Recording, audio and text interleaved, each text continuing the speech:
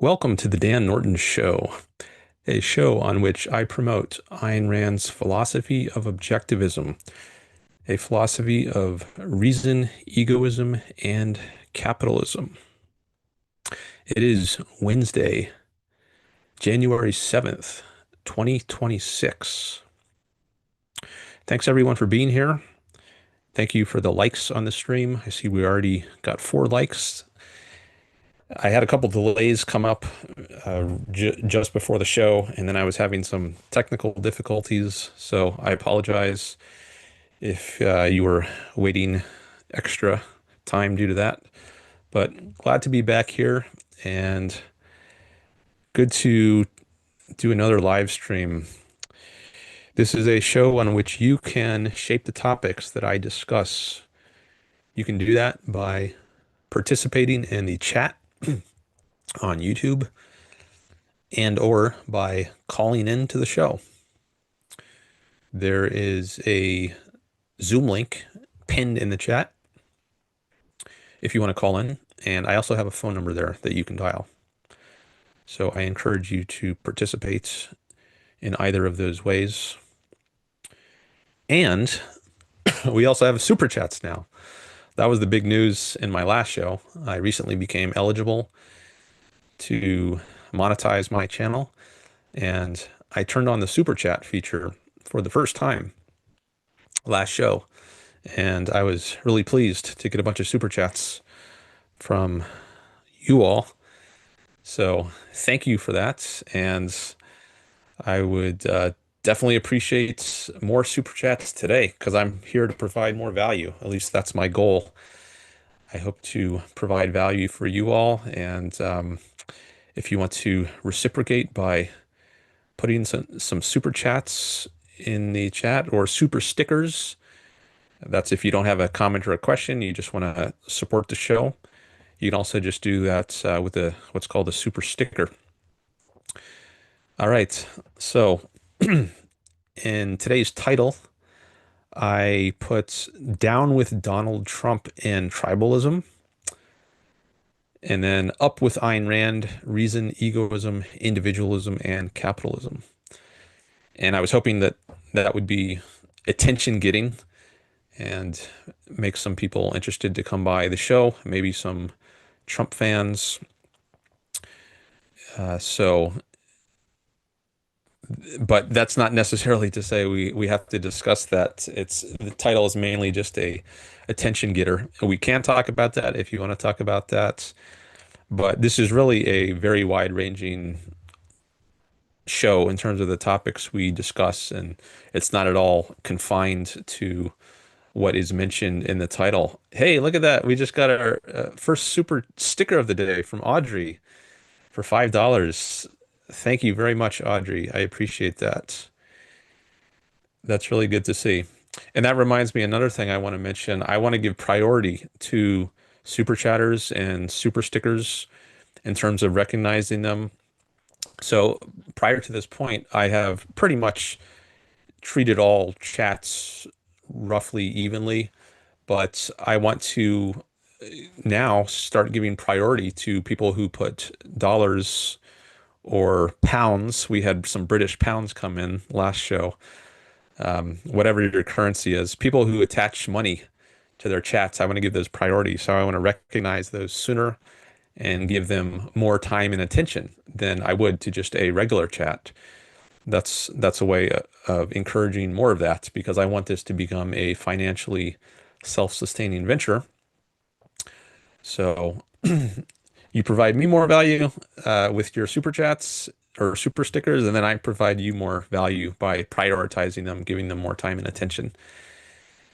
So thank you very much, Audrey. I appreciate that. So I was saying that this is a very wide-ranging show, and it's not confined to what's in the title, but we can talk about that if you would like. But I like to give priority to people who are in the chat, and I have some notes I could speak from, and I have some various things I could talk about. But if there's something on your mind that you would like to discuss or hear me discuss, I definitely encourage you to put that in the chat or call in about it. We had a couple people call in last show, some long calls, and you can call in at any time. Um, so I see we have one chat here so far from Robert. He says, "So much for the most anti-war presidents." And that's, I guess, in reference to the recent actions in regard to Venezuela from the Trump administration. They recently captured Maduro, and even more recently, they captured a oil tanker, although I think it might have been empty. I was just listening to the Euron Brook show. That's how I heard about this. I haven't been following it very closely, but I heard a little bit from the part of the Euron Brook show that I heard today. But yes, that's a good point because I think Trump and had advertised himself as being an anti-war president, and I think MAGA, his base, has been anti-war. Yet he has gotten involved in Iran. We saw that back in June, and then now with Venezuela. Although I don't know if it's going to turn into a war. Maybe it's just a very brief operation, and but maybe not. Maybe this is going to go on for a while. It remains to be seen. So we could talk about that some more to the extent I can. As I said, I haven't followed it very closely. Mostly I've been reading about slavery in the colonial period of Spanish America. So after Columbus came over, they enslaved the Europeans enslaved the indigenous people and set up a system called the encomienda system, where Indians or the natives were subject to forced labor. And after several decades of that, I think it's transitioned into less slavery, rather being a system which was slavery-like in some respects. And I don't know that I could explain exactly the difference, but they changed from the encomienda system to the repartimiento system. I don't know if I pronounced that correctly, but it was at least a little bit of a softening of the prior conditions under the encomienda. And they many of the natives died. I think partly due to disease, also partly due to just being overworked through this forced labor.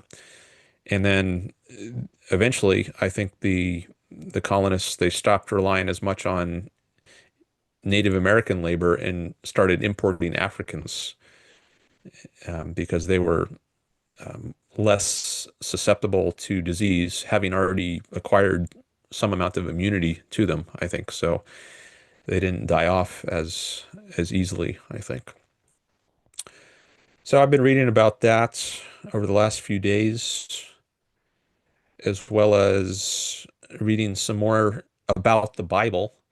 It's been a while since I did that, but I was up to the books of Samuel, the ninth and 10th books of the Old Testament.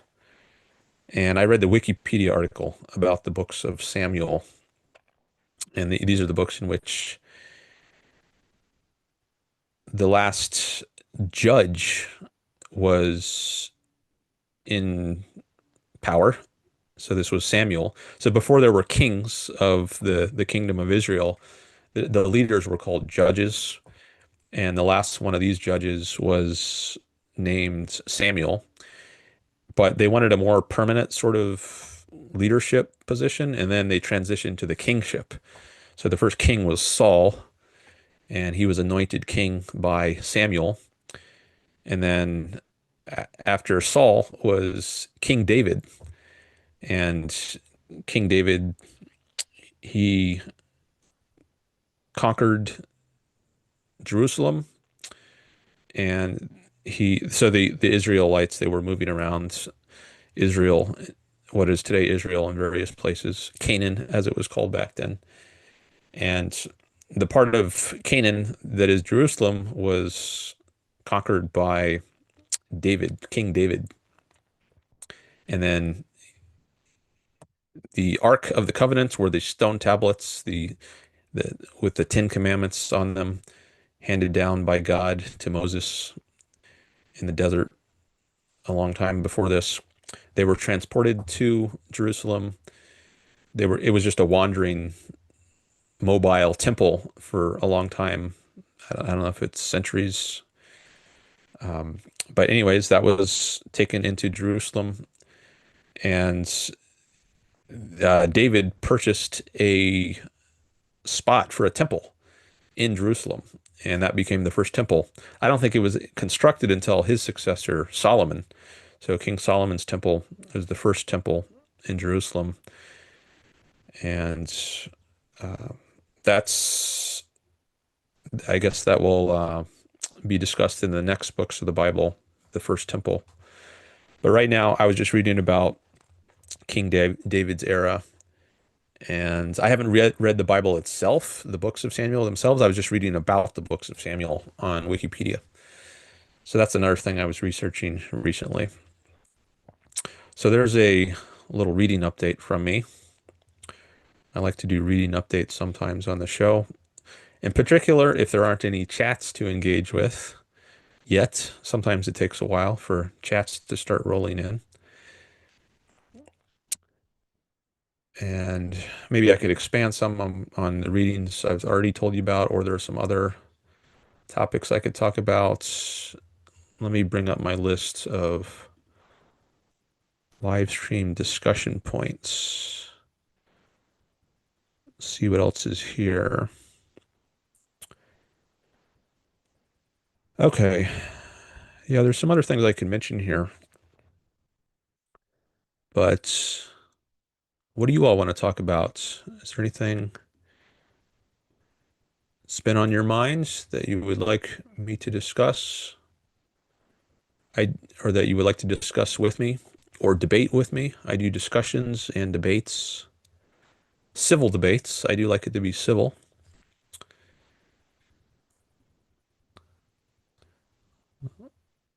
Let me readjust my windows here. Oh, John Wayne is here. Hi, John.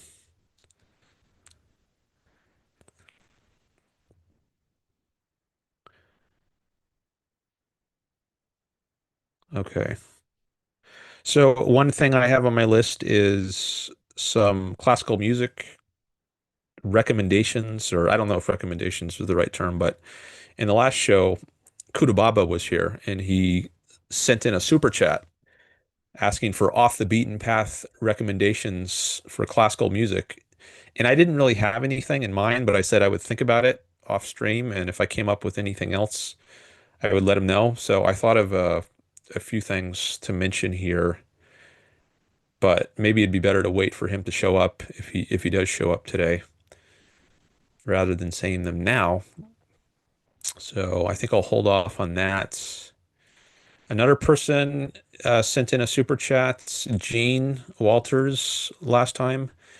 He said he would be interested in a review of the K-pop Demon Hunters movie or songs from it. And I said I had only heard one of the songs, Golden, and I love that song. And I didn't prepare a review of that, but I thought maybe I could listen to it during the stream and just give my immediate reaction. I don't know that I would want to play the music because I'm concerned about copyright. But I could at least listen to it on my end, and then as it's playing, and maybe you could listen to it at the same time, so we would be roughly in sync, and I could tell you what I think about it at certain times. Also, I thought maybe I could just pull up the lyrics from the song and read the lyrics and give you my reaction to those. I haven't looked at the lyrics. I don't even know all the lyrics. I mean, I can understand some of the words just listening to it, but I can't understand all of the words. But I think that the music primarily has its effects through, not through the, well, partly through the lyrics, but primarily just the music. Um, so even if you don't understand the lyrics, even if it's in another language, and some of the words are in another language, there are several phrases in the song that are in Korean, and I don't understand those. I did look it up though, and there was a video that explained that translated some of the Korean phrases into English. But you can still have the emotional effect from it, even if you don't understand the lyrics. And I remember experiencing this when I went through an opera phase many years ago. I listened to a lot of opera, and I don't understand Italian. I think a lot of people who listen to opera don't understand Italian or German. But I was listening to Puccini and Verdi, and it's very emotionally impactful, even if you have no idea what they're talking about. And actually, I've heard that if you do know what they're talking about, it might actually undercut the experience because it actually seems kind of mundane or trivial. This is what I've heard said about the lyrics. I don't, I haven't looked at translations myself, but I think the what enables music to have its impact is the sounds, the music. It's not primarily, at least, the lyrics. I think the lyrics could enhance the emotional experience, but I don't think that's the most important contributor to the emotion you experience when you have music. So even though I haven't looked into the lyrics, I could still at least listen to the song of Golden in the K-pop Demon Hunters movie, and I could just tell you about the emotion that it brings about in me, even if I haven't tied that emotion to a specific words that are being discussed. But that might be something good to do if Gene Walters shows back up today, because he's the one who asked the super chat about it. Jason is here. Hi, Jason. Good afternoon. And thanks again for your super chat from last time. Jason was a super chatter or a super sticker. And Robert as well. Robert sent in a super sticker, so thank you for that. Okay, I see Audrey just put it in a chat. Says music and lyrics are two different things. But yes, lyrics are a bonus in that it can enhance the listening experience. Yeah, and hopefully the lyrics do match the emotion of the music, and that would be ideal, right? If you have very grand emotional music, the lyrics would also be grand. It wouldn't be talking about something very mundane or trivial. Um, Although maybe mundane or trivial lyrics are appropriate for a non-grand type of song, right? If it has a different musical feel, like you wouldn't want to set Rachmaninoff to something very trivial if there were lyrics to go along with it. You would want something much more elevated. But maybe other types of music, folk songs, it would be a better match for trivial sorts of content in the lyrics. This is reminding me of Ayn Rand's line about Rembrandt's painting, how there was a mismatch between the style and the substance. And Rembrandt has this amazing power to depict visual scenes, and the way he uses light is just amazing. And she says something about how it's wasted on the side of a side of beef. Like he would paint these pictures of like a hunk of meat, and it didn't seem to be an appropriate subject matter for the glorious style he was in control of. So there was a kind of mismatch there. Maybe I should pull up that line and quote it. I don't know if I have the Romantic Manifesto on my Kindle. That might be one that I couldn't find on Kindle, actually. But maybe I could just Google it. But anyway, yeah, they are two different aspects, and I think the non-lyrical part is the most important part for conveying the emotion. And the lyrics can either add to that or detract from that. And if it's in a foreign language, you're not going to know. It's just kind of neutral because you don't know the meaning. So it's not going to help or hurt the music. But if you do know the language, then it could either add or detract from the music. Maybe it could also be neutral, but I guess it's less likely to be just neutral if you actually understand what the words mean.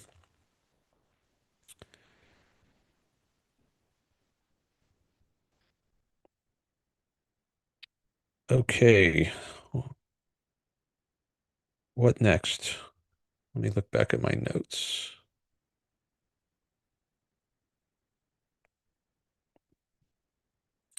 Speaking of music, I have access to an expanded library of music on YouTube now that I am monetized. So if you're a YouTube creator and you put out content, there is a library of music on YouTube that you can add to your videos for free, royalty free. And I think there's a larger library once you become monetized. And I was thinking it might be good to add some music to my streams, maybe some intro music or outro music, maybe some music to play during the breaks. So I think eventually I will look into doing that, but haven't had time to do much on that yet. But that's one little thing I thought might enhance the channel, add some emotion to it, some good emotion. Oh yes, okay. There's also a article by Alex Epstein I thought I might mention that relates to lobbying. So Alex Epstein, if you don't know, he is doing a lot of work in the energy industry, and in the last couple years or so, I don't know how long he's been doing it, but he's been engaging in a lot more with politicians in Washington and influencing energy policy. And I saw recently he came out with an article saying that he's hiring for various positions to help him in his lobbying efforts. And one of my listeners, a ghostie, who sometimes comes by the chat and who called in once, he himself is a lobbyist in the Netherlands, actually. And we talked about that some on his call and how lobbying isn't, it often has a bad reputation, but if you're lobbying for something good, it's not a bad thing. If you're lobbying for um, to get the government to move more in the direction of freedom, as Alex is doing in the energy industry, then that's a good thing. And there's there's a bit in an article that Alex recently published talking about lobbying and how it can be done in a good way, not in a bad way. So I thought if a ghostie were here, then I could quote some from that article. So I've got a few things here for people who might show up later. So there's a little theme starting to grow here. I've got a bunch of topics here which I could discuss, but I think maybe it's better to hold off on discussing them more until certain people show up, if they do show up, because then it will have more impact.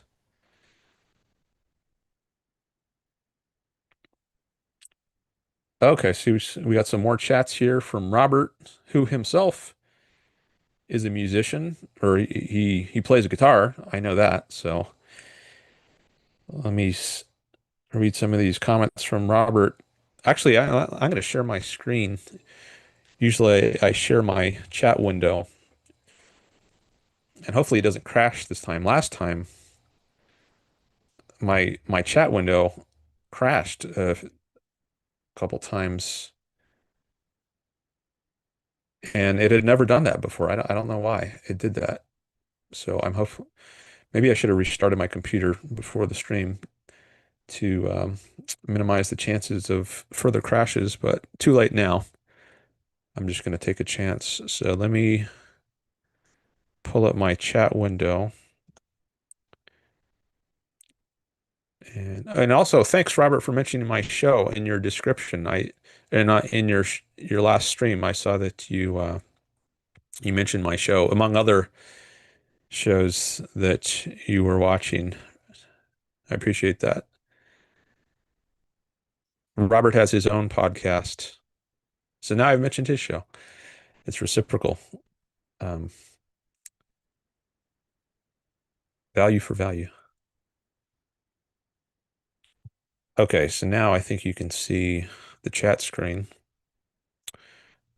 So I was up to this one from Robert. He says, I know people who listen to popular music, rock and roll, etc., and who tell me, oh, I never listened to the lyrics. I know this, but it's very strange and a little sad to me nonetheless. Melody, harmony, and rhythm are essential to music, and when well composed and performed, lyrics contain all three, plus conceptual meaning. So yes, I'm a music plus lyrics enthusiast. Yeah, when you have it all, it's definitely better. It certainly is superior if it's good lyrically as well as in the other aspects. And I can really appreciate good lyrics, lyrics that are very clever sometimes, and they fit really nicely into the rhythm of the song. So yeah, they definitely have potential to enhance the enjoyment of the song by a lot. So I don't want to downplay the importance of lyrics. Um, and then Audrey says Adriano Celentano. I don't know who that is. And then there's a very long word here which I can't pronounce. That song has gibberish that sounds like English. Pris in Colin Sin Ain Cusol. Okay. I have no idea what that is. Maybe it's just gibberish though. There's some songs where I can't understand the words until I look up the lyrics. Uh,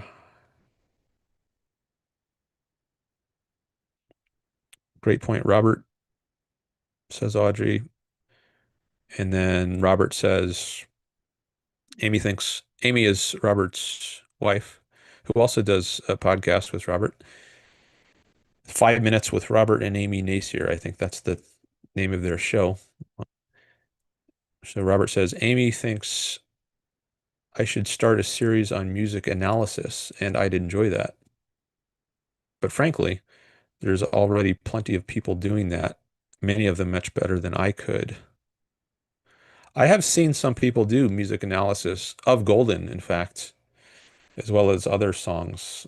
So I will sometimes watch those, like people who are very trained in voice performance. Like one person was a opera singer, or at least former opera singer, and she discussed a lot of the technique that goes into performing a song like Golden. It was quite interesting. So I wouldn't be able to do that kind of analysis. Like I'm not a vocal performance artist, so I would have to talk about other aspects if I were to do a review of a song. Audrey says I would watch or listen to that series. Robert, thanks. Audrey, you're the best, says Robert. Okay. So we got some potential projects for Robert. Maybe it will be self-interested or maybe not, to tie it back into topics I discuss a lot. Self-interest, that would be how I would determine, do I want to take up a project, make it part of my show? Because not all topics are things I would want to spend a lot of time preparing about. Actually, one of the things I like about how I do my show is that it does not require a lot of time off stream. So a show like You're On Brooks, it's very prepared. He does research for it when he's not streaming, and he's got his agenda of news items, which he goes through every show. So there's a lot of prep that goes into it. My show is much more improvisational.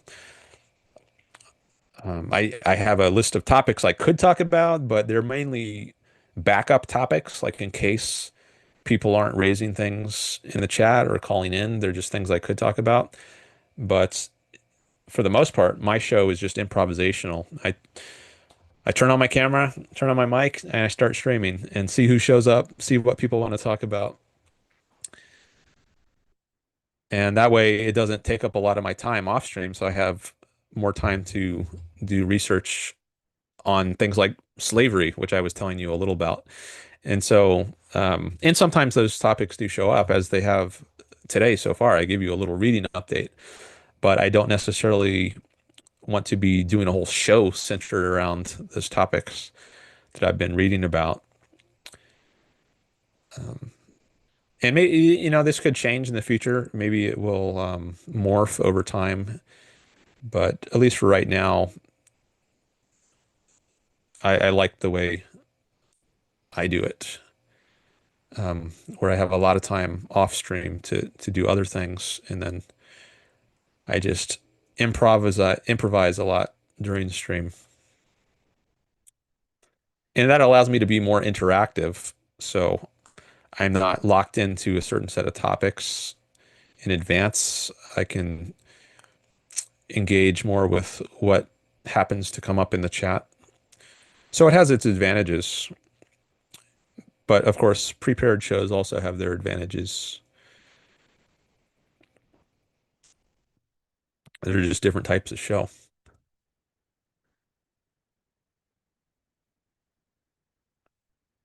Oh, I should change this to live chat because sometimes chats will not show up if it's on top chat.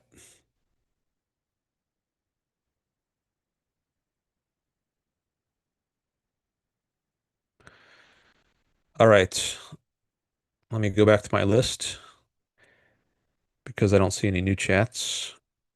I think I'm caught up on the chat.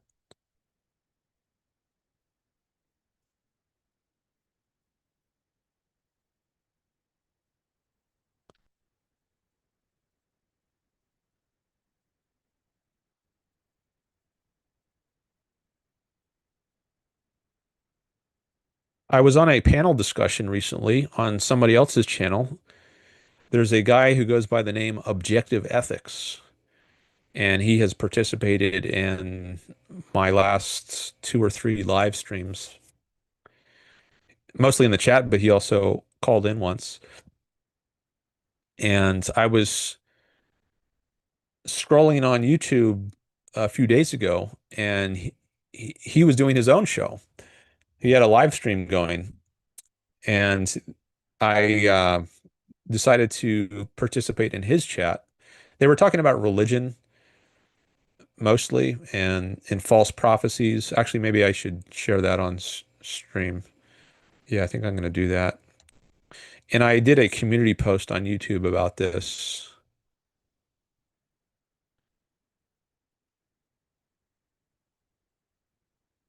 Okay, here's my channel.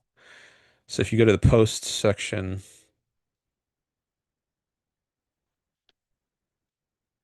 here's the post about it. So Objective Ethics, that's the guy I mentioned. He goes by that name. And he called in my show to discuss atheism slash agnosticism. And then I checked out his channel. They were having a discussion titled Failed Prophecies Series. So I think he might have been previously Christian and he's since become an agnostic. And I think religion is one of the main topics, and he talks about failed prophecies in the Bible, and maybe that's now motivating him to be more skeptical of religion than he used to be. So he had a guest talking about that topic, and then he mentioned me on his channel. And well, first I just said hello in the chat, and then he mentioned me. And then maybe an hour later or something, I came up again, and then I started participating more in the chat, got into a debate with someone, mostly about capitalism, actually. It wasn't on religion. But then he said, "Hey, Dan, if you want to join the panel, I invite you to join." So here I am, about hour and a half into the chat, or into the discussion, is when I joined, and I was on for about 40 minutes. So I introduced his audience to Ayn Rand and what her philosophy is about. By the way, that's my normal background. If I didn't have a virtual background, that's what you would see. It's just some cabinets. So maybe not much to look at, but anyways, that's what's behind me right now. But I wasn't using Zoom, so I couldn't turn on my virtual background uh, when I dialed into his stream. He was using StreamYard. It's a different software, and I don't know how to set up a virtual background for that. So, and sometimes when I go to other people's streams, I don't necessarily want to have all my Ayn Rand contents in the background. Maybe it's too distracting in certain contexts for certain audiences. So, it might be better to just have a regular background, or at least one without all these concepts. I guess I could still use the background, but it could just be like a pretty picture of something. But anyway, I introduced Ayn Rand, and um, we talked some about atheism, different forms of atheism, like soft atheism and hard atheism. And I guess we touched a little bit on self-interest. And also, he just mentioned that I was going to be on his show in a more formal sort of way 3 weeks from then. So I'm scheduled to be on his channel on January 25th. I think he wants to talk to me about objectivist ethics, and maybe some also about the objectivist politics. And I will be the main guest in that show, not just someone who happens to pop on to his stream. So I will probably announce that in a few weeks, but now you know in advance. I'm announcing it here for the first time, January 25th. I don't know exactly what time of day. I think maybe around 1 p.m. Pacific. But once the date gets closer, I'll probably put out an announcement. So that's another thing I did recently, some promotion of Ayn Rand on other people's channels. I like to do that, expand my reach, expand my audience, and hopefully get some new subscribers. I see he's up to 113 subscribers now. I think he was closer to 100, like 104 or something when I started this call. So he's been growing. And I've also picked up a few subscribers recently. That's been good to see. I'm up to 983 now, getting close to 1,000. There are 17 spots left. If you want to be one of my first 1,000 subscribers, and I have an offer out to you for a free super chat, just as a little thank you if you're a subscriber. If you are publicly subscribed, that is, so I can verify you're a subscriber. There's a setting in YouTube where you can make the channels you're subscribed to publicly visible or not. So if you turn that on, at least temporarily, so that I can see you're a subscriber to my channel and you're one of my first 1,000 subscribers, then I will give you a free super chat. So you can ask a question, and then I guess if you claim it as your free super chat and say, I want this to be my free super chat, then I will treat it as if it were a super chat and give it priority address it sooner rather than later, give it more time and attention than I otherwise would. So there's a little incentive, which I hope will encourage some people to become subscribers. And there are only 17 spots left right now if you want to be one of the first 1,000. So this is a good time to subscribe if you want to take advantage of that offer. All right, I don't see any new chats coming in. So I need to keep finding other things to talk about.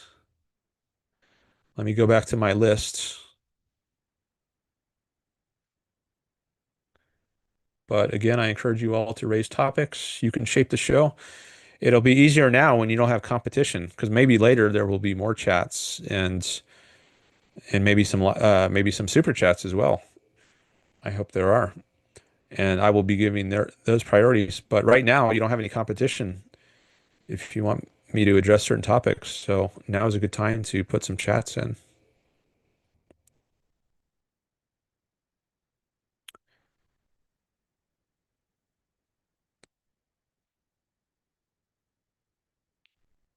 Oh, yes, I did a Facebook post which got a lot of reactions, a lot of positive reactions. Maybe I should talk about that some.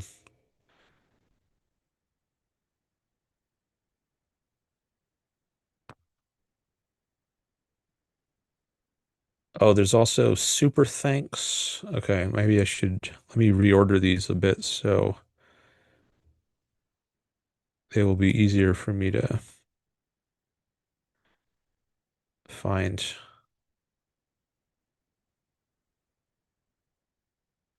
Okay, I think first I'm going to talk about super thanks.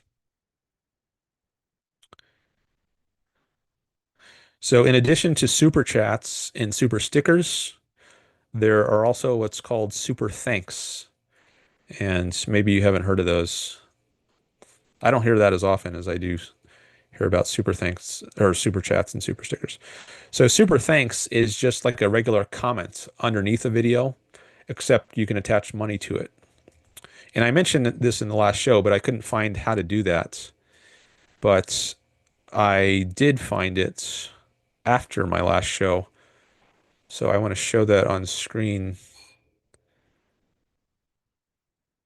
And it looks like maybe you can't do a super thanks during a live stream, but you can do it on a past live stream. And I'm just verifying that right now. And maybe you could also do it on regular videos. Okay. Let me,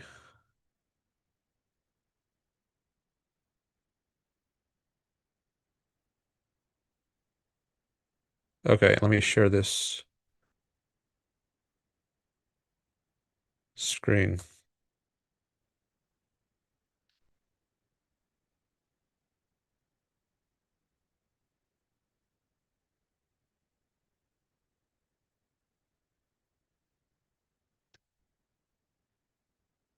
All right, so this is my last live stream from 5 days ago. And you see these three dots over here? If you click on those and then you go up here where it says thanks and it's got a dollar sign inside of a heart, that's how you do a comment, which you attach money to. So you click on that and then you can choose your amounts all the way from $2. Let's see what the max is, $500. Wow. And then you tap your chat in there so you can say whatever you want. So that's another way you can contribute to the money show, contribute money to the show in case you're not there live, but you want to contribute. I do also have PayPal and Patreon, which are pinned in the description of my shows. Those are other ways you can contribute. And then you just hit buy and send. And if you don't already have a credit card attached to your Google account, I think it'll prompt you to enter one in the course of buying your super thanks. But now you can see how to buy a super thanks comment. And I'm curious to see if that option also shows up on my regular videos, not my live streams, but just my pre-recorded videos. Let me pull one of those up and see if I can find that same option.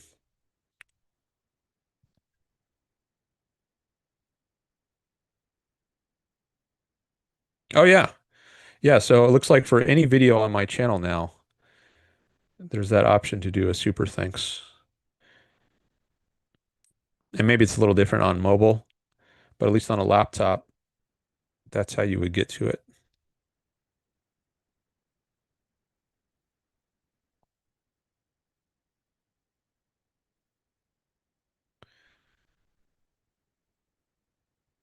Okay, what was the other thing? Yes, my Facebook post. That's the next thing I can talk about. But I hope you all come up with some topics you want me to discuss in chat because otherwise I might run out of material. I guess I could always just go on to social media like X and Twitter and do some comments in real time. I've done that in the past sometimes if I don't have material to engage with in the chat. But um, it, I definitely want to give priority to people who are here live and talk about things they're interested in.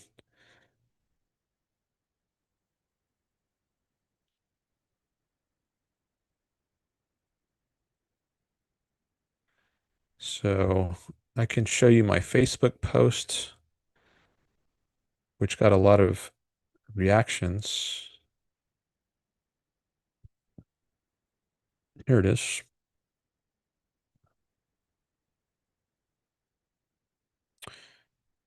Okay, let me just share that on the screen.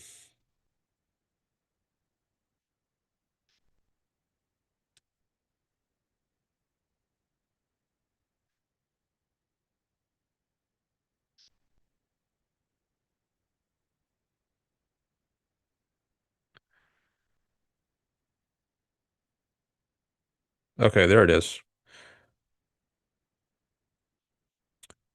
So this was from a few days ago, and it says, I live for my own happiness. I have no moral duty to live for the sake of others. I am an individualist. Collectivism is evil. And I put that in the wake of Mamdani's statements from his inaugural speech, I think it was, when he said something like, we're going to replace the frigidity of rugged individualism with the warmth of collectivism. I don't know if I got the words exactly right, but it was something like that. And there was a lot of discussion of this, and many people likened it to the sort of thing an Ayn Rand villain would say. And I think that's right.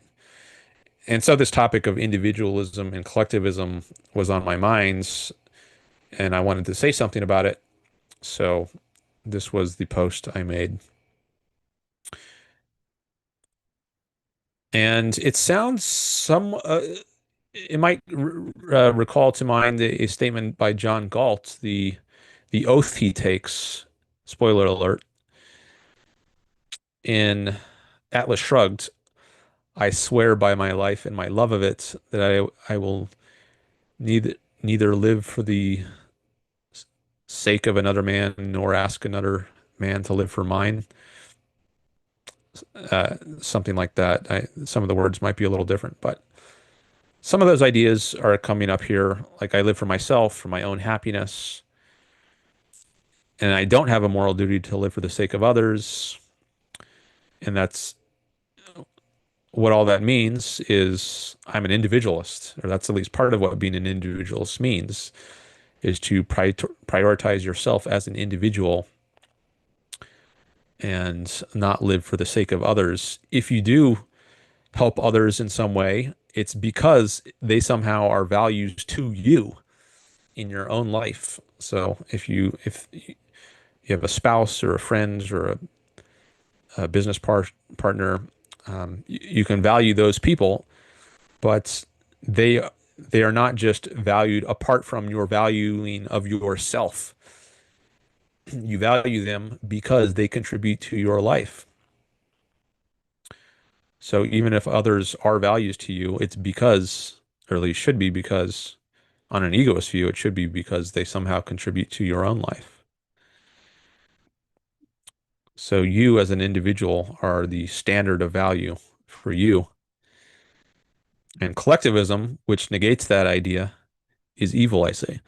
Collectivism places something above your own life and happiness, something other than yourself is the most important thing. The group, the collective is the most important thing, not you as an individual. And I say that's evil. See, look at 230 likes or loves, and that's a lot more than I usually get. So I guess a lot of people, this resonated with people. And one person actually mentioned the connection with John Galt's oath. Oh yeah, here it is. Kurt Flory, he says, one of my favorite themes since I first read this quote over 50 years ago. I swear by my life and my love of it that I will never live for the sake of another man, nor ask another to live for mine, is a famous oath from Ayn Rand's novel Atlas Shrugged, spoken by John Galt. And there were also some other replies. What from Audrey had one actually in here. Maybe I'll get to that. But let me take a quick look back at the chat, see if anything's. I don't see any new chats yet. People aren't very chatty today. I wonder why that is.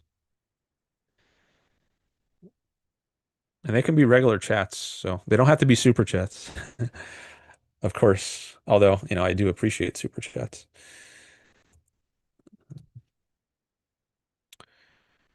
But I see we got a few people here.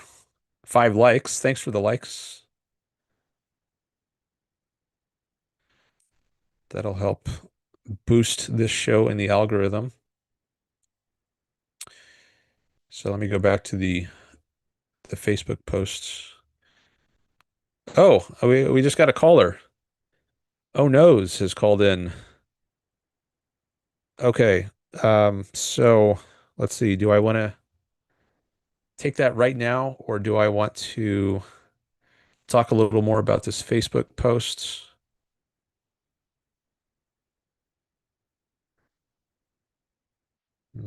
I think I'm going to take the call now and then maybe come back to the Facebook post later and talk about some of these comments on it. But um, yeah, I think that's what I'm going to do. So let me just make sure I have my Zoom settings correct. And then I will admit Oh Noes, who also goes by the name Brinkwill in the chat, although I don't think he has chatted today. Um,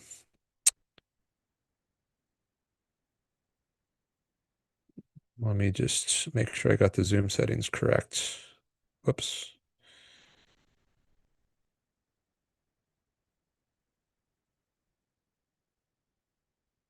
So he's called in at least a couple times before, and we've talked about various things, and I'm not sure what he wants to talk about today, but I will find out soon. So he should be able to unmute himself.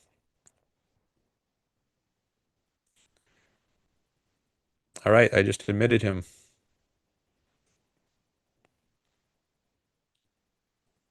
Hello. Hello. Hey, welcome back. Yeah, how are you doing? Doing all right. How are you? I'm all right. You know, it's the winter, so that always sucks, but Well, it depends where you are. If it's a yeah. function of the weather, there are certain parts, like if I'm in California, it's pretty nice weather. A Oh little yeah. colder than usual, but Yeah, I'm in definitely, Ohio, so I yeah, get that's rougher. yeah, we get we get every season, you know. Uh Yeah, well, I missed the season somewhat. I'm actually from the East Coast originally. I'm from Virginia, and I like the dramatic change in the seasons. so I do miss that. But I mean, overall, California is better for me, which is why I'm here. But yeah, Yeah. there are certain things about uh, East Coast which I like more.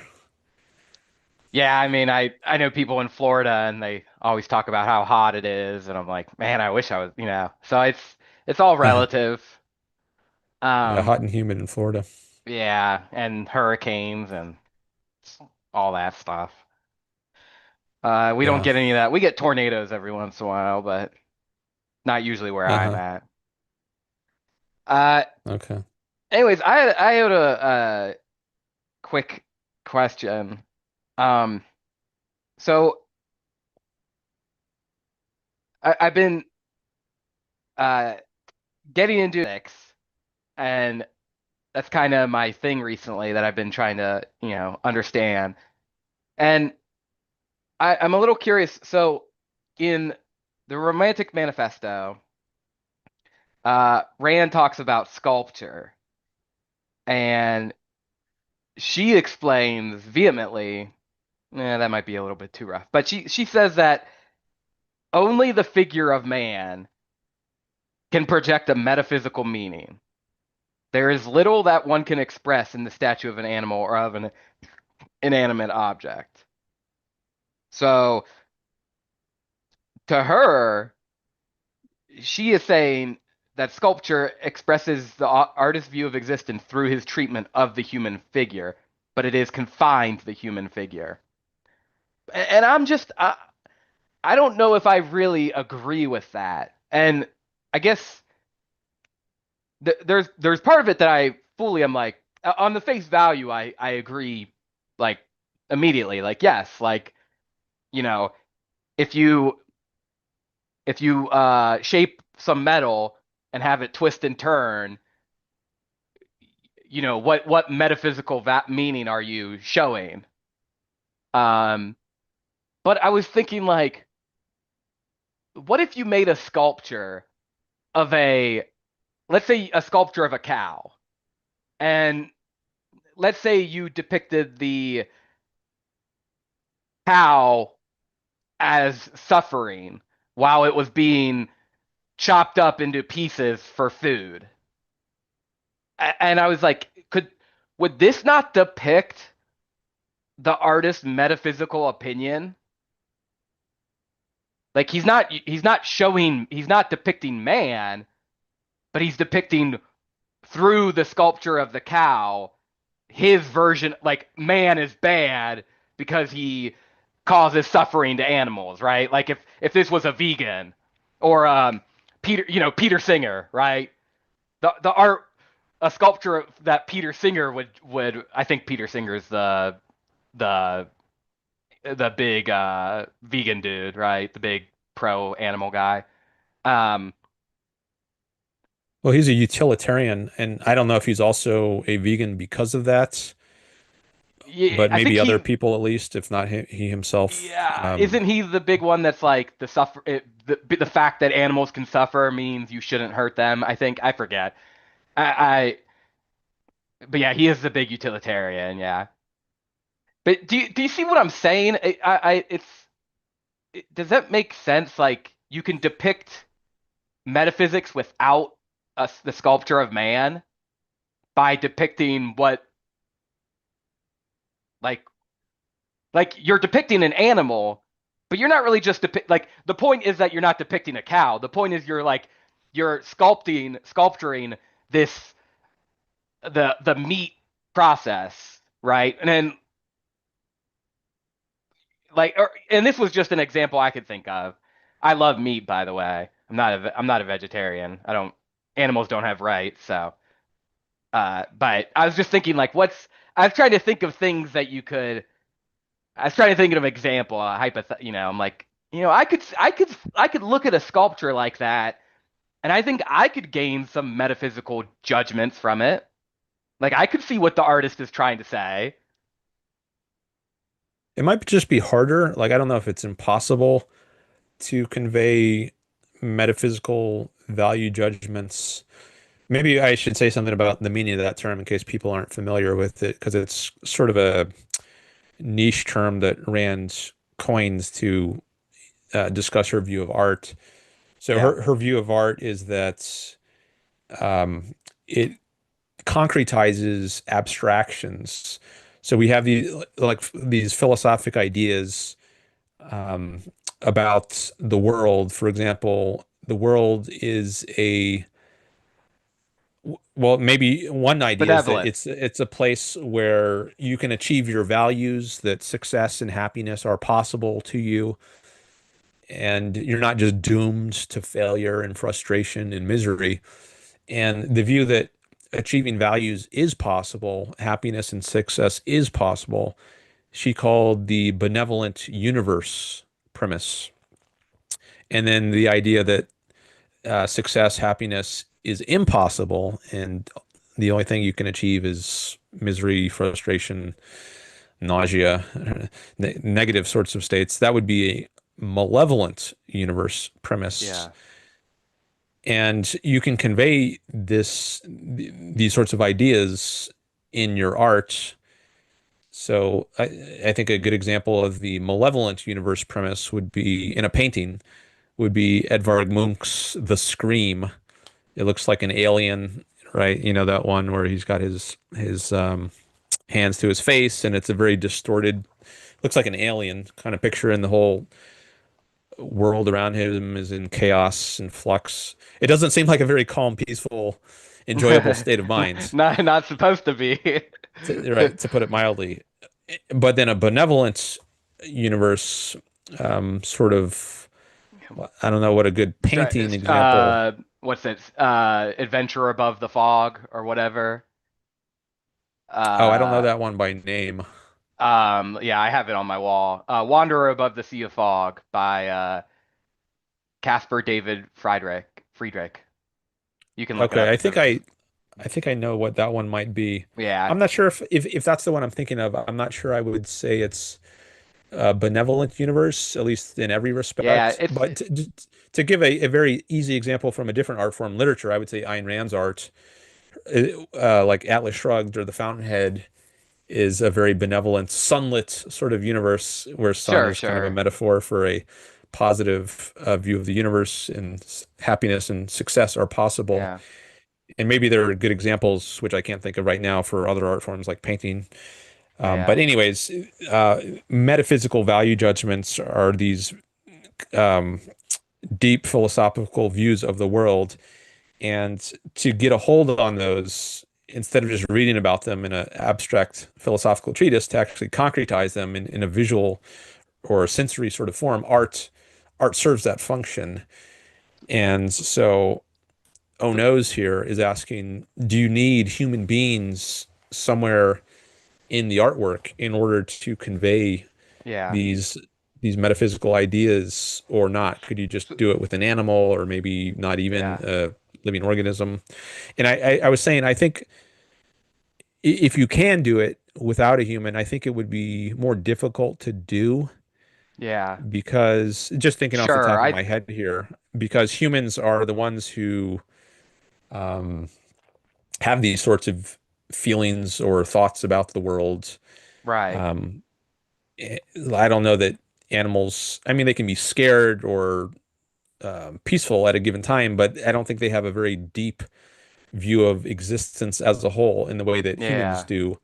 Yeah, So I those are think for just that reason, it emotions. makes it more difficult to convey that sort of idea if you don't have humans somewhere in the artwork. Yeah, I think I agree.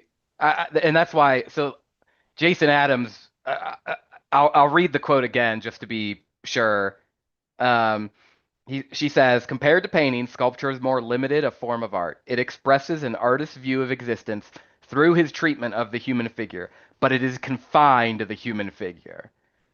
Then, in the next paragraph, she talks about how why touch is important, but she says, uh, only the figure of man can project a metaphysical meaning. There is little that one can express in the statue of an animal or of an inanimate object. So it's kind of weird that she says only the figure of man can project a metaphysical meaning. Then new sentence, there is little that one can express in the statue. But I assume she's saying you can't express a metaphysical meaning in the statue of an animal. You could just express uh like old primitive people had, they worship the cow, right? So a statue of a cow, were they expressing their love to uh like the god of harvest or something? Like, but it, I think me and you have the same opinion. Yeah, it's hard. Like, I mean, it was even hard for me to think up of you know this vegetarianism, or sort of like a pro animal, chopping up a cow that's suffering and chopping it up. But like, they had these statues of cows and animals that were gods to them. Like, is that not, is it, like, I guess, let me put it this way, right? Like, if I'm in ancient Egypt, and I think that, see, I guess it's a little tricky because, like, the Egyptians and the Greeks, they mixed their gods with the human body. But like, I'm thinking of a purely primitive, like, oh yeah, we worship the cow. We literally believe that a cow is a god figure or a deity. Like, isn't that expressing a metaphysical opinion? I think it is. I mean, not without man as the human, no human figure, just depicting a cow. Hey, this is our god.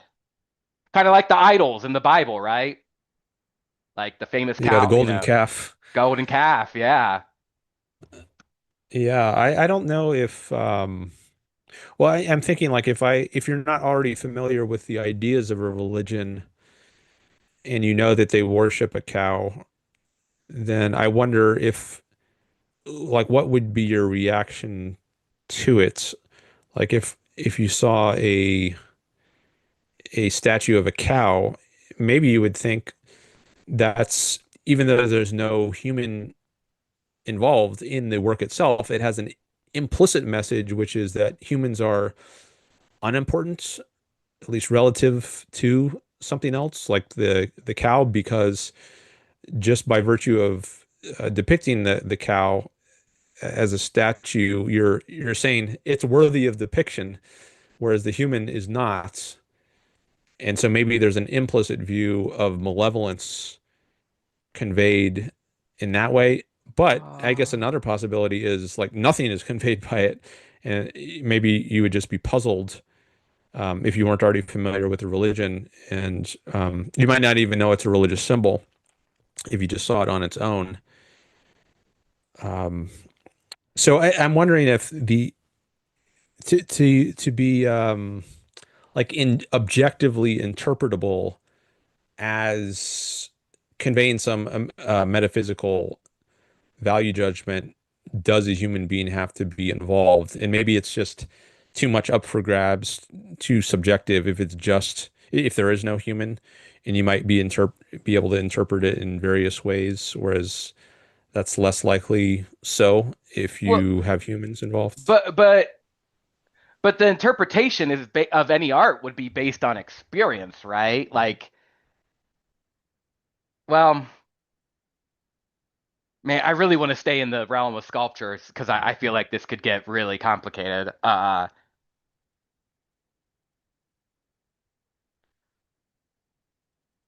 Yeah, yeah. I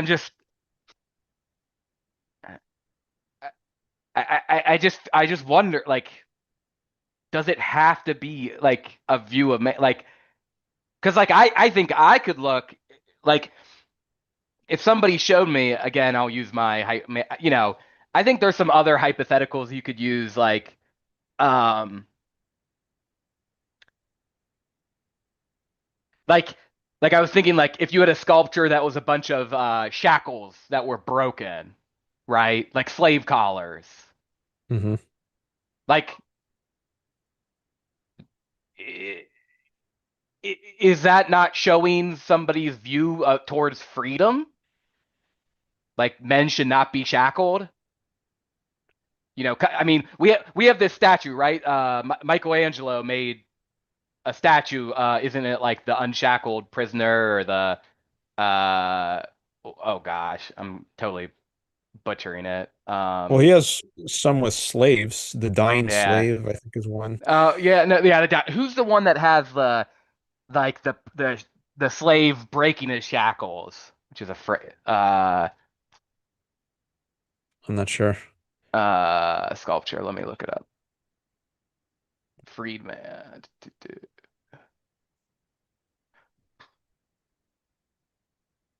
I don't think it's this one. But anyways, uh, I know there's a good one.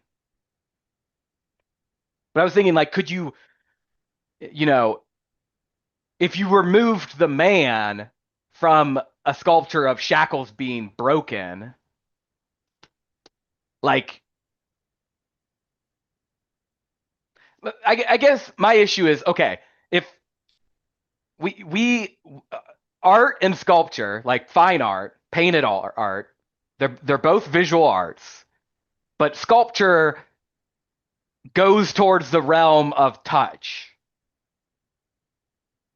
So like if I could draw a still life painting of a bunch of shackles that are broken and lying on the floor, and that is depicting the metaphysical value judgment of freedom, why couldn't I do the same with sculpture? Like I don't need a man, I don't need the human figure in in art. So why do I need the human figure in sculpture?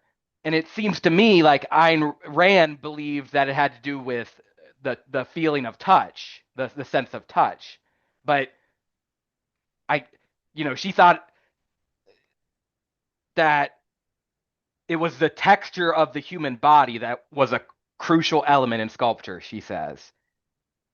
But why the texture of like I don't see why the texture of the broken slave chain collars.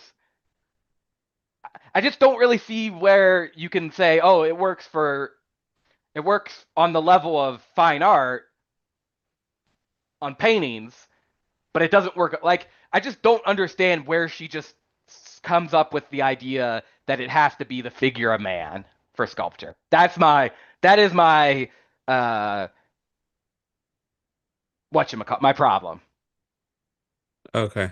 But she doesn't say that about painting. Like, well, I think she I does mean, talk about still life paintings somewhere in the Romantic Festo where maybe it's just like a bowl of fruit. I'm not sure if she gives that example, but I think she at least mentions still lifes. yeah. I mean, And when I she hear was that, I all. imagine just like a bowl of fruit, and there's no human there. But I mean, I don't I think know that she would. she liked still. She had a painting. Her husband's paintings on the walls of their apartment was still life, and she loved them. Harry Binswanger talked about them. So I think she saw still life as being. I think she thought like if you depict. I mean, Harry Binswanger had a video on this where he showed um he did the still life of Rand's husband's Frank, I think was his name, right? Mhm. Uh, and then he did the still life of a bunch of fruit uh, that's another guy painted, which was uh, technique wise was much better, but he was dissecting the fact that it was so crowded and filled and you couldn't really make out the individual stuff and da da da da da da da. So he was comparing them, but they both had metaphysical value judgments, I guess. I'm trying to buy the Kindle right now. I just found it. The For some reason I wasn't able to find the Kindle edition of the Romantic Manifesto when I last looked for it, but I just found it now and I bought it, so I should be able to Pull it up. find very quickly yeah, the passages And I you're mean, talking about. landscape, right? Landscape depicts a, like you said, like you could have a benevolent world of a landscape or a, I Okay, mean, I'm gonna share the I love landscape paintings. Those are my favorite. So Okay, I'm going to share this passage where she talks about still lifes on my Kindle.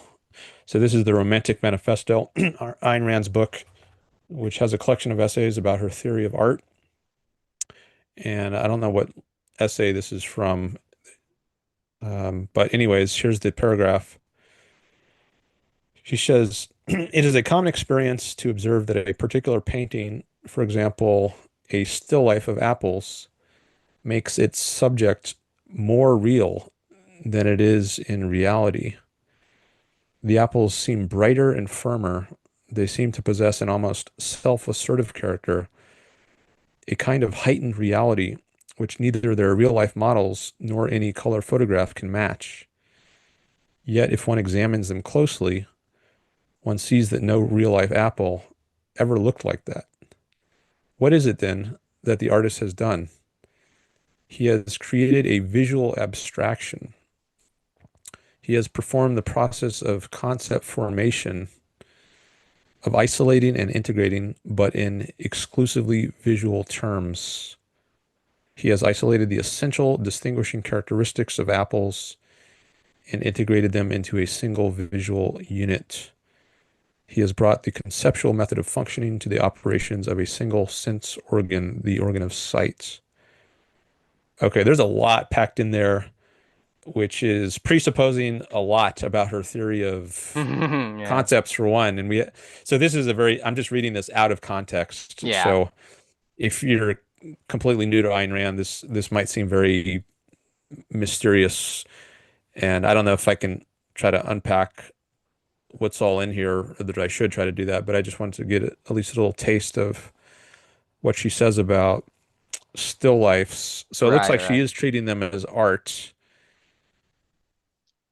At least I haven't Yeah. seen anything here to suggest she's not. But No, but I I also mean, wanted to see yeah. what she said about sculpture. Yeah, so it's just a few page it's just a page.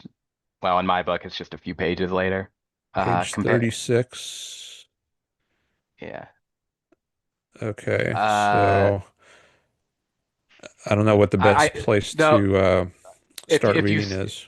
uh, I could tell you. So if you search for the paragraph starts compared to painting is exactly how the paragraph starts where she talks about where she actually explains sculpture. I don't know if it'll let you search for. Yep. Oh yeah, that's on page 40. Yeah. Okay, I'll go to that. Yeah. She does four. There's four whole paragraphs where she talks about it. It's starting from there. Okay, compared to painting, sculpture is more limited a form of art. It expresses an artist's view of existence through his treatment of the human figure, but it is confined to the human figure. For a discussion of sculpture's meanings, I will refer you to Metaphysics in Marble by Marianne Sures in The Yeah. Objectivist. That's her magazine. Yeah. And then she goes on, dealing with two senses, sight and touch, sculpture is restricted by the necessity to present a three-dimensional shape, as man does not perceive it without color. Visually, sculpture offers shape as an abstraction, but touch is a somewhat concrete bound sense and confines sculpture to concrete entities. Of these, only the figure of man can project a metaphysical meaning. There is little that one can express in the statue of an animal or of an inanimate object. And then she uses this big word, which she coined psychoepistemologically, which I won't try to explain at this moment. Right.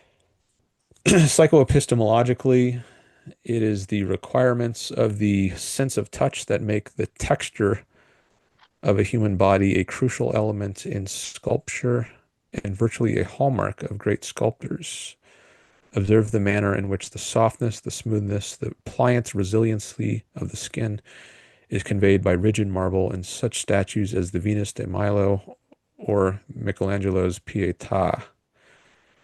It is worth noting that sculpture is almost a dead art. You said four paragraphs. I think this is the fourth one since I started.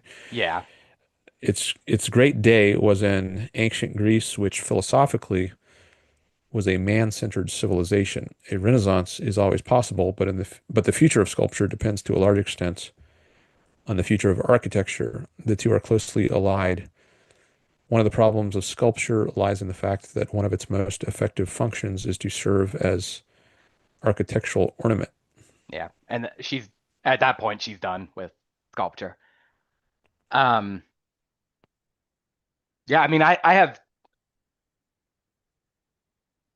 yeah. So if you want to give your opinion, Well, and I don't I know have that a I have much of an opinion to give. I think I've said before that aesthetics is the branch of philosophy which I have studied the least. So mostly I focus on ethics and politics on my YouTube channel, and sometimes we also get into metaphysics and epistemology. But aesthetics is pretty rare. So I don't know that I have much to say on this, just because I haven't given it a lot of time and thought. So I give you like my off the top of my head thoughts as they come to me right now. yeah, and that's what I'm looking for. I mean, I'm we're figuring it out. We're just riffing. Yeah, so I mean the only thing which I already said before, I don't is just that maybe one could convey a philosophy or a metaphysics through a sculpture which is not of human beings, but it would just be more difficult and maybe it would be more subjective, uh, harder Yeah. to determine what that metaphysical value judgment is. That's just a hypothesis, not something I'm necessarily committed to. But yeah, beyond that, I don't know that I really have anything to say on this right now, at least. Okay. Yeah, my only other issue is I don't really, she also mentions that uh sculpture is restricted by the necessity to present a three-dimensional shape as man does not perceive it without color.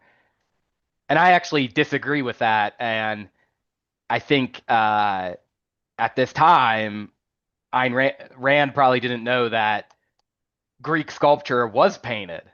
Almost all of it was painted, and because that's only a recent uh, discovery. Uh, we only That's have been yeah. I able. remember you mentioned this point Yeah, in a previous call. The point that Greek sculptures were yeah, originally had color. I just wanted to Google that and see what I found. Were Greek sculptures originally painted? And it's the AI overview says yes, ancient Greek statues were originally painted in bright, vivid colors to make them look lifelike.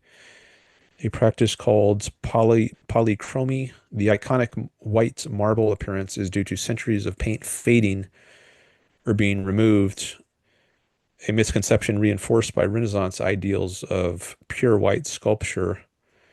Modern analysis and reconstructions show these figures were adorned with detailed paints on clothing, hair, lips, and skin, far from the monochrome we see today.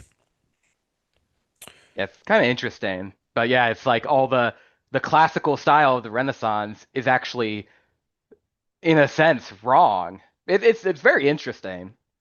I'm all for it, but I to me, the material that's being used to sculpt your man or sculpt whatever is important, right? So like let me like the Egyptians, they sculpted with like rock and obsidian, and then the Greeks eventually started using copper after they learned how to make hollow cast copper, and then they were able to do iconic, the white marble. And uh and Jason, I think I agree. I definitely think that the painting is sort of the decorative part, right? Like you're not I don't think the paint is really adding to the metaphysical. I don't I think we agree it's not adding to the metaphysicalness. Um but I do think the type of the media that you are sculpting with, it does add.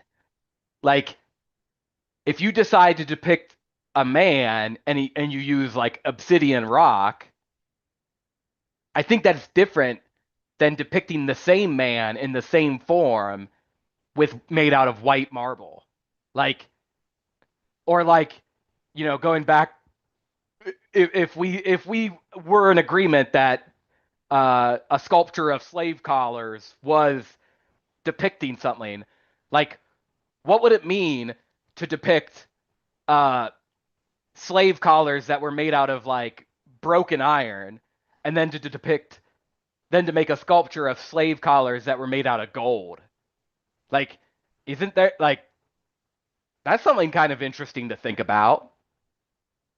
Like that I'm like willing to say, yeah, maybe the artist is trying to depict something metaphysical by choosing the different media. That's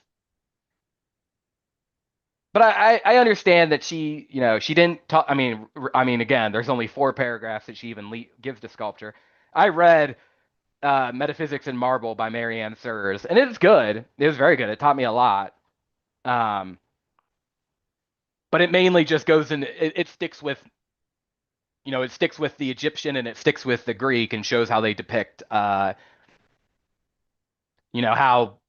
the Egyptians depicted death, because they were so pro-death and they weren't about this world. So, It's been a while since I read that article. I'm looking at the chat now. It's because I haven't seen the chat for a while. I want to catch up a little bit here. I see some new people have joined. Florida Nick is here. Hi, Florida Nick. And Objective Ethics has dropped by. Hello. So let me read some of these chats, and then we can come back to Noes, who I'm having a call with. So Jason says, I think you can depict mankind by art, not of men. But Rand was talking about statues of men. Okay. Mankind by art, not of men. I'm not sure I follow that. Okay, but let me just go on. Then he says, for instance, consider 2 statues of man, one as a Greek god, the other as a deformed medieval monstrosity. Both are metaphysical estimates of man. Both are projections of the artist's view of man's nature. Both are concretized representations of the philosophy of their respective cultures. Okay, I guess that's a quote because then he says Ayn Rand. Okay. Yeah, if you're quoting, put it in quotation marks, then I will know immediately it's a quote. And it just makes it more clear that it's a quote. But that's good that he has the reference to Ayn Rand there. Okay, then Florida Nick says he's made it up to Genesis 13 in the Bible. Okay.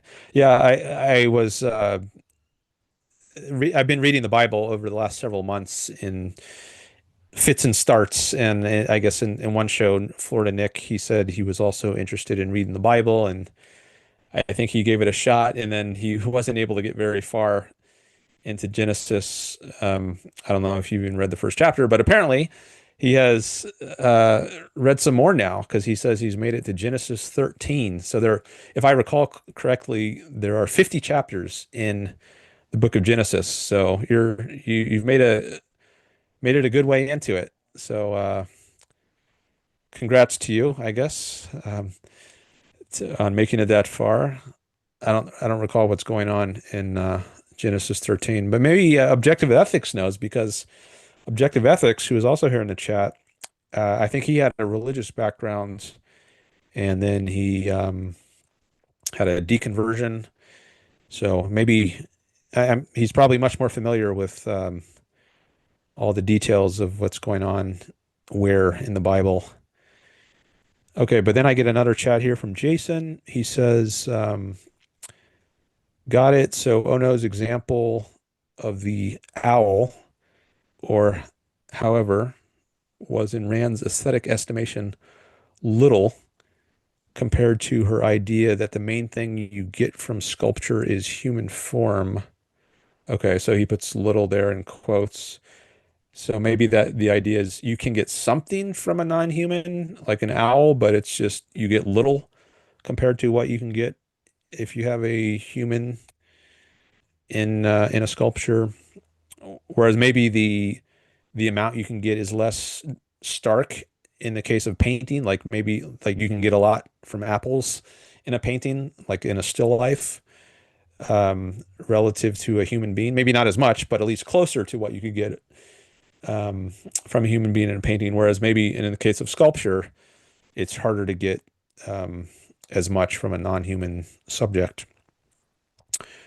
Okay, objective ethics then comes in. Good afternoon, everyone. Happy New Year. Happy New Year to you as well. And then he says, I did enjoy having you stop by the show Sunday.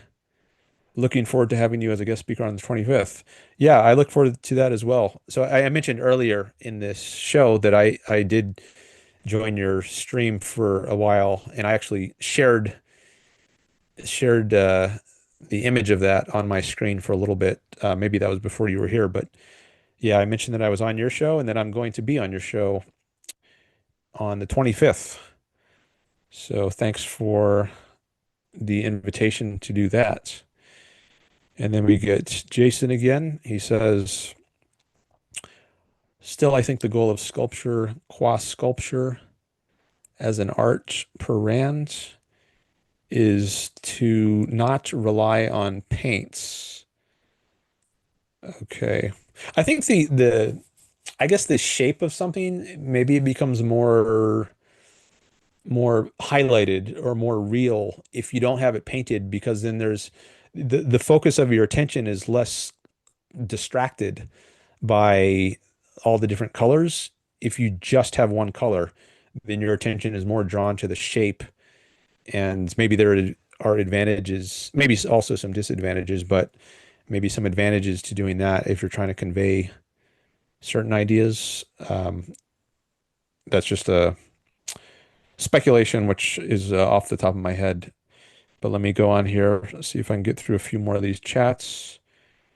Florida Nick says, so what do you think about the global flood myth? All right, so oh no, that's objective ethics asking Florida Nick what he thinks about the global flood myth. And so I guess that's happened by Genesis 13. I think that might be around book chapter 9, the flood, and then Noah builds his ark. Noah says it's a myth. Yes, I know it's a myth. I was wondering what you thought about it. Um, Jason says I'll try and tune in on the 25th as well. Should be good. I don't have really much to say about the flood myth, says Nick. Okay, I'm trying to think. Do I have anything to say about the flood myth? Well, one thing is that I don't think it's unique to Judaism. So I think there are other Near Eastern, although today that area is called the Middle East, but I think during a certain period of historical research, it was referred to as the Near East. And there were some other Near Eastern cultures that had flood myths, like maybe the Babylonians or the Assyrians. They also had flood myths. So I don't think that was original to Judaism. Maybe objective ethics knows more about that. But as for, yeah, I don't know that I have other thoughts on that right now. Maybe later. Okay, then objective ethics says to Jason, look forward to seeing you, brother. Everyone is welcome to join the panels after we let the guests make. That's right. So there's a main guest for, I don't know how long, maybe an hour or something. And then after that, there's the show is opened up for other people to join and call in. And then we have one more chat from Objective Ethics. He says, I do know the Genesis narratives quite well, but I have no deconversion story as I have always been agnostic. Oh, okay. I didn't realize that. I thought maybe you had been Christian or religious at one time, but here you say you have always been an agnostic. Okay. But you said you went to seminary school, I thought.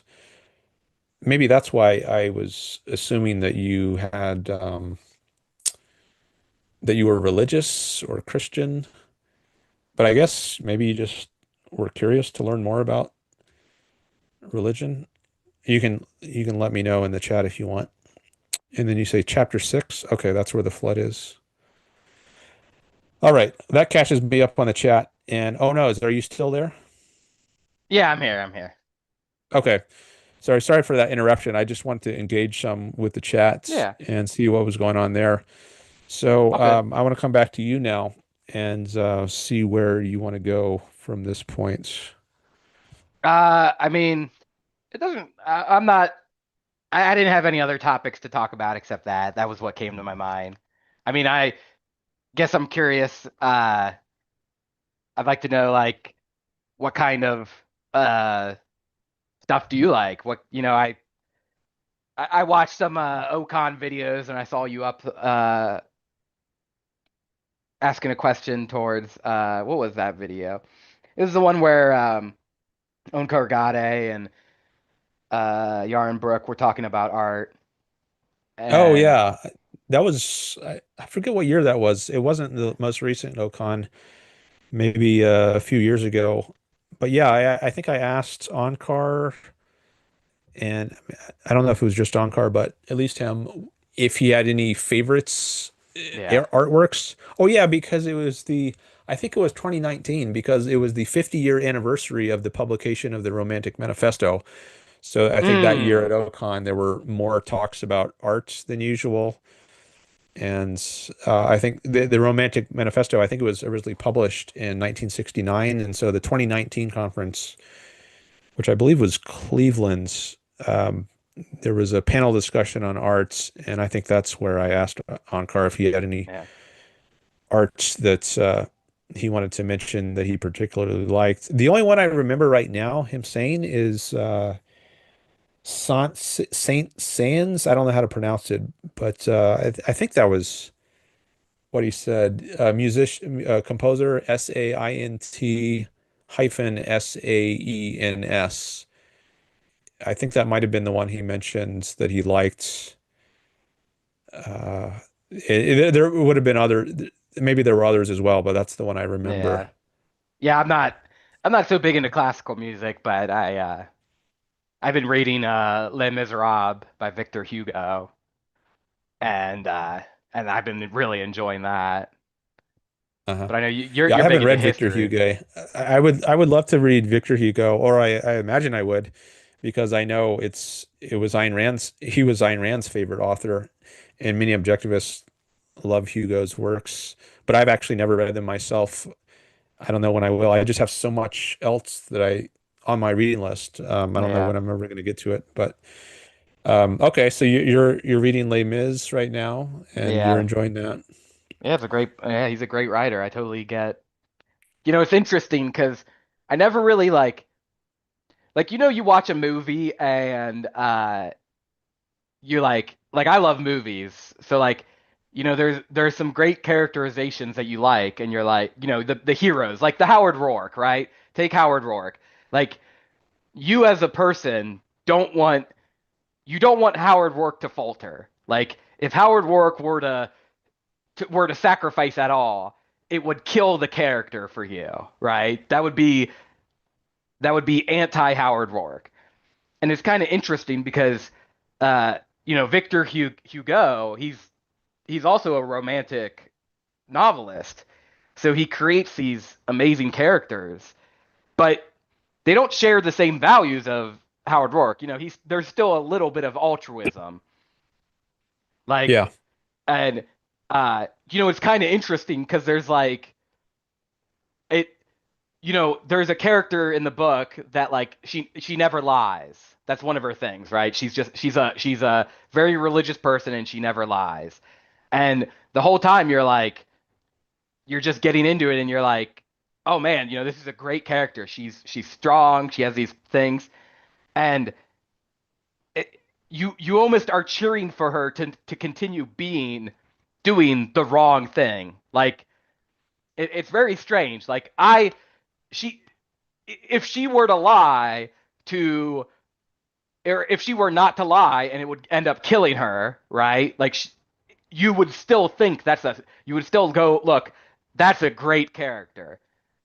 But it was, you know, it's just he's very good at making these characters that even though you might not agree with what their morals or whatever, the fact that they stick to them over and over and over.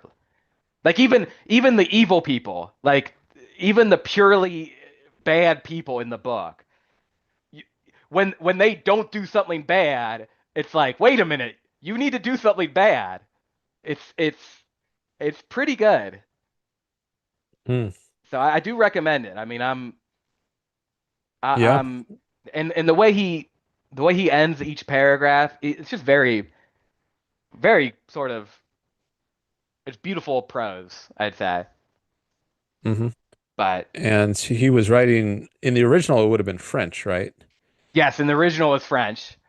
Uh, around 1870s, I think, 1860s. And but the book is set in like 1810, 1815, during right after Napoleon won and lost Waterloo. Mm, Um, okay. which I'm learning a little bit of history from it because it talks about, the French Revolution and Napoleon Bonaparte, and there's actually a whole, like, I don't know, 50 or 100, probably 50 pages dedicated just to the Battle of Waterloo, which Wow. I'm sure is very what's that word? What's the word where they sort of make it all fictionalize it? Like I'm sure it's very dramatized, but Stylized. Yeah. yeah, stylized. But it has some, apparently it has like real quotes from uh, Napoleon, and it talks about how he lost the battle and all this stuff. But it's very stylized. Yeah. I think I recall Rand saying something about how there are these irrelevant historical asides in Victor Hmm. Hugo, and Yeah. that Okay. was a detriment in the work. Yeah, I guess it's I possible it was I a different author that she said this in regard to, but I no thought maybe it was Hugo. no that makes sense because I actually sort of agree.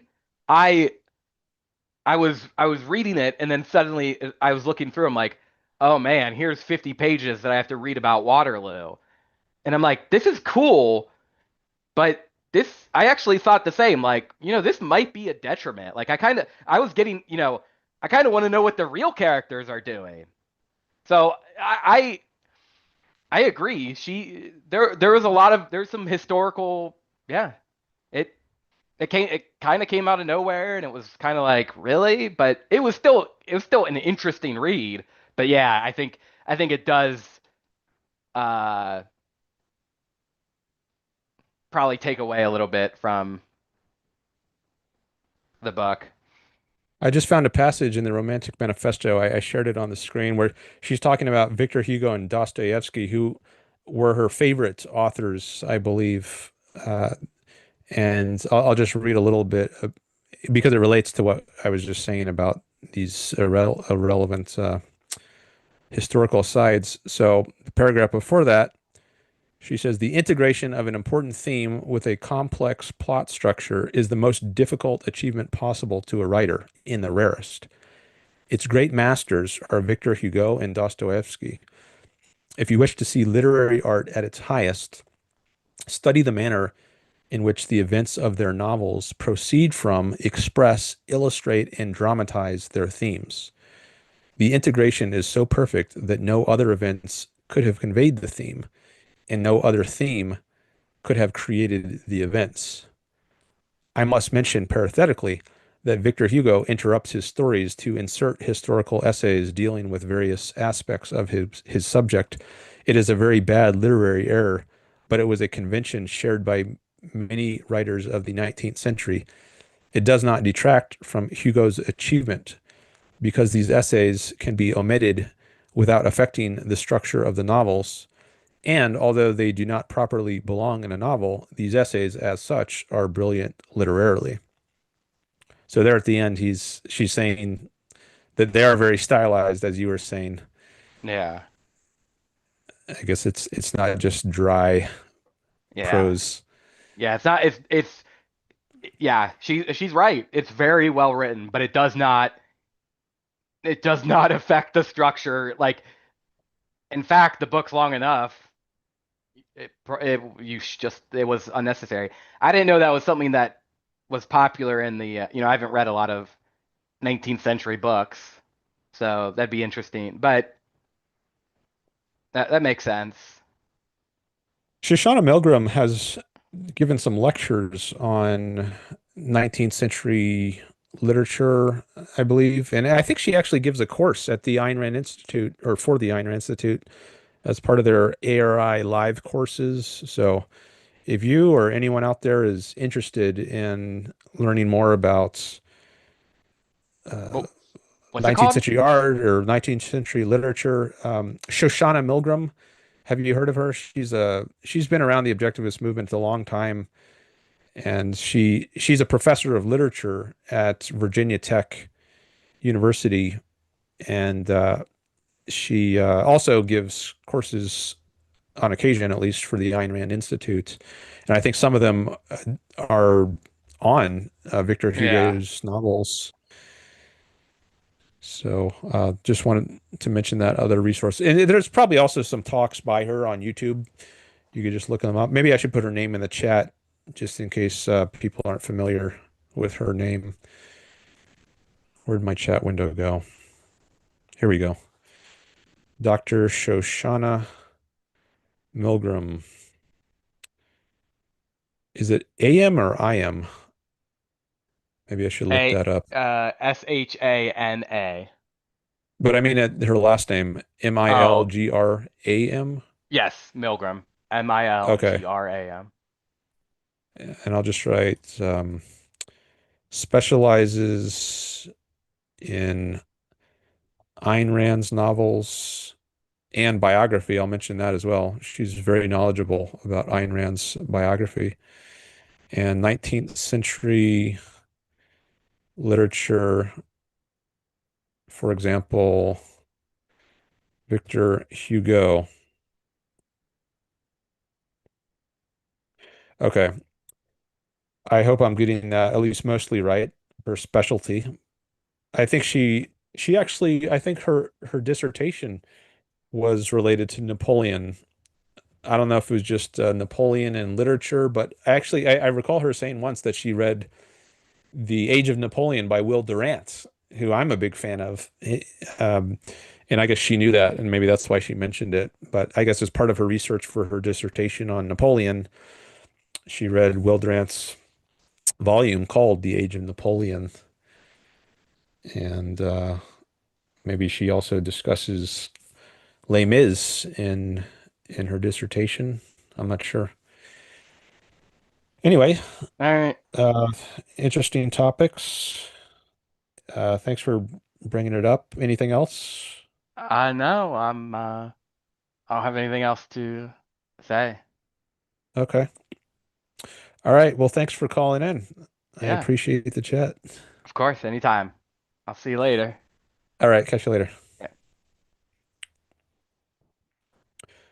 All right. One reason I like to have calls is because they make for a longer show because my I can't talk for like 8 hours straight. But maybe I can stream for 8 hours straight if I have other people to do some of the talking, and it'll save my voice.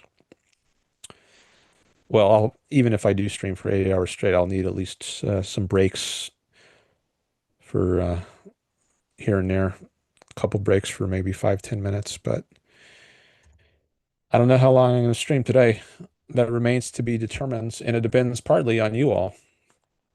So the more I have to engage with from your chats and calls and your super chats, there's a reminder, my super chats are open. So if you want to help support the show, contribute some value in return for whatever value you get here, I definitely appreciate super chats, super stickers, and thanks again to all of you, including Objective Ethics, who contributed a super chat last time. All right, so let me come back to the chat and see what else has come in. I'm going to share this on the screen again.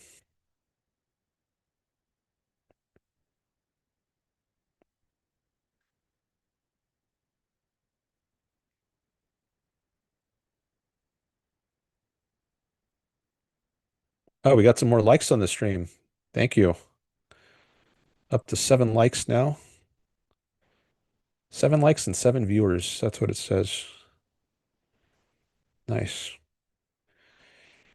Okay, so I was up to this chat here, 3:21 p.m. Pacific from Objective Ethics. He says, "Oh, Florida Nick just came in with a super sticker for 199. Thank you, Florida Nick. I appreciate that. Gave it a thumbs up. Very good." Okay, Objective Ethics says, so I guess it makes sense to remind you about the super chat and the super stickers because we just got one. Maybe you're not used to it because it's a new feature of my show. I only started taking them for the first time last show. So maybe as we do more of these, it'll become more part of people's they'll consider doing it more often. Okay, Objective Ethics says, yes, I did actually pay a lot of money to attend a Christian seminary school. I audited classes because I wouldn't sign the statement of faith. Oh, okay. So you're just interested in learning about it, but not because you wanted to be a preacher yourself. You audited classes because you wouldn't sign the statement of faith. All right. So, yeah, I wouldn't sign that either. I am anti-faith. I understand faith, which has different senses, but I think the relevant sense here in this context would be believing something without evidence. And I don't believe anything without evidence. So I reject faith. And then we get a wow emoji from Audrey. So maybe she is reacting to the chat I just read from Objective Ethics.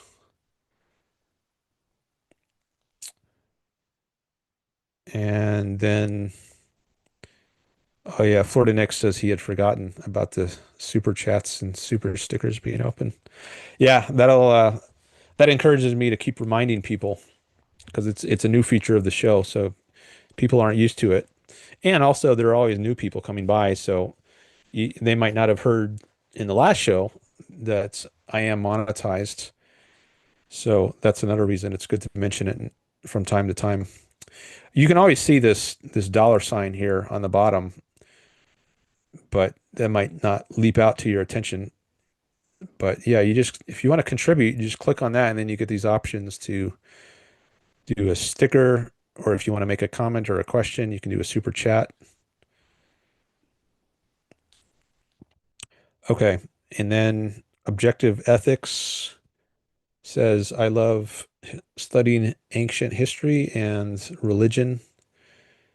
It was worth the money just to get the exposure to all the academic information from a Bible college, even though I didn't get any credit hours or degrees. Okay. You must have been really interested then to be spending money to go to audit these classes just to learn more. But glad it was worth it. I wonder how much of that you could get just from going on YouTube because there's so much available on YouTube. And I know certain universities like Yale, there's something called Yale courses and maybe MIT courses. They put a lot of content from just for free on the internet and professors giving lectures. And I would guess maybe there's some, I don't know if there's any seminars who put their offerings online, but I'm just curious how much of the value you got from going to the seminary school is something you could have gotten from just going on YouTube. I guess if they're going to grade your work and give you individualized feedback, then maybe that's not something you could get from YouTube. But if you're just auditing, which if that just means you're listening, then I wonder if there's a way to get that that kind of value from YouTube. Ahistorical. What does that mean?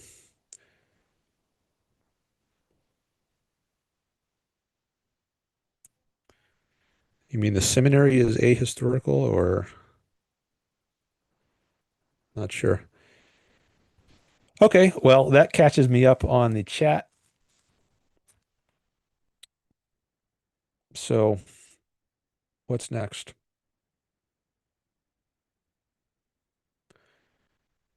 I could go back to my list of topics, see if there's anything else. Oh yeah, there's my Facebook post. I could talk a little more about that. I already started talking some about that. I was thinking about going through some of the comments on it. Maybe I'll do that. Audrey, I don't know if you're still here, but I mentioned that you made a comment on my Facebook post. Yeah, I guess I'll do that. Unless I see some new comments, and then I'll come back to the chat and address those. I'm just going to get my water here.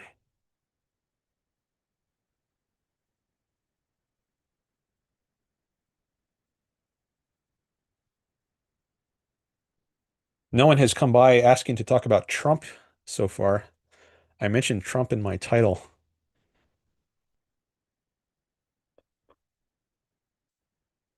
I said down with Donald Trump, question mark. Or down with Donald Trump and tribalism. I thought maybe that would interest some pro-Trump people to come by, but haven't seen any so far. I don't know if I've ever had a pro-Trump person come here on my chat. I think I've had some Groypers come by though, because they were saying a bunch of racist, white supremacist stuff. I had to block a bunch of people one time. I see there's one chat here I missed from Objective Ethics about the flood. Floods, you are correct. The flood myth is taken from the Enuma Elish. It is most commonly known as the Babylonian flood myth, but it may be older than that even. Okay. I think I read some about that when I was an undergraduate student, the Babylonian flood myth.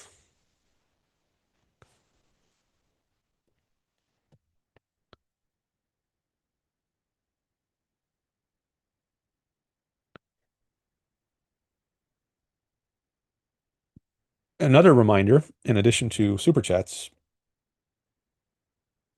and super stickers, is that my phone line is always open. So if anyone wants to call in, you can call in at any time.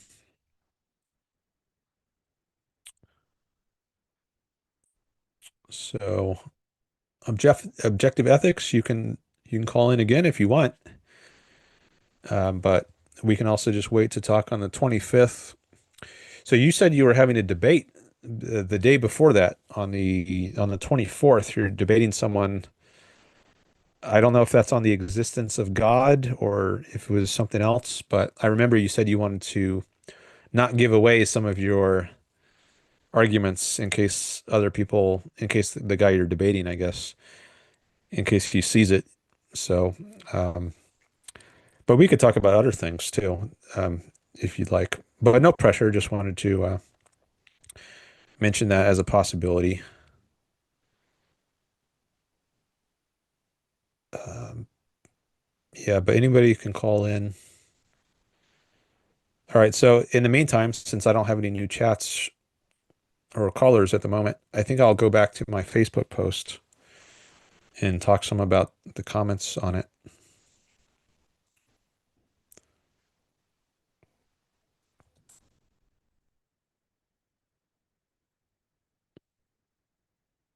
Let me share it on the screen. There it is. Okay, so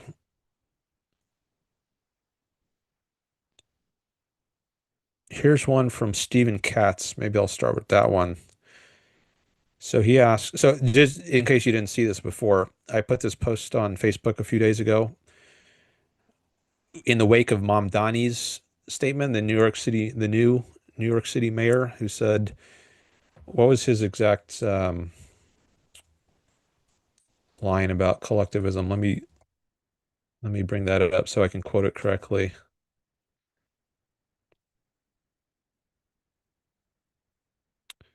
We will replace the frigidity of rugged individualism with the warmth of collectivism. I'll put that in the chat. So I don't lose track of it.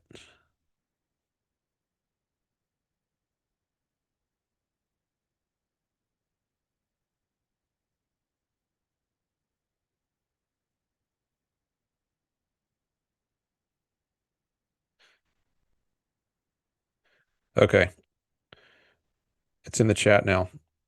So that was on my mind, and a lot of people were commenting on it, and I decided to make a post related to that. And that was the post that you see on screen now. And Audrey just put a vomit emoji in the chat, reacting to Mamdani. So, in reaction to that statement by Mamdani, I said, I live for my own happiness. I have no moral duty to live for the sake of others. I am an individualist. Collectivism is evil. And in reply to that, well, there were several replies, but one was by Stephen Katz, and he says, do you sometimes give to worthy causes?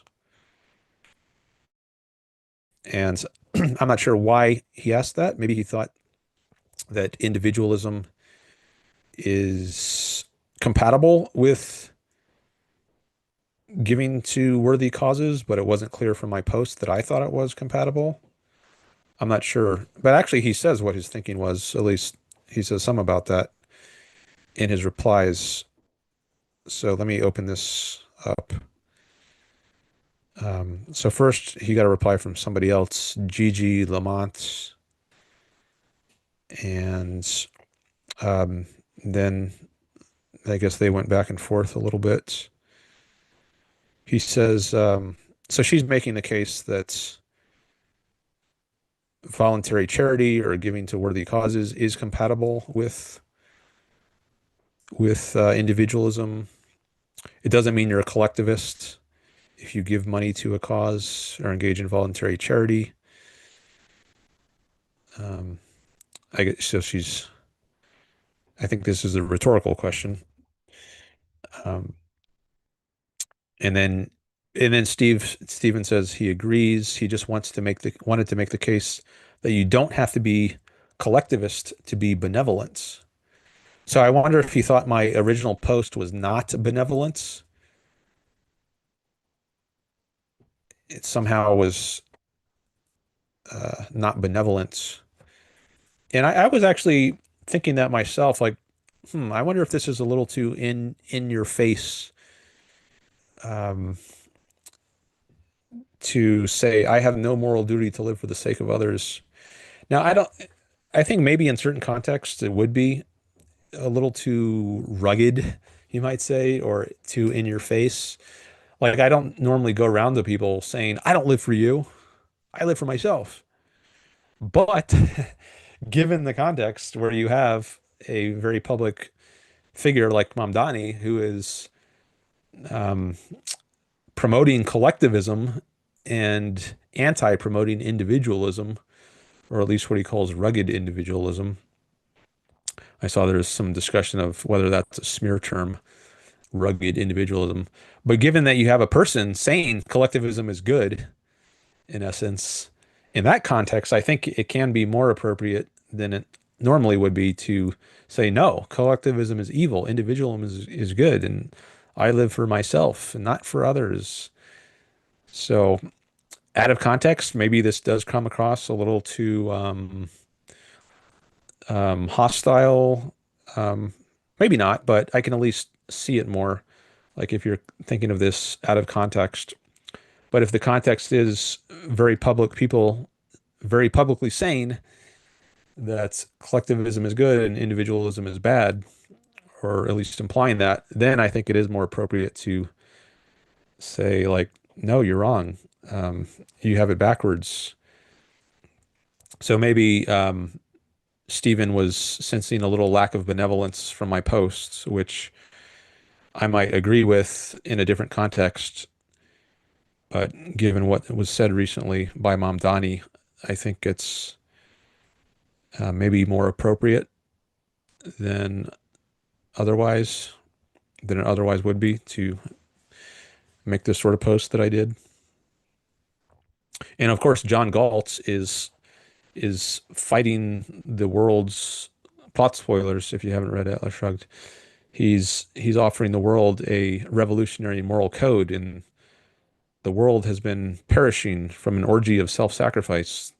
I think that's a line from Howard Rourke in The Fountainhead.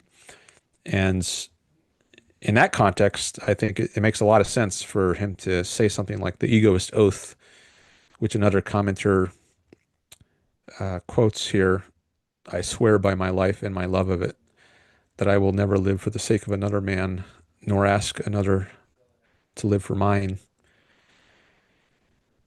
But anyway, um, here's a quote from, or a comment from Audrey, which I thought was good in reply to Stephen saying he just wanted to make the case that you don't have to be a collectivist to be benevolent. Audrey says, I would make the case even stronger. A precondition of benevolence is individualism. What collectivism begets instead is self-sacrifice. Yeah, I think that's right. So why would collectivism be anti-benevolence? Well, if you, I think it's reasonable that you would feel resentment to other people if you think they have a claim on your life and you're basically their slave.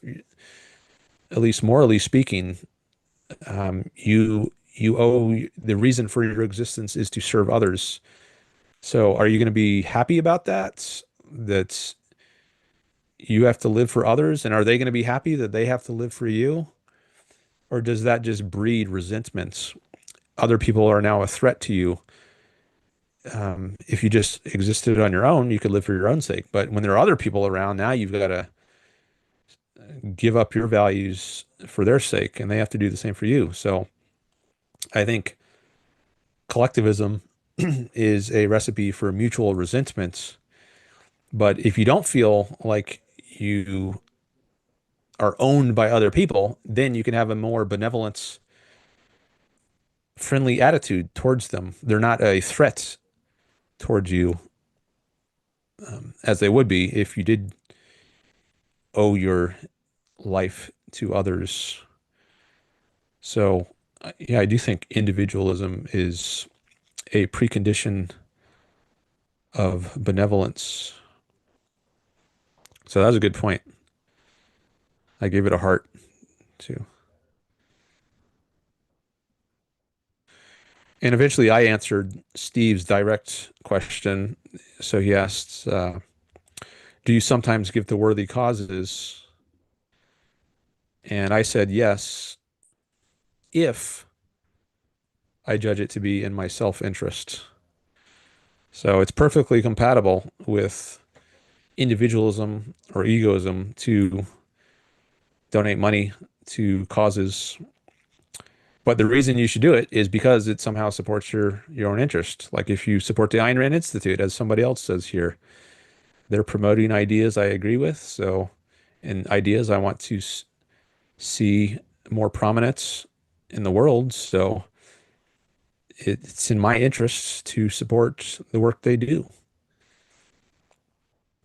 So it's egoistic. it's self-interested for me to give someone else some money, at least in some cases. And I'm trying to do the same myself. I'm trying to promote Ayn Rand on my YouTube channel. So maybe you can decide if it's in your self-interest to support my show with a super chat or a super sticker. And everyone has to decide for themselves what can they afford, of what value is it to them, and you can decide, is it in your self-interest? Is it a mutually beneficial trade you can engage in to support my show? All right, so there's some comments on my Facebook post. Let me come back to the chat. I don't see any new chats, but I do see 11 concurrent viewers. All right, great. We're up in the double digits. That's good to see. So, anyone out there who's just here watching, want to contribute to the chat and help shape the show? Now is a good time because you don't have much competition. You could take advantage of it and take advantage of the fact that there aren't any other super chats right now because I want to give priority to super chats as soon as I see one. I'll probably shift my attention to it. But right now, you don't have any competition, so it's a good time. All right, so what am I going to talk about next?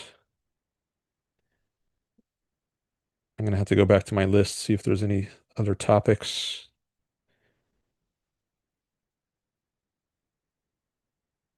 to discuss. I've got a list of criticisms one could make of Trump in case any Trump supporters came by and wanted to debate whether Trump is a good president, but maybe it's best to just save those for later in case I do get any MAGA pro-Trump people coming by. And let's see, I already mentioned these.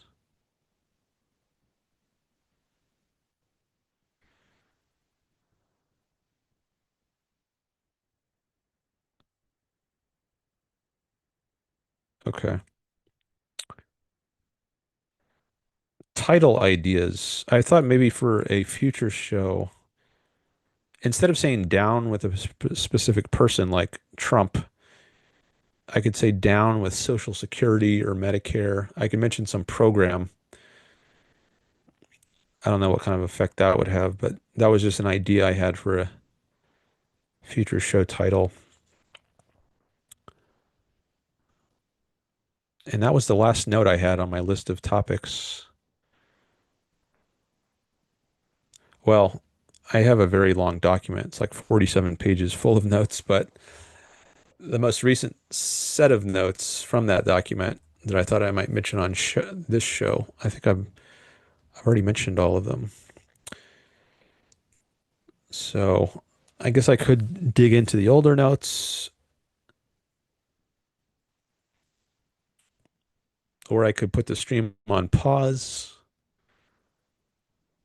or I could do real-time replies to people on X. I've done that in the past.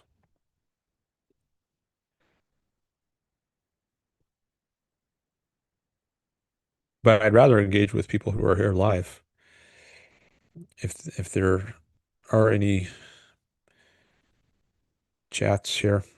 Oh, here's a new one from Objective Ethics. He says, I missed the beginning of the video, but can you give a quick summary of what you all decided about Trump? Okay. Yeah, well, I can tell you what I think about Trump. I don't know what other people here think about Trump. Well, I mean, I have some idea because I'm familiar with many of these chatters. So um, they would probably agree with a lot of what I can say. But yeah, I'll tell you what I think about Trump. I think he's horrible. That's my one sentence summary, but I can try to unpack that. So one of the reasons that one of the main reasons, there's so many reasons I think he's horrible, but just to give one example is him lying about the 2020 election and promoting this idea that the election was stolen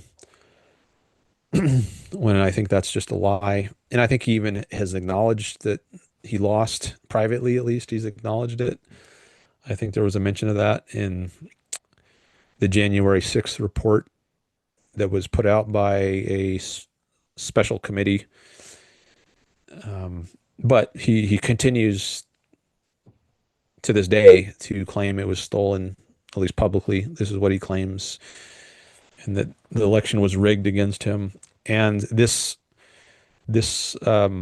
fed the riots. It led to the riots, I think. I mean, if it weren't for him peddling this lie, I don't think there would have been something like January 6th, the riots on the Capitol.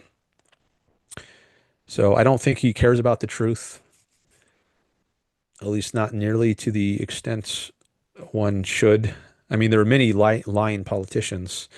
That's not unique to Trump, but I think the scale of his lies and the extent of his disregard for the truth, I think, is unprecedented, at least in my experience of U.S. presidents or politicians. I don't know that there has been anyone who has been this disregardful of the truth. Um, and there's many other things like his cozying up to dictators, being friendly towards people like the leader of North Korea or Putin, and being hostile towards people like Zelensky, who are much more on the side of freedom. So I think he's his he has these authoritarian tendencies, and that's horrible. Uh, there's many other things. His tariffs are bad. Um, I think both morally and economically, and he lies about those as well, and saying like they're justified by reciprocal tariffs. Like these aren't just these other countries have tariffs on us, and so we're just going to reciprocate and put tariffs on them. When in fact they don't have tariffs on us, or at least don't have tariffs nearly to the level that other countries might have tariffs on us. Um, Let me see, what else did I put on my list? His fake electors scheme to try to win the 2020 election, which he was prosecuted for in Georgia, I believe. And I think he was found guilty uh, on some charges related to that. I'm not sure though. Um, so th those are some of the things I'll mention now. Okay, there's another chat from Objective Ethics that came in. He says, um, when was the last time America had a really good president? Do you have a list of good presidents? Well, it's been a long time. I don't know if I would, so in the 20th century, in the 20, in the 21st century, I would say no, they're all bad. And there are different degrees of badness. Maybe Trump is the worst ever. But in the 20th century, the most were bad, I would say. And, every president has done some good things. I think even Trump, like I think his tax cuts and his deregulation of the energy industry, at least somewhat, I think have been positive moves. So there have been good things for every president, or probably, but even the horrible ones. But have there been any that are like dominantly or essentially good and didn't just do one or a few good things here and there, but were mostly good? I'm doubtful of that.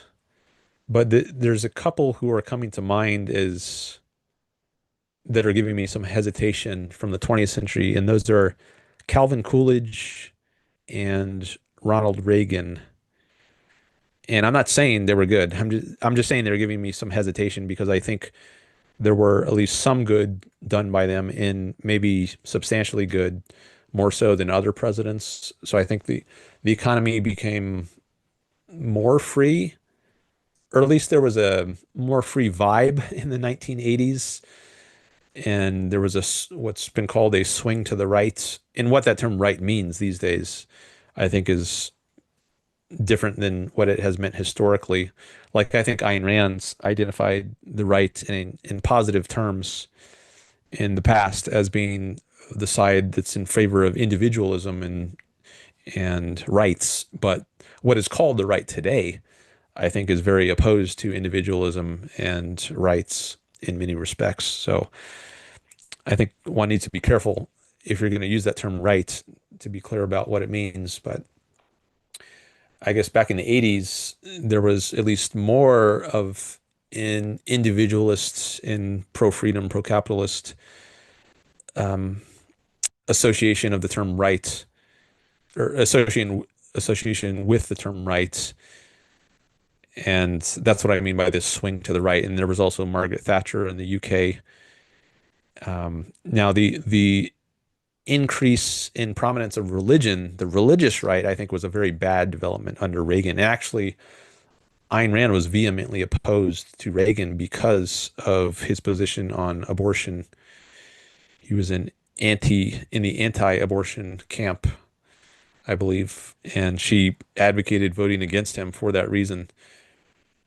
But if you consider not just that one issue, but his overall set of policies, I don't know if I would say it was good, but maybe not as bad as other 20th century presidents. Although I've heard that the debt actually expanded under Reagan, and some of the deregulation that Reagan is thought to have implemented actually occurred under Jimmy Carter, like the deregulation of the airlines and the trucking industry. So maybe Reagan gets more credit than he deserves for making moves in the direction of freedom and capitalism. Then he's often, how did I start that sentence? I forget. Maybe he gets more credit than he deserves for moving things in a better direction. But also, I also mentioned Calvin Coolidge. I think he was more free market than most presidents, and that's good from my viewpoints, in Ayn Rand's viewpoint. But also, I think he signed some anti-immigration legislation. I think it was maybe under him that the Immigration Act of 1924 was put into place, which I think was bad. And I think there might have been some censorship via the FCC, some legislation relating to broadcasting that he signs. And I think that was not good. Like there shouldn't be broadcast licenses. The government shouldn't own, you shouldn't have to go to the government and get a license to broadcast. I think it should be handled by the free market. So those are the two examples coming to mind of negatives from Coolidge, but I think he refrained from getting the government involved more so than other presidents around that time. This was close to the progressive era where government was starting to become more involved. And I think this happened with Wilson, but it really got huge with FDR, the growth of government with the beginning of Social Security. Um, so I don't know what your views are politically. I know you mentioned you had some questions about coercion and whether that would work in in some of your comments on a previous video or on one of my other videos, and you said maybe that's something you'd be interested to talk about. So um, I don't know what your views are politically, but anyways, from my viewpoint, the only proper role of the government, and I'm getting this from Ayn Rand, it's not that I originated this, but the proper role of the government is just to protect individuals from force, from the initiation of physical force. So there should be a police force to protect you from criminals, and then a military to protect you from foreign threats, and a court system to peacefully settle disputes between people. But that's about it for the government. The government should not be doing all the things it's doing today that do not involve protecting people from force, like all these wealth redistribution programs like Social Security, and where, you're taxed to pay for other people's retirement, or Medicare, where you're taxed to pay for other people's health care, public education, where you're taxed to pay for other people's education, public roads, public post office, and then you have all these government agencies that regulate people, like the FDA, the SEC, FAA. None of that would exist in a free market, in a capitalist system, as Ayn Rand understands that. There can be private rating agencies, so it's not like there might be some of the functions of FDA, like if they're supposed to declare whether drugs are safe and effective, you could have private drug rating agencies, and maybe they would do a much better job of it because they have a financial incentive to do that well. If their profits depend on giving people good recommendations, then they have a self-interested reason to give good recommendations. But anyways, there's many, many things the government does today that I don't think it should be doing. Now, if we go back to the 19th century and the 18th century, then we get closer to some presidents that I think shared Rand's vision, not completely, but at least more so than in the 20th century or 21st century.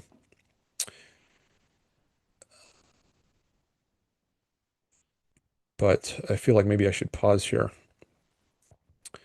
because I've been talking for a long time and I see a new chat came in from Nick.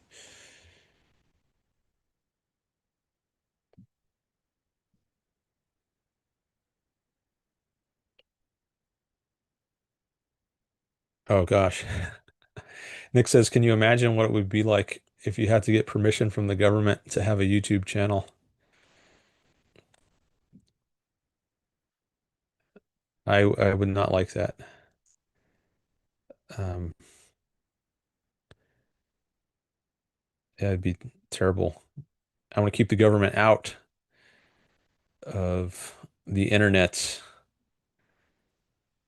And there's been so much progress with technology and the internet. And I think that's thanks to the the freedom that companies have had to innovate in the technology space. And the government hasn't been very involved in the technology space.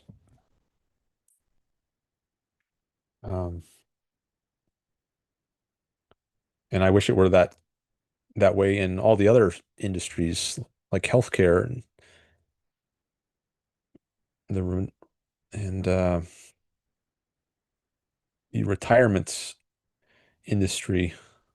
I don't know if that's the right word for it, but people should have private retirement plans if they choose to have retirement plan at all. It should be up to the individual to decide freely,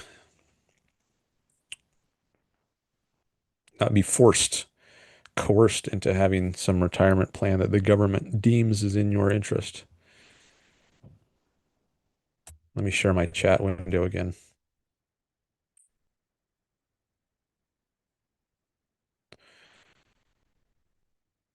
Okay. So, well, let me at least briefly say something about earlier presidents from the 18th and 19th century, just to finish this one. So, the 19th century was much more free economically, at least the late 19th century, after slavery was eliminated. So, that was the worst example in this country's history of departing from the principles of capitalism, the enslavement of human beings. That's anti-capitalist and inconsistent with the founding vision that all men are created equal with rights to life, liberty, and the pursuit of happiness. You don't have liberty if you're a slave. So to make the country consistent with its founding vision, we fought a war to eliminate slavery, and it's good that we got rid of that institution. So in the late 19th century, after slavery, I think is plausibly the most free time in our country's history. So there were still regulations to some extent, but much less so than in the 20th century. I think Grover Cleveland might have been the best president in the 19th century, um, because he was resistant to intervening with the government. Like I forget what there was some story about how someone, I don't know if they asked him to bail out some business or give them some subsidies, and he says he declined to do that. Maybe I should Google that. Make sure if I can find it quickly, then I can tell the story.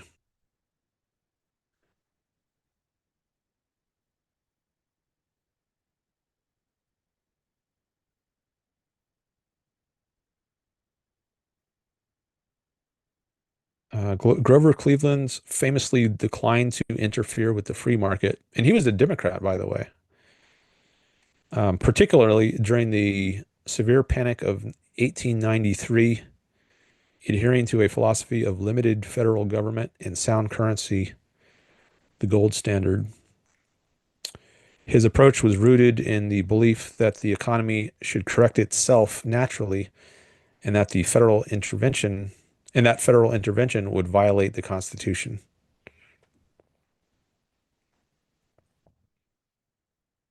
Let me share this on the screen. There's a little more. So I just did a Google search on Grover Cleveland declines to interfere with free market, and this is the AI overview I got. I just read this paragraph. And then it says key instances reflecting this stance include refusal of federal aid during the Panic of 1893, a major depression with skyrocketing unemployment. Cleveland refused to administer federal aid to banks and railroads or organize public works efforts. This earned him the nickname His Obstinacy. Veto of the Texas Seed Bill. Okay, I think this is the anecdote I was remembering glimmers of a little bit a couple minutes ago. In 1887, he vetoed a bill that would have appropriated a small sum, $10,000, for seed grain for drought-stricken farmers in Texas. In his veto message, he famously stated, though the people support the government should not support the people, arguing that federal aid encourages the expectation of paternal care. Opposition to free silver. Cleveland was a gold Democrat who vehemently opposed the free silver movement and the Sherman Silver Purchase Act. He viewed the government purchasing silver at above market prices as dishonest and a threat to the nation's gold reserves and financial stability. He successfully pressured Congress to repeal the act in 1893.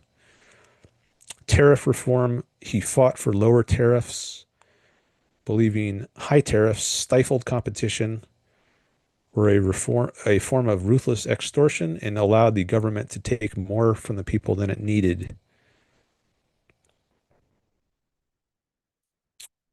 However, there were nuances to his non-interventionist approach.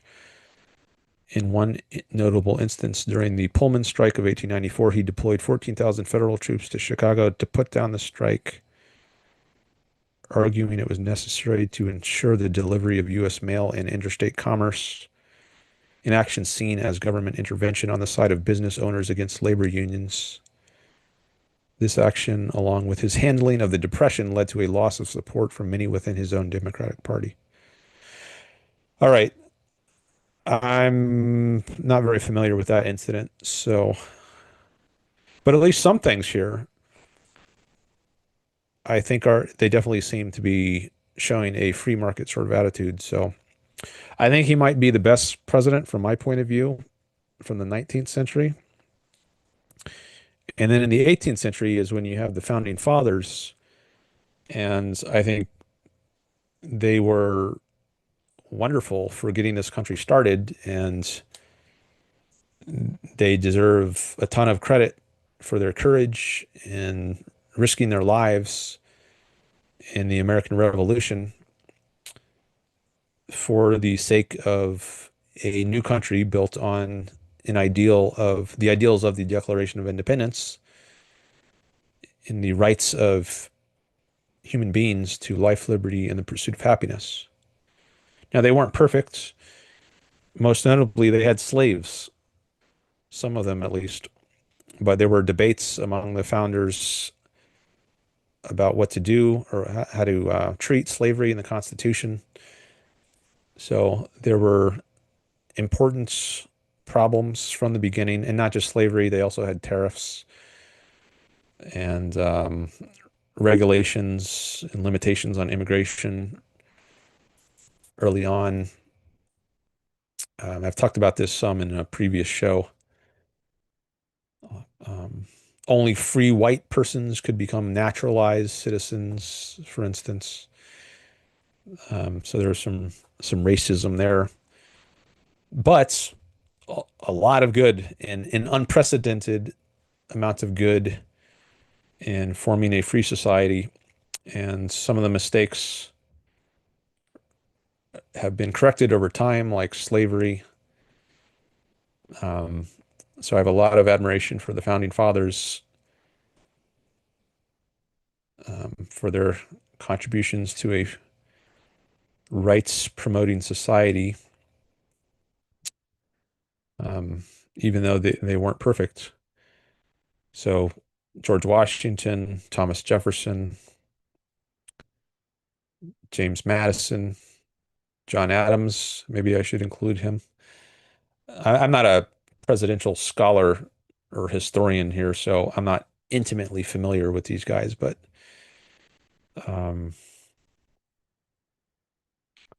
I guess I'm a little less familiar with Adams than the other ones I mentioned, Washington, Jefferson, and Madison, which is why I hesitated a bit with Adams. I'm not saying he wasn't as good. I'm not ranking them. I just don't know as much about him. Um, so yeah, I like the founding fathers from the 18th century, but then later in history, it's much less common to find good presidents. Um, but from the 19th century, I would say Grover Cleveland, also Lincoln. I mean, he ended slavery, and I think he got elected on the promise to end slavery. So I have a lot of respect for Lincoln for that. So maybe from the 19th century, I would mention Lincoln and Grover Cleveland's. This is all off the top of my head. So maybe if I had more time to think about this, I would mention some others, but right now, those are the two who come to mind from the 19th century, and I've already talked about the 20th century. Okay, so there's some about my views on presidents, U.S. presidents. Oh, I got a few more chats here from Audrey and one more from Objective Ethics. Let me share the chat window.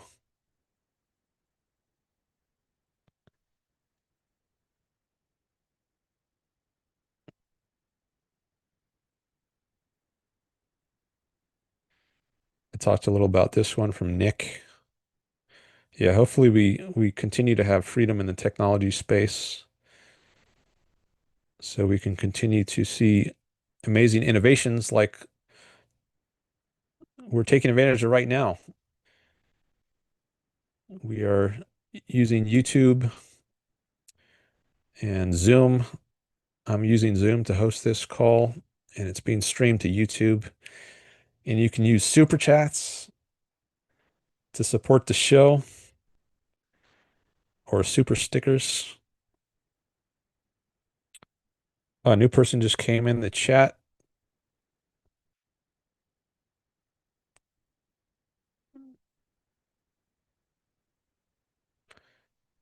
Ayn Rand Taking Liberty Podcasts 5666.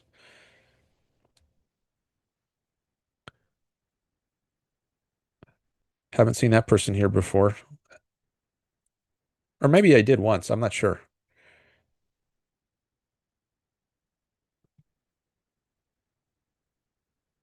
But okay, maybe I'll get to his chat in a bit. But I think I'll go through these in order that they came in for now, at least. Okay, so Objective Ethics says, I am an independent centrist.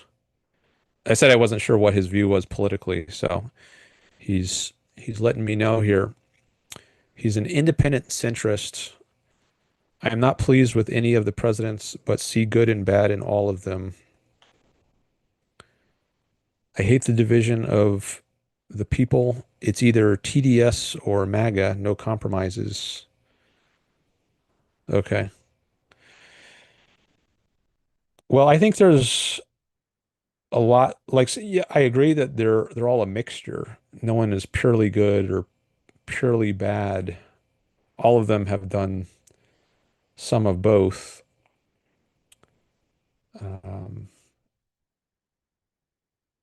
at least in my lifetime.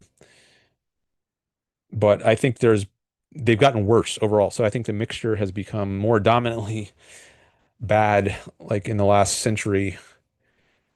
Um, it's the whole conception of the founders, I think, is has been well, I don't know if it would be too strong to say forgotten, but like Donald Trump was once asked, like, what is the Declaration of Independence about? And he said something like it's a document of love. It's like, has he even read this? Does he have any clue about what it says?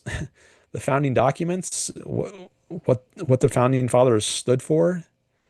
If he says it's about love, I mean, he seems pretty clueless. And he doesn't seem to care much about the Constitution or the rule of law. Um, I think he tries to get away with a lot, like overturning an election. I don't think he gives a damn about the Constitution. Um, so that's a far cry from the presidents who wrote the Constitution, like James Madison, the father of the Constitution. Um, I don't know if Trump, let alone not, let alone writing it, he hasn't even read it. I wouldn't be surprised. Maybe he has read it, but I wouldn't be, from what he said about the Declaration of Independence. I'm doubtful he's even read it. And um, maybe the same is true of the Constitution. So, um, the founding vision of the country, I think it's not even on his radar as something he cares about. And at least previous presidents, it's been maybe something they've given at least lip service to. But I do think there has been a deterioration in over time in care for um, freedom and individual rights, the sort of ideals that are articulated in the founding documents.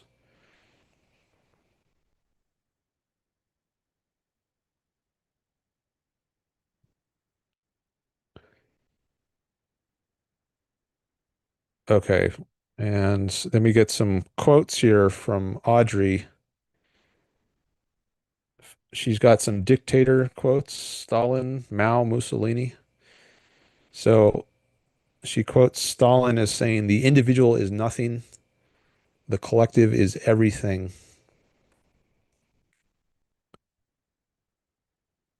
And then Mao, she's quoting as saying, "The interests of the individual must be subordinated to the interests of the collective."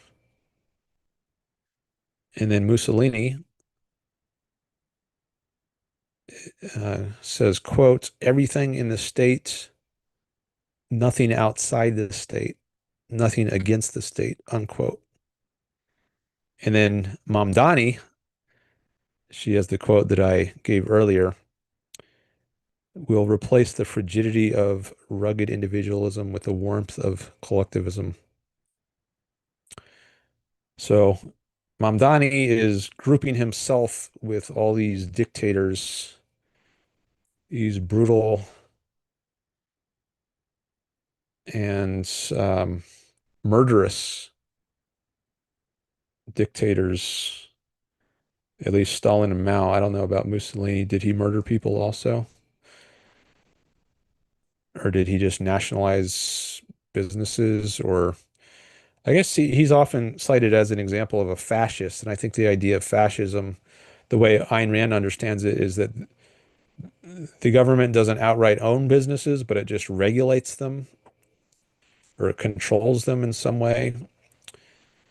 Um, so they're not state owned, but they're state directed. But maybe it gets kind of gray. Like, at what point do you lose ownership if you're just determining how a business runs? But anyways, I don't know if Mussolini was murderous in the way that Mao or Stalin was. Maybe, but I just don't know. But anyways, not a not good company to be in that Mamdani has put himself in. But he calls himself a socialist, although I think he calls himself a democratic socialist. So he might try to put a lot of emphasis on the word democratic to say, "Oh, I'm not one of these monstrous, murderous people like Stalin or Mao or Hitler. Um, I'm a democratic socialist, so my brand of socialism depends on respecting the will of the people."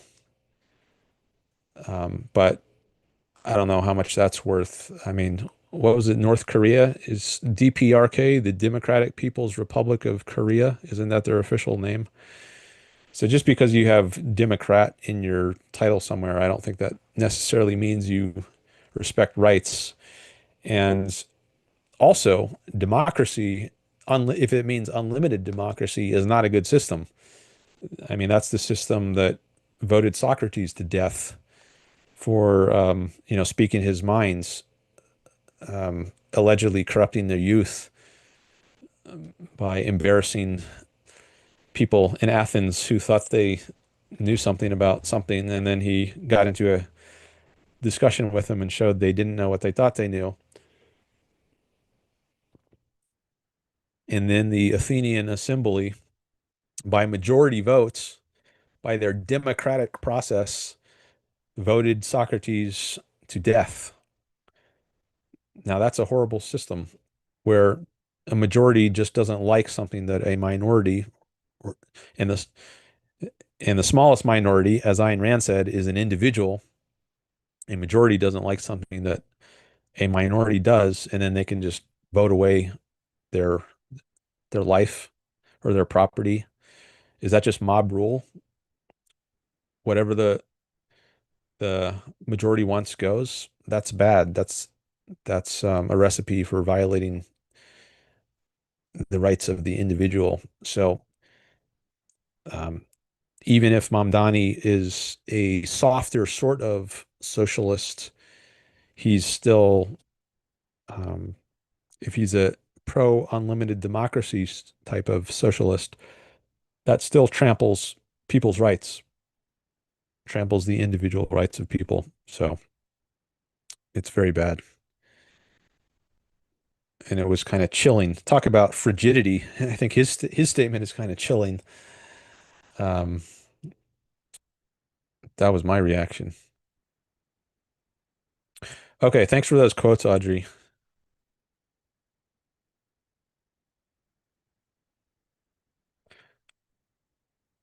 All right, now I come to Ayn Rand Taking Liberty podcast 5666.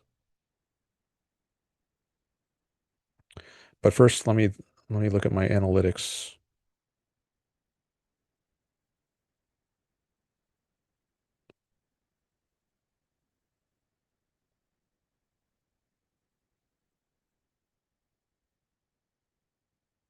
All right, we're up to 8 likes. Thank you for the likes. Hopefully, I'll get some more. Hopefully, I'll earn some more. Hopefully, it will seem worthy of giving it a like and worthy of super chat money or super sticker money. That is an option.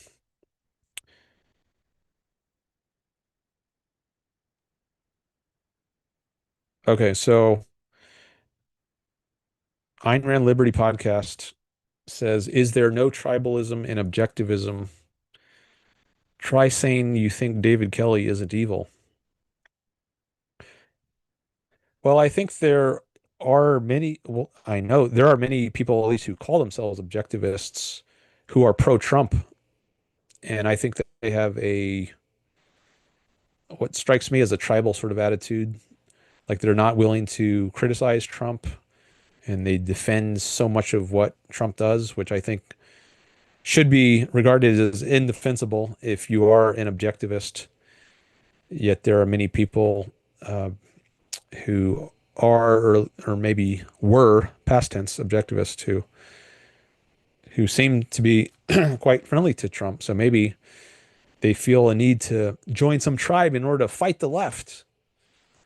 The left is so horrible, I think, in many of these people's minds that they they think the solution is just to join some other tribe and instead of being able to criticize both what's called the right and the left today, both the Trump side and the left side.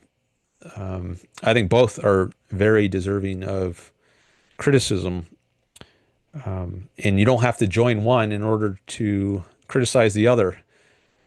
You can join neither and criticize both and promote some third alternative ideal, which both these tribes are attacking, ideals of freedom and individualism and capitalism. Donald Trump is not pro-capitalism with all his tariffs and his disregard for the rule of law, as seen in his attempt to overturn an election. Uh, and I think maybe you could also cite his immigration policies, blowing up boats in the Caribbean. Um, so definitely not a friend to liberty, I would say, without due process, right? And I think he's been being sued for like some of the things ICE are doing, or maybe ICE is being sued for their lack of concern for due process. And I think this is they try to justify it by saying there's an emergency and claiming that there's an immigrant invasion. and trying to claim like wartime sorts of powers, something like that, emergency powers, um, which I think is unjustified. Um, and they're bringing in drugs that are dangerous, but then he pardons their let's go. This wasn't there some guy from Honduras, was it, who was one of the leading drug cartel guys? I don't remember exactly what it was, but things that make you think, well, if drugs was really his concern, then why would he do this? Um, so anyway, I think both the dominant tribes today, the right and the left, they're often good when they criticize the other side, and I might agree with that, a lot of their criticisms of the other side, but they don't see that they themselves are open to lots of legitimate criticisms, that actually both sides deserve a lot of criticism. Okay, so that's a little on tribalism. David Kelly, for anyone who doesn't know, he what was formerly associated with the Ayn Rand Institute. I think he gave speeches on like college campuses. He was part of their speakers bureau for a while, I believe. But then there was a falling out, and um, he went off to start his own institute. And um, I actually did. I side more with the Ayn Rand Institute because David Kelly promotes certain ideas, like the idea that um, objectivism is not limited to what Ayn Rand's called objectivism. Some people refer to this as open objectivism, and I think Kelly is a promoter of this idea that objectivism objectivism is not just what Ayn Rand's defined as her philosophy. It's a more expansive concept, but I don't agree with that. And some people have called him a fraud because he's trying to pass off as Ayn Rand's ideas, like maybe his own ideas that are not really hers, and using the label objectivism when he shouldn't be. Um, so I don't think disagreeing with Kelly over this issue or criticizing him makes you a tribalist. Um, I don't know about evil. I mean, there are degrees of badness. I don't know if I would go as far as using the term evil, but I think someone can certainly reasonably strongly disagree with Kelly on the way in the way he treats objectivism, and that doesn't mean you're a tribalist. I suppose it's possible you could be a tribalist about it. You could just unthinkingly accept other people's viewpoint of him, or and just say he did something awful, he's a horrible person, and you have no idea what the issues are yourself. You haven't looked into it, and you just take it on faith, so to speak,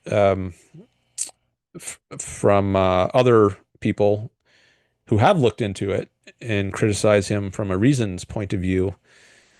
And so you could be dogmatic and tribal um, in your attitude towards him, but I don't think it's necessarily the case that if you have a very critical attitude of his position that you're a tribalist. I think you could have a non-tribal view that you independently arrived at and think is correct. That's not tribal. That's thinking for yourself. Um, so it just depends on, you know, how you handle it. Um, um, it's not real democratic socialism, says, yeah. So that harks back to a lot of times you criticize these collectivist socialist states, and then defenders of socialism will say, well, that wasn't real socialism.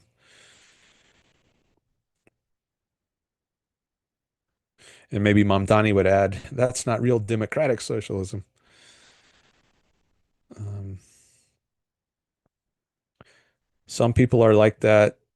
some people can back Trump but be critical, like Peikoff.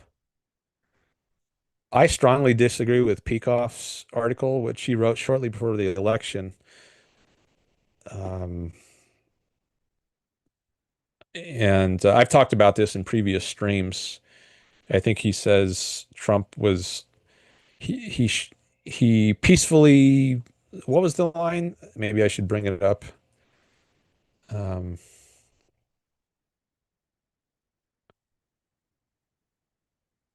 he wrote an article called "Anti-Trumpites for Trump." Oh, I see Jason has just called in. All right, Jason, I'll get you your call in a little bit, but let me just find this article here um, by Leonard Peikoff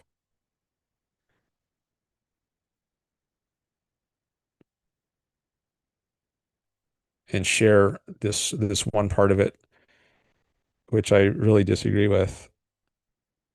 Um, oh yeah, here it is. Okay, so I'm going to share this on screen. So shortly before the 2024 election, Leonard Peikoff wrote this piece titled "Anti-Trumpites for Trump," adapted from Ayn Rand's 1972 political idea of herself as an anti-Nixonite for Nixon. So you might think he was voting for Trump as the lesser of evils because he's anti-Trump, but given the alternative, he thinks it's better to support Trump. Just as Ayn Rand thought Nixon was bad, so she was an anti-Nixonite, but given the alternative, I don't know who it was, George McGovern maybe. She thought it was better to support Nixon. But there's a line in this piece um, here. I'll just read this part, this one paragraph. Trump is not anti-intellectual. He is often an emotionalist in voicing his viewpoint. Did I misread this? Trump is not an intellectual. He's often an emotionalist in voicing his viewpoint. If he feels emotion strongly, especially in defense of what he regards as justice, he can say outrageous things that have no bearing on his policies. For example, when he was convinced that he was cheated. Now I'm not convinced he was convinced. I think he knows, and he has said, I think he's acknowledged he lost. So I don't think it's right to say when he was convinced that he was cheated in the election of 2020. But anyways, Peikoff says when he was convinced he was cheated in the election of 2020, his statement about the Constitution, I think he said something. What was his statement? Like the Constitution can be ignored or disregarded, or I forget what he said about it. But anyways, his statement about the Constitution amounted to the assertion the courts can be damned. But in the end, he left office peacefully. But really, did he leave office peacefully? I mean, consider January 6th. Is that what it looks like to leave office peacefully? I don't think so. So I mean, if that's what it looks like to look leave office peacefully, then what is a non-peaceful um, look like? Um, a non-peaceful leaving of office. Do you have to like bomb the Capitol? So I strongly disagreed with this. I'm not sure why he would say that. In some interview, in an interview he gave around this time, he seemed much more friendly to Trump than I would have been, certainly. So I strongly disagree with Peikoff when it comes to Trump, and I think many objectivists do. But this was all okay. Where's my? Oh yeah, I'm going to stop sharing that. And Jason called in.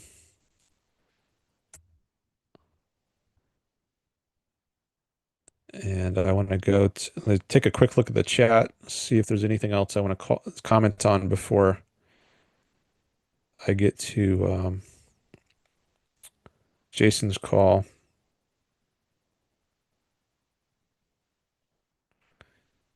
All right, so all right, maybe I'll address some of these later. So there's some more comments here from Ayn Rand Taking Liberty podcast. and Objective Ethics, and Jason and Audrey. Thanks for your participation. I appreciate that. But since Jason has called in, I'm going to take his call now, and maybe I'll address some of those chats I didn't get to yet later.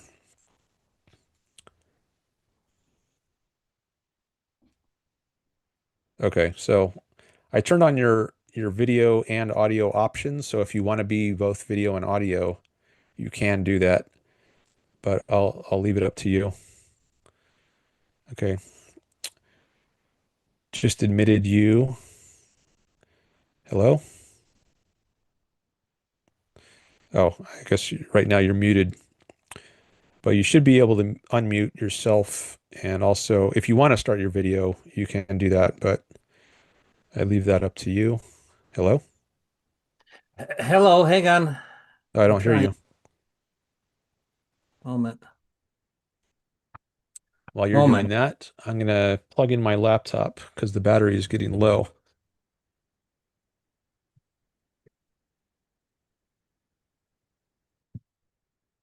Can you hear me?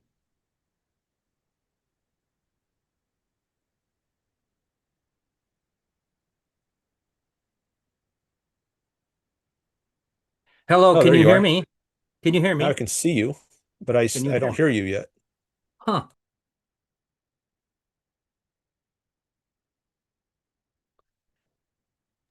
I don't know. I'm trying to talk, but I can't. You can Sorry. type in the chat if you want to on Zoom or YouTube. I don't know if that if you want to communicate with me now and tell me or ask me anything to help you figure out the technical issue. But you can type on Zoom in the Zoom chat, or you can type in the YouTube chat if you want to reach me about anything while you are figuring out your audio. Let me just make sure it's not on my end because Can once you I hear had a me? problem on my end and I thought it was the other person. So let me make sure I can hear some audio. Let me just open up a random YouTube video and make Testing. sure I can Testing. hear it. Testing. Let's see. Testing. Let's try this one. Testing. Oh no, Testing. okay, maybe I have to reset my AirPods. Testing. Sometimes that happens. Let Okay. me try something here.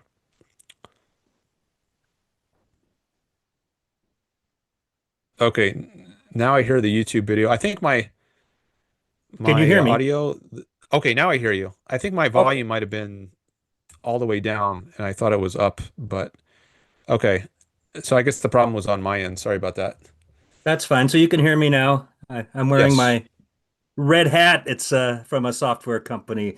I'm actually embarrassed to really wear it just because of the hue, but I put it on to make a point. Kind of the even a red hat can be wild, so I'll take it off. But yeah, that was from a nice software company we did some work for, Iola. I haven't cut my hair since we met in California, so I'm due to go soon. I don't know if I I've don't know. seen you without the hat here before. Yeah, I don't, plus I'm going out, which I'm going to do later tonight. I'm going to go to karaoke at the bar here in town, and I live amongst Trumpsters. I mean, it's the whole area that they're there. We drink and I don't talk too much. In fact, I my friend there, he's black. He's probably not a Trumpster, but there's Mexicans who are there who are clearly, I think, Trumpsters. So what to do? What to do? Hmm. I So you had the red MAGA hue hat, yeah, something although like that. it was actually not a MAGA hat. It was a software company hat. Okay. Yeah, yeah, So let's. Did you want to talk about Trump or something yeah. else or what? Kind of talk about Trump. Kind of give a theory I kind of came up with when I was listening to objectivists and talking about Ayn Rand, that maybe they've just given up. They believe that at least in the politics, I don't say they've given up on Ayn Rand, but maybe they've read Ayn Rand and came to the conclusion that that is something not only we all say we won't see it in our lifetime, so we can make little steps, but maybe they don't think it's even worth to make the little steps. I mean, in some sense, I mean, or they're making steps in a particular way that all logic's out the window. Who cares? They're gonna the left is gonna say anything. So let's roll some dice here. Hail Mary, whatever you call it. And they, you know, something like that's happening. They don't take capitalism as something that they could have practically in their lifetime. And maybe in the case of Leonard, maybe he's old. We all know this, and has these conclusions, and he wants to see what happens. I don't know. Mm, I mean, he wants to see what. I mean, he's thought it through. He's given probably the best argument where you're saying anti-Trump for Trump. And I can talk about two friends I have who are not objectivists, who are Trump briefly. I'll say one's an uncle. He's always kind, and I don't think he has bigoted things. He doesn't post online or anything about rounding up immigrants, so he just kind of liked him as a choice. And the other one is a little bit more of a Limbaugh fan. He'll start to rationalize the theories about how we need to do this or that with labor coming in or something. He didn't used to think like that, so it's always fascinating. Ironically, he's the one who gave me my first copy Atlas Shrugged, and we were roommates. He lives in Prague as well, so he's really you're hard pressed to find too many like that living in Europe and a European style. So he's unique in that sense, lives out on a farm, and we talk and he barbecues well. And I I don't hold him to a standard of being an objectivist, but I hear his theories, and it's mhm. okay. Let's eat. Let's play ping pong. So you've got a couple friends or people you hang out with who are, well, I don't know if you would Yeah. say they're pro-Trump, but maybe they see him as the lesser of evils, or at least some kind of bulwark against the left and what the Yeah. left wants to do. Yeah, that's, I think if you are going to vote for Trump, I think it should be as a lesser of evils. I don't even see him as a lesser of evils. Like, I think if I were to vote, I actually did not vote in the last election for either Kamala Harris or Trump.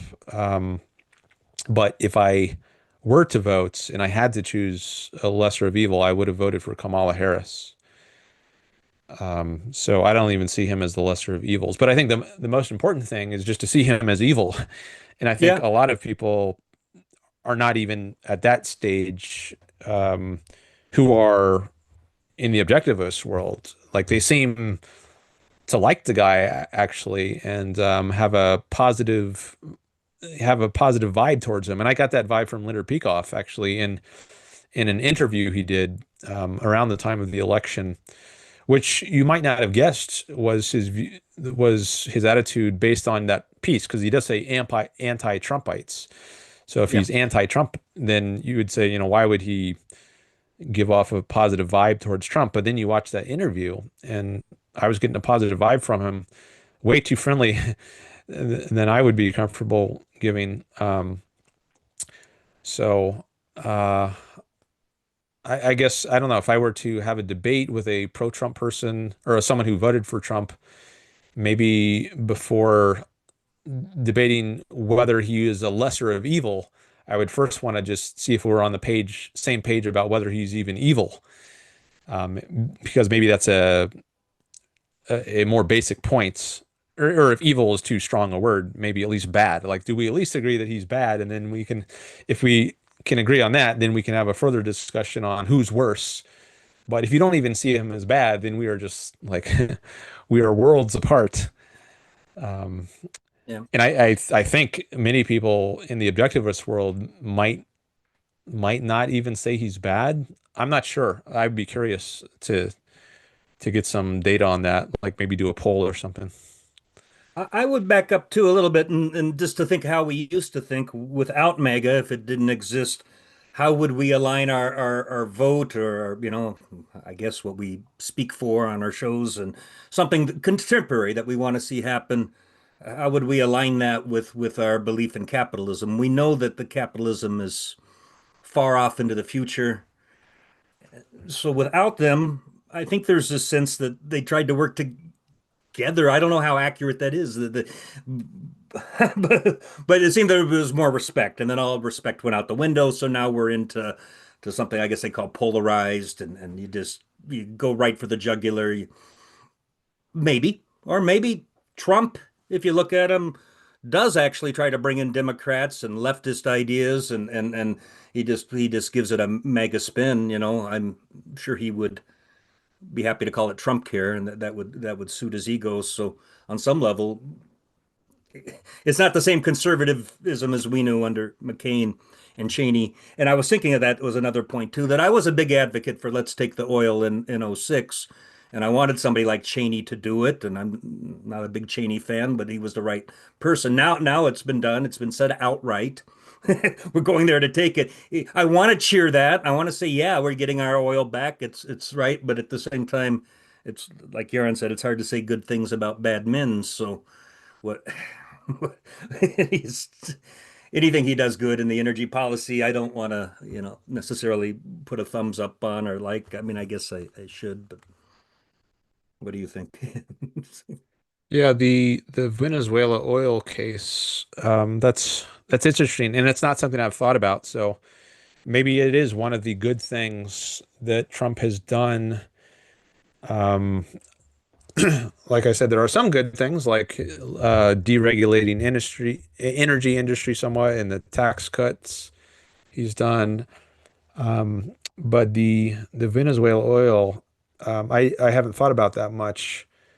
But yeah, so I guess part of the history there is that there were U.S. companies, oil Yeah. companies, and then those were nationalized in when was it? Sometime in the 2000s under 2012. Chavez.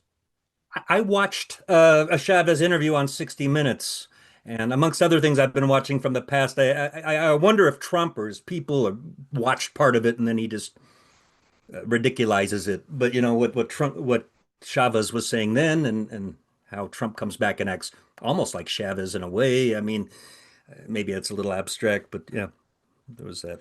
So if he's taking back the oil of U.S. companies, I think that's good. I mean, I guess you could question whether he's doing it in the right way, but at least as a goal, um, I think Yeah. that would be something worth supporting. He's protecting property rights of U.S. companies, but then just go about it in the right way. I don't know if that means he should get a declaration of war from Congress. Well, he just arrested Um, him, served arrest warrant. They have precedent for that with Noriega. Let just go on. oh yeah, I heard you're on talking about that some, and and then also don't give mixed messages about the goal. So I think there's been talk about like different people have been saying different things. Like Rubio has been saying, we're trying to we capture this dictator because we want to promote freedom in the world, something like this. And then Pete Hegseth was saying something like, oh, he had there were some charges against him, some drug related charges, and we're capturing him for that reason. And then Trump is saying, well, it has to do with oil. So, what really is the goal here? I think there might be some mixed messages on that. But if the goal is to recover American property, then I would support that. And that seems like a good thing to do. Yeah, yeah, no. I guess people who don't like Trump, they often call him like no king, so it implies he's a dictator. So if you're talking to somebody who has that kind of, and maybe what he did is dictatorial, but why would I care if one dictator takes out another dictator? I mean that's an argument I'd use with somebody who is, if believing that. But I like the idea yeah, it's going to go back to U.S. hands, and some of it good kind of comes out of it, but it's always with him a craps roll, and there's no behind it. I don't know. Maybe but that could be it. That could be it. And if he's just going to nationalize it for himself, like instead of being nationalized by Venezuela, right? If it's now going to be U.S. government property, then I don't support that. So if it's just an exchange of dictatorial control over the oil, then that's not good, right? Yeah. It should go back to its rightful owners. So, whoever the U.S. oil companies are who owned it, Exxon or whoever it is. Um, but I was just listening to Yaron talk about this, and I think he was saying something about how oh yeah, the point he was making was that some of the U.S. oil companies aren't even interested, or at least are Yeah. hesitant Yeah. about wanting to revive their oil operations in the area just because it's an unstable region and there are much better sources of investment. Like if they are going to invest more resources to produce more oil, there are other parts of the world where it's makes much more sense for them to put their resources. So I guess if the idea here behind this operation was to reestablish oil companies in Venezuela, maybe it would have made sense to talk to the oil companies in advance and see, are you interested Yeah. in reestablishing operations here if we do go in and overthrow their regime? I'm not sure that was done. So Even so, maybe it was. a future President Warren or Sanderdite or AOC, they get him there and they hand him the keys back. That'd be even worse, wouldn't it? It's like, we're sorry for what Trump did, and here's the go ahead, hand it back to them. I think it was a state-owned company anyway when Chavez came in. Then he fired the state-owned people. I don't know what U.S. involvement was, and then yeah, nationalized it. I'd worked for Cargill, a food company, when they were actually had an assignment where I went into the computer to put put a tax in for Chavez. I guess I didn't quite know what I was doing, but I was helping somebody make a change to the software. But later, just a small story about something I did. It was his tax being put in the computer, but they nationalized their pasta companies and lots of things, canning companies for that. That's what he did. He also did weird things like banned Coke Zero. He didn't like the zero sugar. Hmm. Okay. Yeah, I haven't followed Venezuela much. Like it's been this kind of I don't know, I know. boogeyman example that people have often used as an example of the dangers of socialism. And I hear people are starving there, but I haven't read about it myself. So a lot of my what I hear about it is just secondhand. I've been spending more time researching other things, so I can't speak much about the details of what's going on there now. But so it's interesting to hear, like your additional info. Like you said, what do you say? They nationalized the pasta there? Yeah, they took over the plants. They might have offered something for it, and I don't think there's information on it because Cargill's private. But yeah, the whole companies that made pasta. That's what Cargill's a food conglomerate, and they just took over the plants.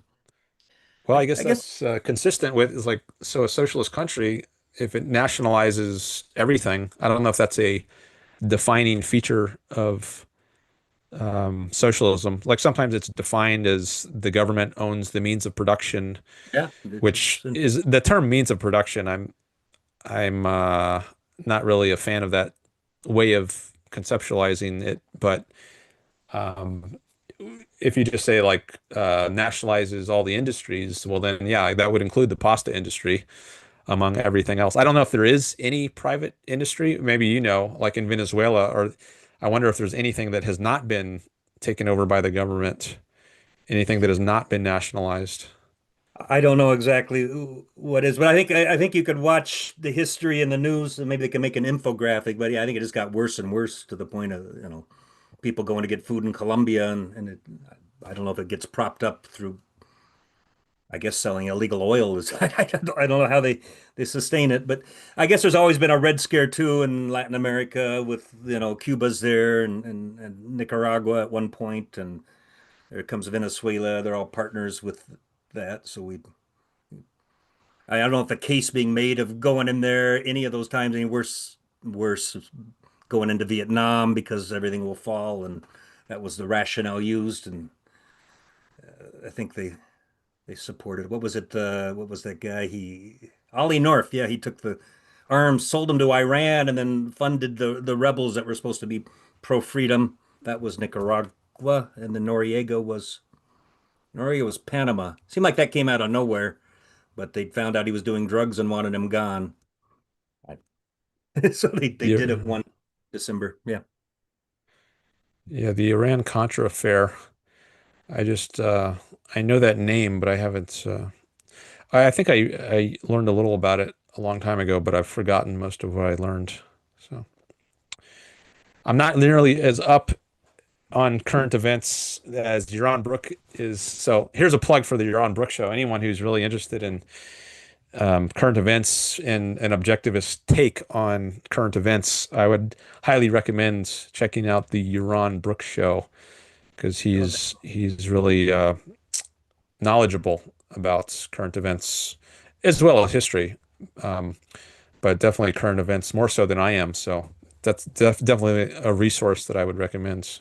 yeah, and it makes sense to come to a show after the fact because he's got to be, as you said, planning everything and putting it together, and then he's got to do his hour show and go on to his next thing. So there's always room if you got a good show like that. I don't you're a good show too, but to have an after show or if, topics that can spill forward and keep the conversation going. That's I all the like Breaking Bad. I watched all the fan shows to speculate what's going to happen next. Now that's fiction, but you could do something like that, but normal and healthy, I think.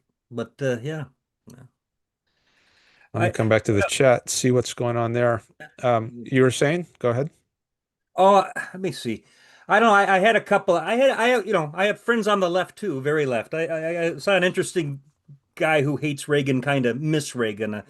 I could go through it someday. Maybe I should make a little clip and do it offline. But I don't know if you want to hear kind of a punk rocker left view on Reagan. I could see what my other friend who owns bars and who I hang around with too, and respect as a good parent. And even though he's near the socialist, I think he could look at what he said the other day if you wanted to.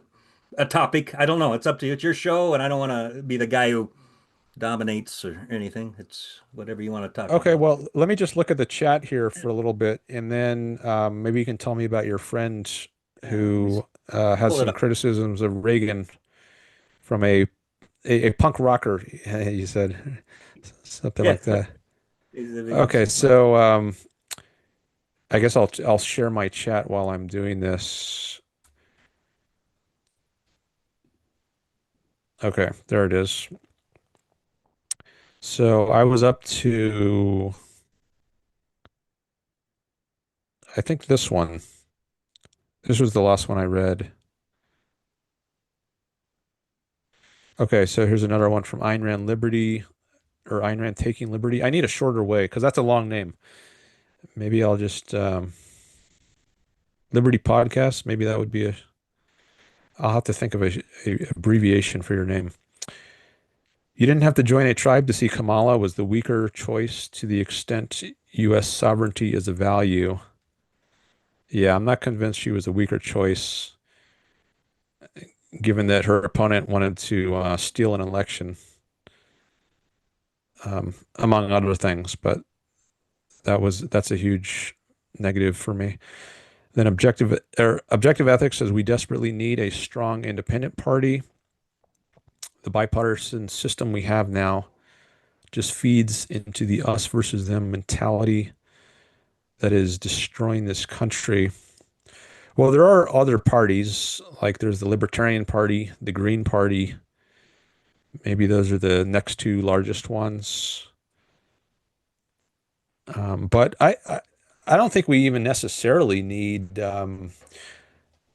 like I could go along with a Republican candidate if it weren't Trump. Like there were so many other options in the primary, the Republican primary, and I think all of them would have been better than Trump. Yaron Brooks said this recently on his show. So now maybe the Republican Party is unsalvageable at this point because they are too much in the Trump camp. But I don't think you necessarily need to have a different party. Just put up better candidates within this party. But yeah, I don't know if they can do that at this point. They might be too far gone. Um, and then Liberty Podcast says I've seen people afraid to read him for fear of disloyalty. You mean David Kelly? That's more psychological than logical, and it involves loyalty to the group. I read some David Kelly. I read his book, The Evidence of the Senses, which I thought was very good. And Litter Peikoff actually gave him some feedback, I believe. This came out in 1986, so this was before the break, which was 1989, I think.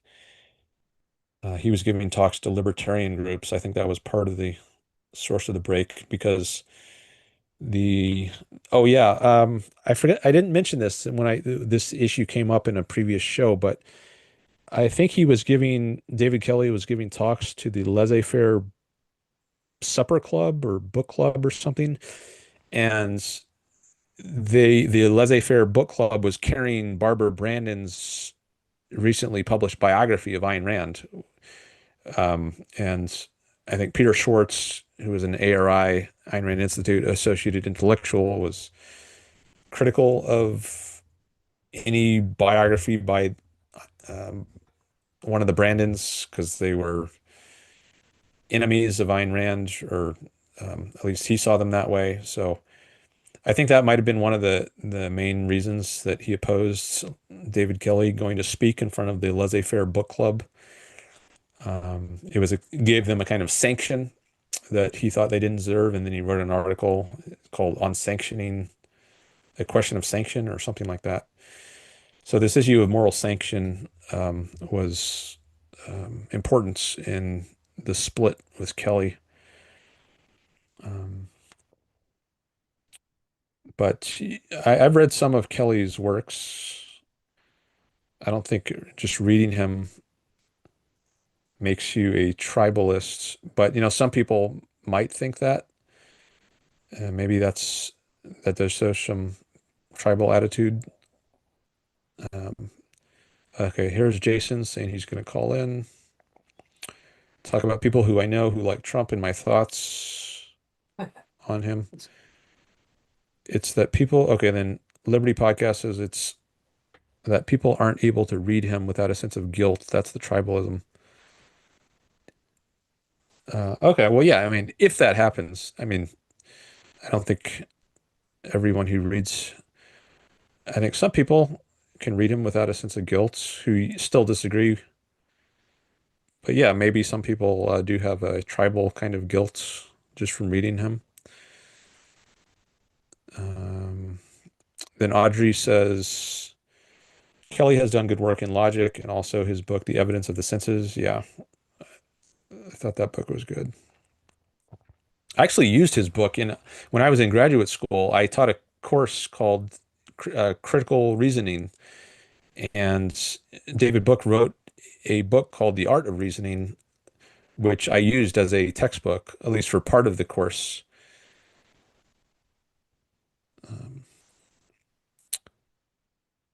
and I think that's the closest thing there is to like an objectivist textbook on logic. If you're going to teach a course like that, at least to my knowledge, um, I'm not aware of a better sort of textbook that I could have used. So I use that, and um, I think it's quite good.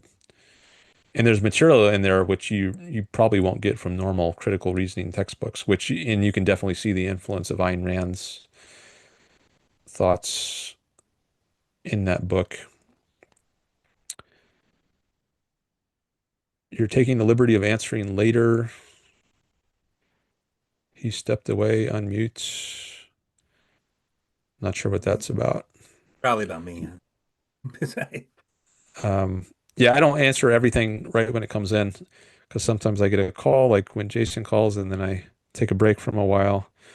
All right. So here's the audio issues, which was really turned out to be my issues. Um, maybe you all gave up if you've wanted the Democrats to win since Hillary. I haven't voted for anyone for president since Romney back in 2012. I didn't vote for Hillary or Trump in 2016.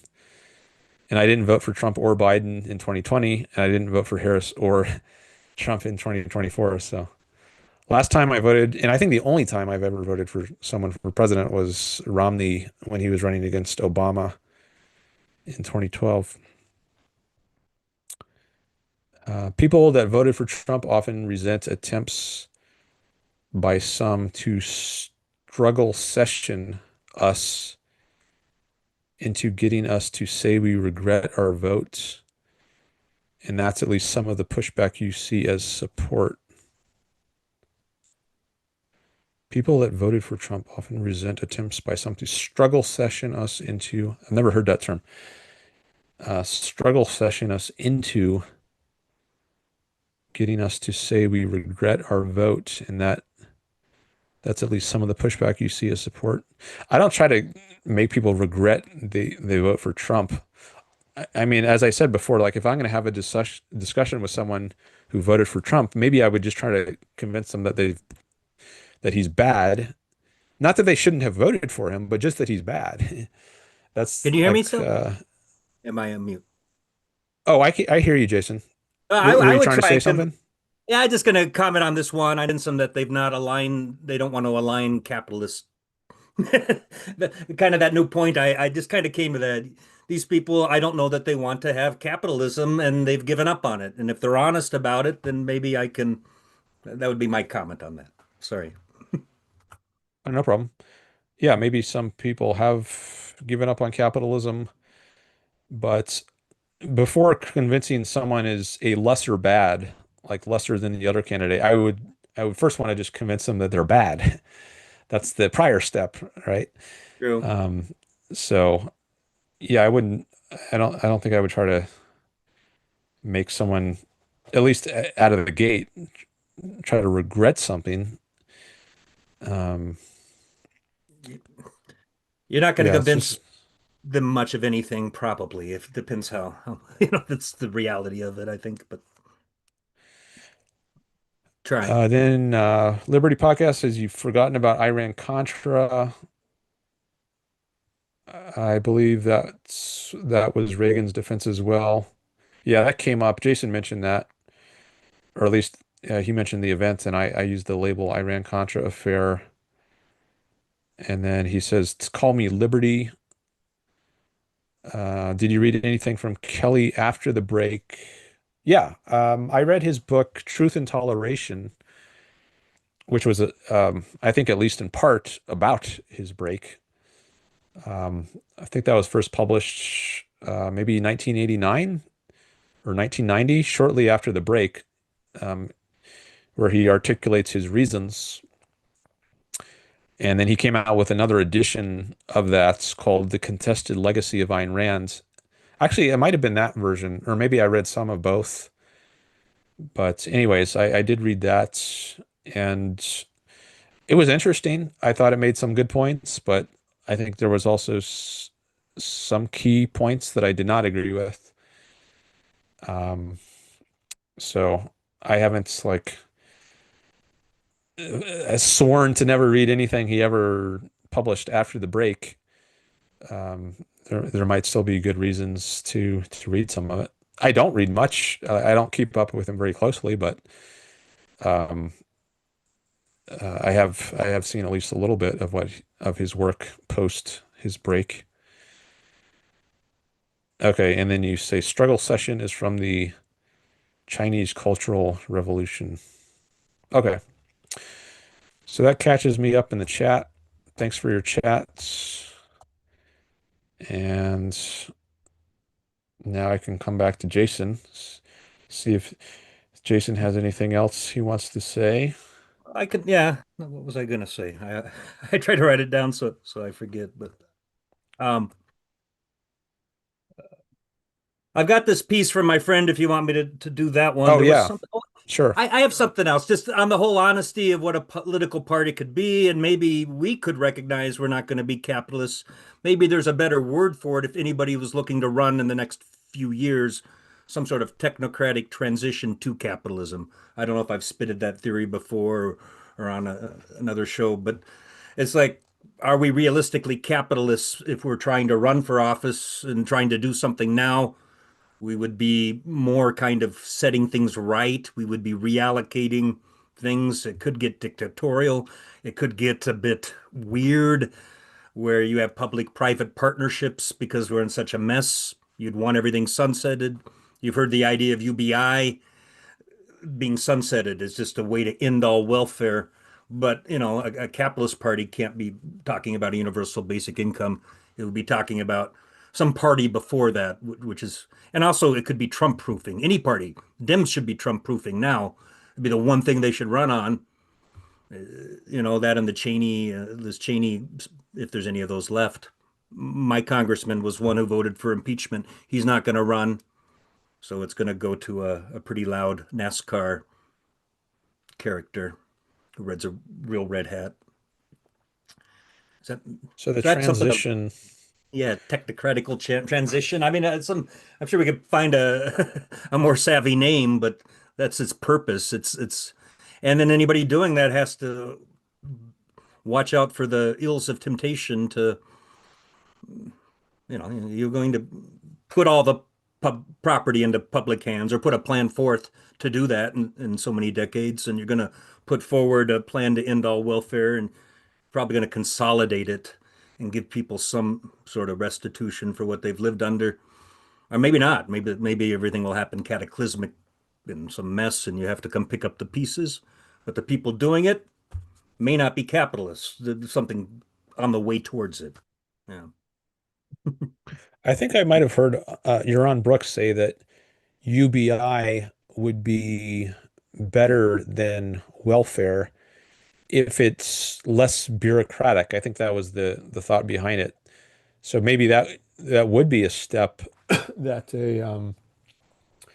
a pro-capitalist party could take or endorse as part of a platform. And maybe they would have to say, like, this is just the transition stage. This is not like our end goal. But well, I guess whether you announce yourself as a capitalist party or as just some other sort of party who secretly wants there to be capitalism, maybe UBI would be a better sort of system to have than welfare. Maybe you've solved it just by one three-letter prefix there, pro. Maybe you are a pro-capitalist party. Maybe you should be firm in that and be realistic that the party's not going to do the things. Or maybe that's line number two. Maybe your first priority is Trump proofing and some return to some idea of the Constitution when it worked.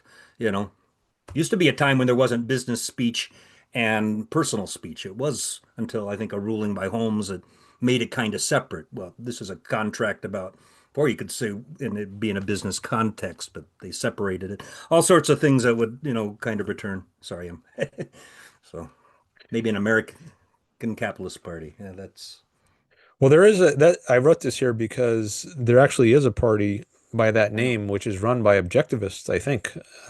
Mark Pellegrino, I think, is affiliated with it. Well, I don't know if he's an objectivist, but he's at least part of the objectivist world, like the podcasts that objectivists often listen to. And Michael Leibowitz, I think he's got Yeah. some role in the American Capitalist Party. I don't follow them closely, so I don't know, like if they've got a platform on our website, and I don't know what it says in it. But anyways, people who are interested in what a what an objectivist might do or has done in this case in the political arena, you can check out the American Capitalist Party and at least get some objectivist take on um, how they Yeah. would, what kind of I'm aware. platform they would have.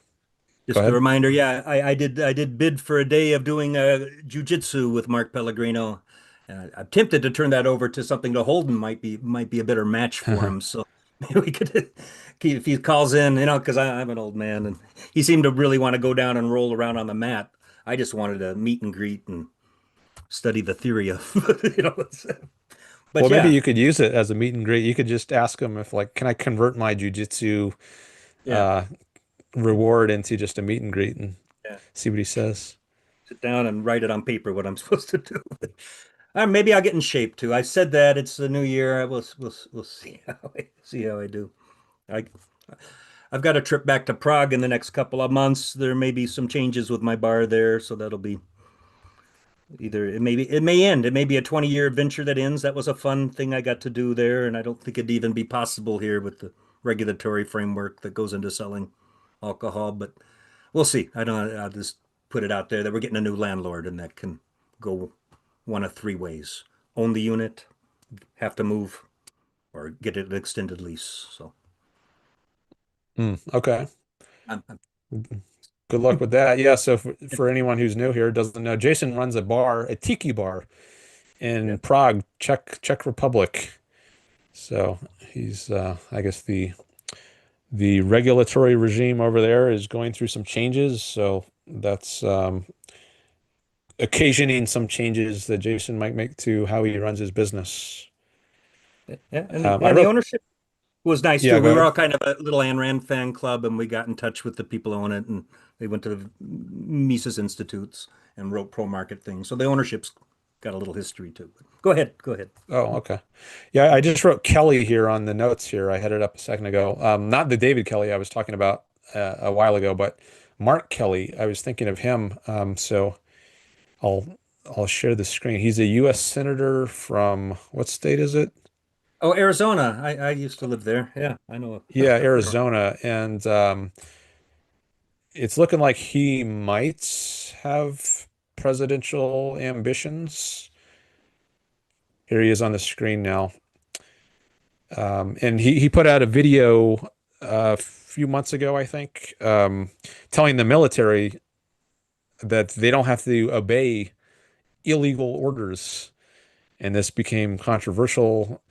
And Trump and his administration wanted to court-martial him or something. He used to be part of the Navy, I think, or yeah, formal naval officer. And I think Iran mentioned on his recent show that this guy might be a good person to vote for in 2028. So if we are looking for transitional figures, I don't know much about this guy and what he stands for, but I've seen a little of him, which I've I think he's a liked. better Democrat. He's a better Democrat, wouldn't you Yeah, say? not what Iran would call the crazy left. Yeah. I think maybe that's how he would put it.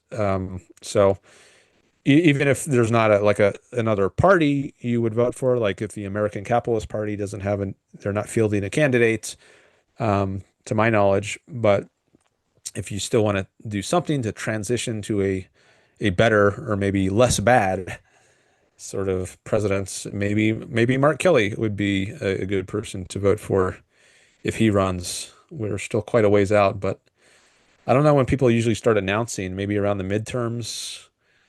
So we might have to wait until the end of this year until we start hearing. But anyways, um, Arizona has a lot of interesting characters, and they could all be kind of populist too if it runs amok and they get too much of it. But I remember John McCain was Arizona, and there were a few Democrats that were surprisingly pro-life, which I found curious. Maybe it's normal now. It just kind of gets these kind of wild maverick types. Well, it did with that was what they called McCain, who was almost going to run with a Democrat. I think he was going to run with Lieberman. Uh, mm, he didn't in the end. And we had the first justice. I say we because I lived there I went to college there. I've been around everywhere, but we had the first female on the Supreme Court, Sandra Day O'Connor. So maybe something about being from that Arizona might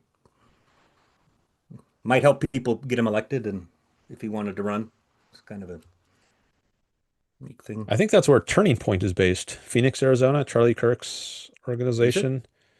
Yeah. I believe so. I don't know if originally, but I think their main headquarters is in Phoenix. But I guess that would be on the other side of the aisle from Mark Even they had Kelly.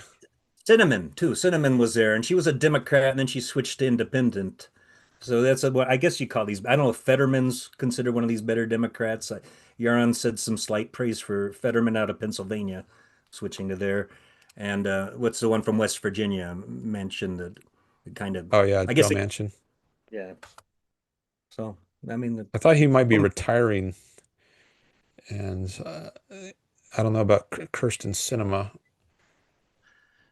she was from And Arizona, yeah, and I think they both became. I don't know if he became independent or she did, and yeah, they do these things. I don't because they're in the middle and they can try and take that middle part and do something with it. That would, excuse me, that would be great.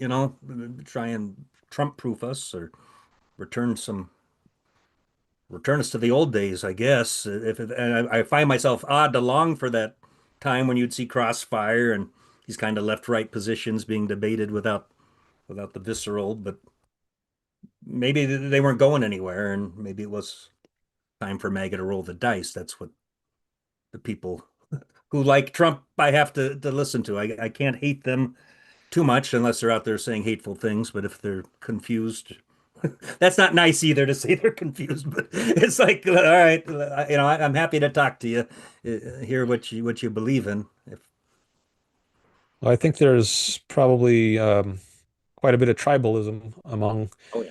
MAGA, and Trump famously said, "I wouldn't lose any votes even if I shot someone on Fifth Avenue," and I think that testifies to this sort of mentality of many of his followers. Maybe he was being hyperbolic there, but still, I think there's something to it. Maybe more than a grain of truth.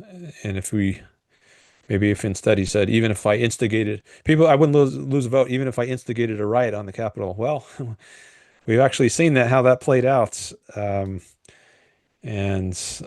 maybe he didn't lose many votes. Perhaps he gained some. I don't know. I don't know if he got more votes in 2024 than he did in 2016. But anyways, I don't think it's a healthy mentality. No, it's not. I'll tell you things we see here. We have a large Hispanic population working in the farms. I think everybody gets along harmonious. As I mentioned, some of them are Trump supporters, but the sheriff will post on the registry of offenders of shouldn't say the word because it might help your not help your monetization, but people who abuse people and such, they're offended. If we get somebody who looks a little brown or something, then we get to hear looks like one of Biden's illegal border jumpers. And Mm. I do feel inclined to it's like okay, yeah, compared to the last 25 perverts who were bred and born and pure-blooded Washingtonians, I guess you got this one. Don't mistake him for the guy who makes my dinner because I like to have my dinners. Say something random like that, and maybe they could. It's like why okay? Don't judge too much on looks. If you want justice for the victim, I wouldn't spend too. Now, and you want me to have a nice dinner? I throw that in there to be weird. Uh, you know, let's not judge too much things on looks because. But yeah, there's hateful things said here. Yeah. I'm thinking about JD Vance now and his Indian wife and her looks. I think some people in MAGA don't like the fact that he's married to a non-white person. Well, at least the Groypers. I don't know if they would consider themselves part of MAGA. But anyways, I hope JD Vance doesn't become the next uh, president. And I think there are Mark Kelly might be, maybe he would run against Vance and be a better choice than Vance. Um, Vance is quite in Trump's camp, of course, being his VP. And unlike Mike Pence, I doubt he would. Maybe he would have gone along with a fake elector scheme. I don't know. I don't know if Vance has talked about that. Um, but anyway, so yeah. So I was going to go back to the chat quickly and saw a few more chats come in. Liberty says the technocrats want UBI. Who is the guy? Andrew somebody. Tate. He ran Was it? for. No, not Tate. That's a bad guy. Yang, sorry. Yeah, Andrew Yang. I think he was promoting UBI when he was running for president back in whatever that was, 2016 or Yeah, 2020. but I forget. he'd want to keep other programs too, and he would want to. Some people UBI means that I think everybody should get the UBI. Even Bill Gates can get it, and he donates enough. I mean, it just makes it easy. He would have a means test, is what they call it. I think. I can't say for sure, but I don't think he would do like Yarn envisioned. You wipe out everything and every Hmm. possible program you can, and try and put it even with education. Maybe that would be vouchers, but you get a private. And people got to be ready for that. Don't do it if they're not ready for it, right? I don't think we'd be ready under Yang. We just have more. We have UBI and extra. His signature policy, a monthly universal basic income of $1,000, was intended to offset job displacement by automation. That's a sentence from Wikipedia Yeah. on Yang. So that would be the people who lost their job because they got replaced by a robot. If you needed it, and we don't say we still have food stamps and everything else. It's just something he says to get elected, or is it, needed reform to end all those programs? Here's what you get. Now the level field is fair and it's been leveled, so don't complain anymore. You tell me why Sanders or whoever, you don't believe we can have our own Social Security. Why do you even 20 years? I don't even want to apologize for the fact that it was made in the first place. There's no point. We allowed it to happen. So now we could dissolve Social Security. No? Okay. How long does it take? You really want to rule over pensions? Or have people that's you got to get that thinking there. Otherwise, it's just going to be more, the more they might means test Social Security too to let you keep it. So if I did well and I got my inheritance and managed to save in my IRA, why would I need so much Social Security? Why don't you check what I was able to do on my own to complement Social Security, I was told, but there's probably no reason why they wouldn't cut it by the time I qualify for it. Say you have enough already because you were saved it, right? I know I'm jumping around topics, but you get me there. Go ahead. Liberty in the, just want to look at a few more of these chats. Liberty says Trump proofing isn't policy, it's a gatekeeping. I was thinking of, um, yeah, so in terms of the next election, 2028, maybe the most important thing is just to get rid of the Trump and MAGA phenomenon. And I don't know that it seems like that should be pretty easy to do because that's a very low bar to get someone better than Trump and MAGA. And I don't, and better than Vance. I guess he's part of the Trump and MAGA crowd. Um, but I'm not sure what you mean here by it's gatekeeping. And then we got some chats from Audrey, who identifies some of the people associated with the American Capitalist Party. Mark Pellegrino is a co-founder. Joe Sanders is a co-founder. I haven't heard of Joe Sanders. And then Andrew Bernstein is a chief advisor. Okay. I think Andrew Bernstein has been way too pro-Trump. Yeah, yeah. So that's, yeah, not good. Um, Yeah, that goes to what does he want? Not going to have capitalism, so why try? Say that first, maybe. I don't know. Then I can, or he's trying, I guess. okay. Reminder, we've got super chats available to use. So if you want to support this show, if you're getting value from it, which if you're here, I guess you are getting at least some value. So maybe consider a super chat or a super sticker. And also, just regular comments are welcome. Now is a good time. You're not competing with many other chatters, but you are competing with Jason, who is here live. That's a good point. You know what? We could do that. I could read this thing about Reagan. It kind of ties into missing old times and from my punk rock friend. And then when I'm done, you trust me, I'll give you $5 as a sticker. And then you can adopt this model for future people, but they pay before because you don't know them. But Oh, like I could charge people to come up here and do a call. I don't know. I Uh, mean, I should give you something anyway. You mentioned Tiki Bar in Prague. All you have to do is say Tiki Prague, and we're there. Although we're usually pretty oh full. yeah, I We were plugged minus Jason's business.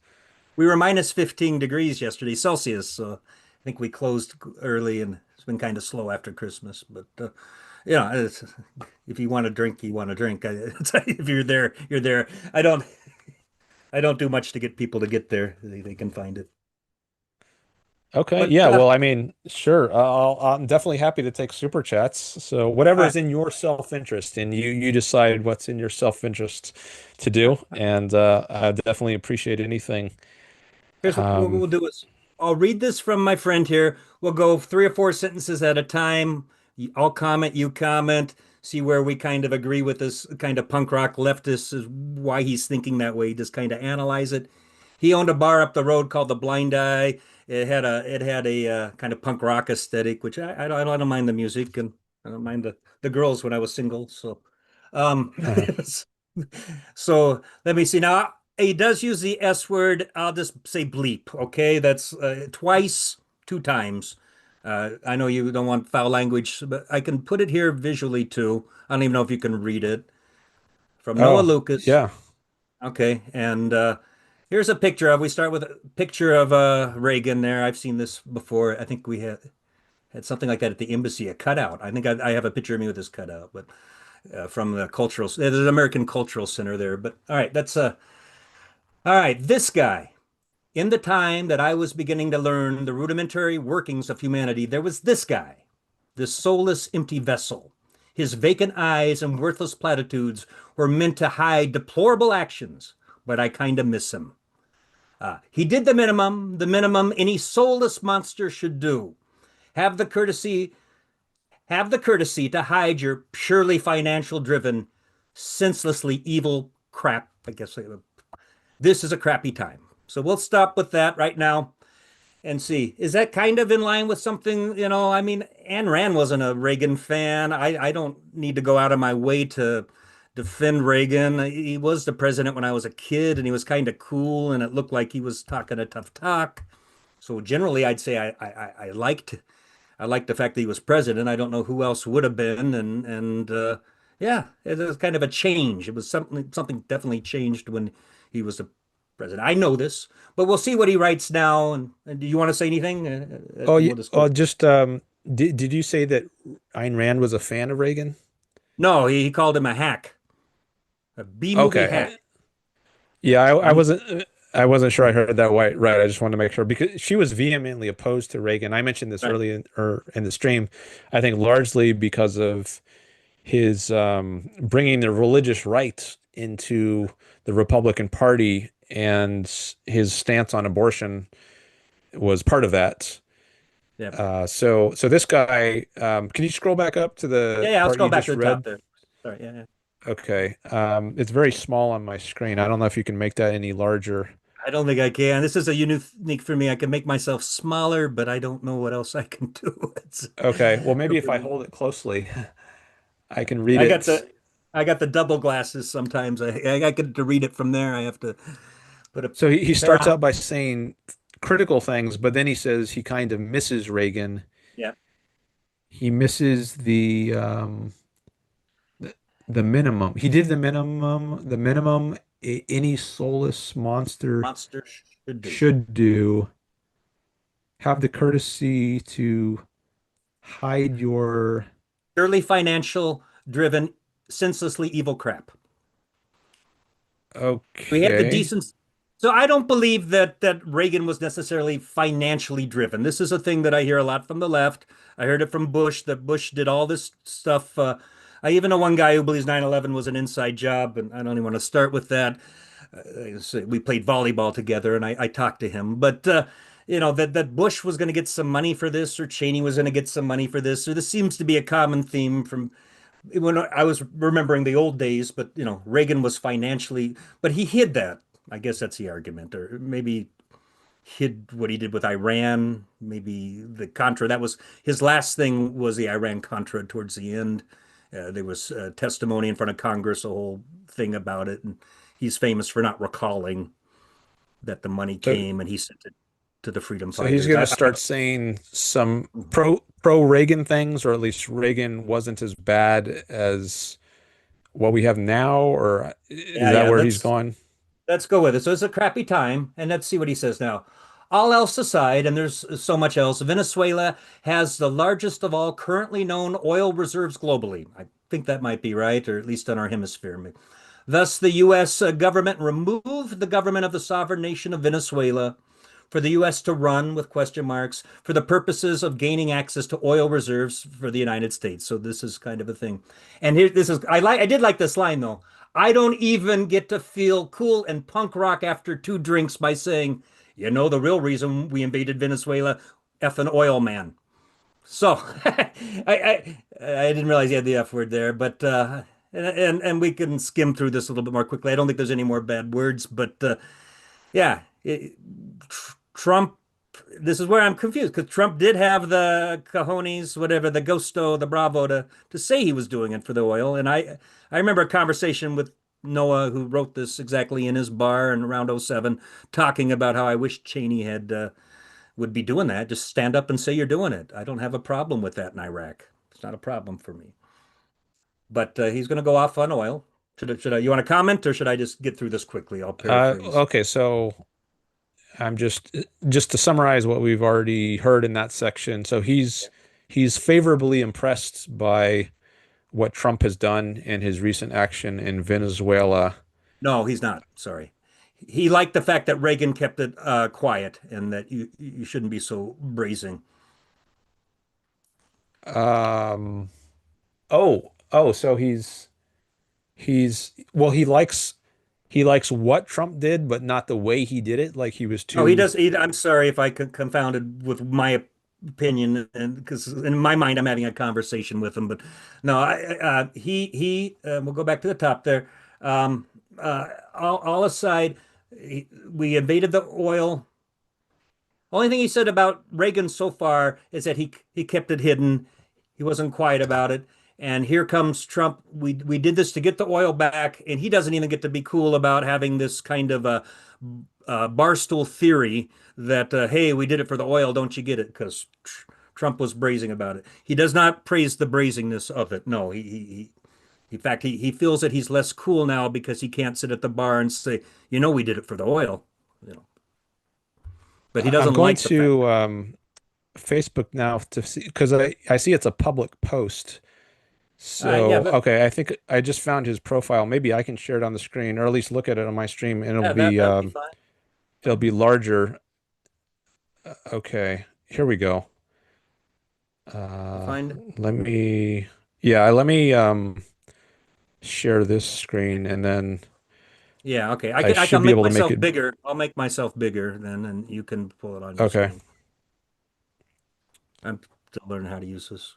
Like, I'm surprised yeah, you were able to share it because I thought that was an option I had to turn on, which I didn't think I did turn on, but apparently you were able to share it. So, well, anyways, I learned it by accident. It routed my camera through this thing. I use this to make videos when I'm testing the software for Iola or something like this, and then I show what's happening, and then I kind of give a picture of myself, and it's somehow just automatically rerouting my camera half the time to this XSplit broadcaster, which I use. So I have to set okay. Well, something. now that I can see it, I, maybe I'll be able to follow it better here. Sorry for the So, I think you got up to, let's see, Yeah. I got up to this him point. saying he doesn't even get to be cool and punk rock after a couple of drinks, telling the real reason we did that was for the oil. And I drew an implication. I'll just read purely what he says from now on. Everyone knows, okay, just a point, and it seems nobody cares. Reagan began the policies that destroyed the American dream. He wiped clean the last remnants of the New Deal and crippled the unions who'd managed to establish the 40-hour work week, workplace safety accountability, minimum wages, child labor laws. This is outrageous, man. And any form of the social safety, any form of the social safety net. He told us if we stopped taking money from rich people with the taxes and let money run wild, it would trickle down. I don't think it happened. And we would all have jelly beans we could eat, a reference to the fact that he liked jelly beans. So I'm going to stop on this sentence. I don't believe any of that about Reagan, even though I agree with the first part. He was a hack and a soulless vessel. I don't have proof that there were any child labor laws. In fact, I like the idea that somebody could do a paper route back in that day or get a job at McDonald's at 16, not have it for their entire life. I don't know that the unions probably kept people from moving around back when we were pioneers. We'd go somewhere else to get a new job. Unions made it comfortable, kept you in the trailer park. The New Deal did give the way mortgages work and urban sprawl. I'm just replying to some of this. I mean, I don't have to lick Reagan's boots, but I just don't think it's true. The 40-hour work week, was that the New Deal? Maybe. Is it necessary? I don't know. So I've had talks with him over the years about all these things he's saying. I clearly don't, even if it has been, I don't think Reagan was the one who began Reagan began the policies that destroyed the American. So this is people in a certain way, even a punk rock here, who is liking Reagan, even though he's a soulless vessel, a lot more than Trump because it's just out in the open and we're running wild, taking over oil. This is a person who, where was I going with this? Believes in the days past. That's where I was going with it. Seems to be a common theme, as I'm trying to put it to a common theme. Remember the old days of Eisenhower with those 90% tax? Some sort of nonsense about how it was so much better then. I think we are better now. I remember the long distance bills under Reagan. I had a lot. We lived in a town. I had to call like 40, $50 a month. I pay nothing like that anymore to call my mom in another state. And I'm glad there was a billionaire made because of if you can show somehow Reagan's policies trickled down through, Yaron's talked about the Rust Belt and money having to be reallocated to tech. Okay, if Reagan was part of that, then we would benefit from a better standard of living. So Okay, so let's see what this we guy got. is he's both anti-Trump, anti-Reagan, but he's less Mhm. anti-Reagan than he is anti-Trump. That's the sense I'm getting. He says he's embarrassed by him, You embarrassed want to by read it? Reagan, but in a different way. So Trump is worse than Reagan. That's what I'm getting from this so far. If I'm understanding it correctly, does Right, that right. That's sound right. right to And you? then, yeah, exactly. And then the next one is going to be kind of the music was great, or the music was, of course, we know the music was amazing back in the 80s. I think that's just kind of an appeal to remember the good times of the 80s or growing up. Yeah. If now, what does Uh-huh. he say now? If I wasn't on a watch list before I will say any of this, before I will say this to you all openly, I have always been ashamed of where I am from. So he lives in Prague and he's not particularly a proud American. As long as I was old enough to understand, and certainly as long as I have lived outside it, but in a different way. I'll just continue. I was embarrassed by the imperialism that's wrapped in freedom. I was embarrassed by the secret wars. I was embarrassed by our inability as a nation to understand there's a world beyond our borders. There's some truth to that. I think Americans get a little American centric. Sorry, I should read it. And even the poorest free country among them knows supporting health and well-being, and the weakness makes a strong nation first lie beyond else. So, he likes the health care there. I think I've talked about how it's nice that things don't cost $100 for an aspirin, but should we finish it? Should I just go through it? Yeah, let me just see. How much longer is this? Okay, just a few more It's paragraphs. Yeah, you can read more Yeah, if you there's a want. few more paragraphs, and I can not stop. Man, I'll try not to comment on it. It's Sorry, that's hard for me because I know him and we've talked. So, but the current climate of cruelty as humor and open brutality as strength is an entirely different kind of embarrassment. Sentimentality is not really a world I dwell in, but I do miss the days when I could at least think maybe if the truth were to become public, if the truth were to become public, there would be something, some movement, some retribution when the lights finally came on. I have lost and will forever miss that naivety. If you didn't care that your potential president liked to grab them by what Trump said, why should you care now? If you didn't care then, why should you care now? Uh, it's time to let the guilt go. I have a better life. I eat better food that's mostly free from toxic chemicals, corn syrup, antibiotics, hormones, other categories. I have vacation days. That's true. And a higher standard of living. Um, there are safeguards in place if I get sick or lose my job. My kids statistically are incredibly safe. Violent crime barely exists. Perhaps because there is so few people living in such extreme poverty. And that are actually dying from it. So there's so few people living in extreme poverty that are actually dying for it on the street or anywhere else around me. I think he's saying is because there are so few people living in such extreme that are dying from. Nobody implication is here they're dying in the streets.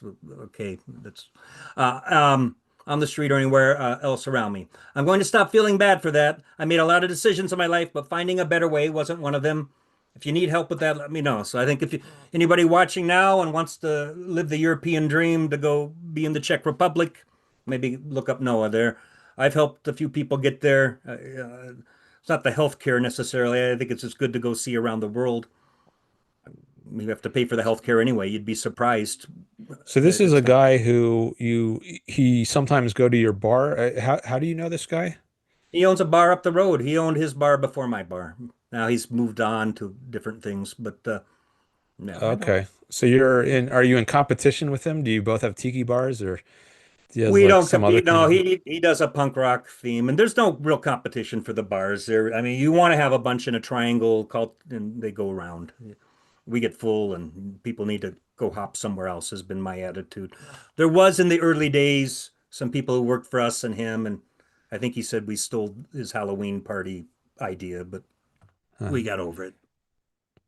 But Okay. Well, he's typical of a lot of people who live out in Prague and kind of have this feeling that the food's better. I think in some sense it might be. It's better than my town here. It certainly was more affordable before COVID. The healthcare is there to be bought.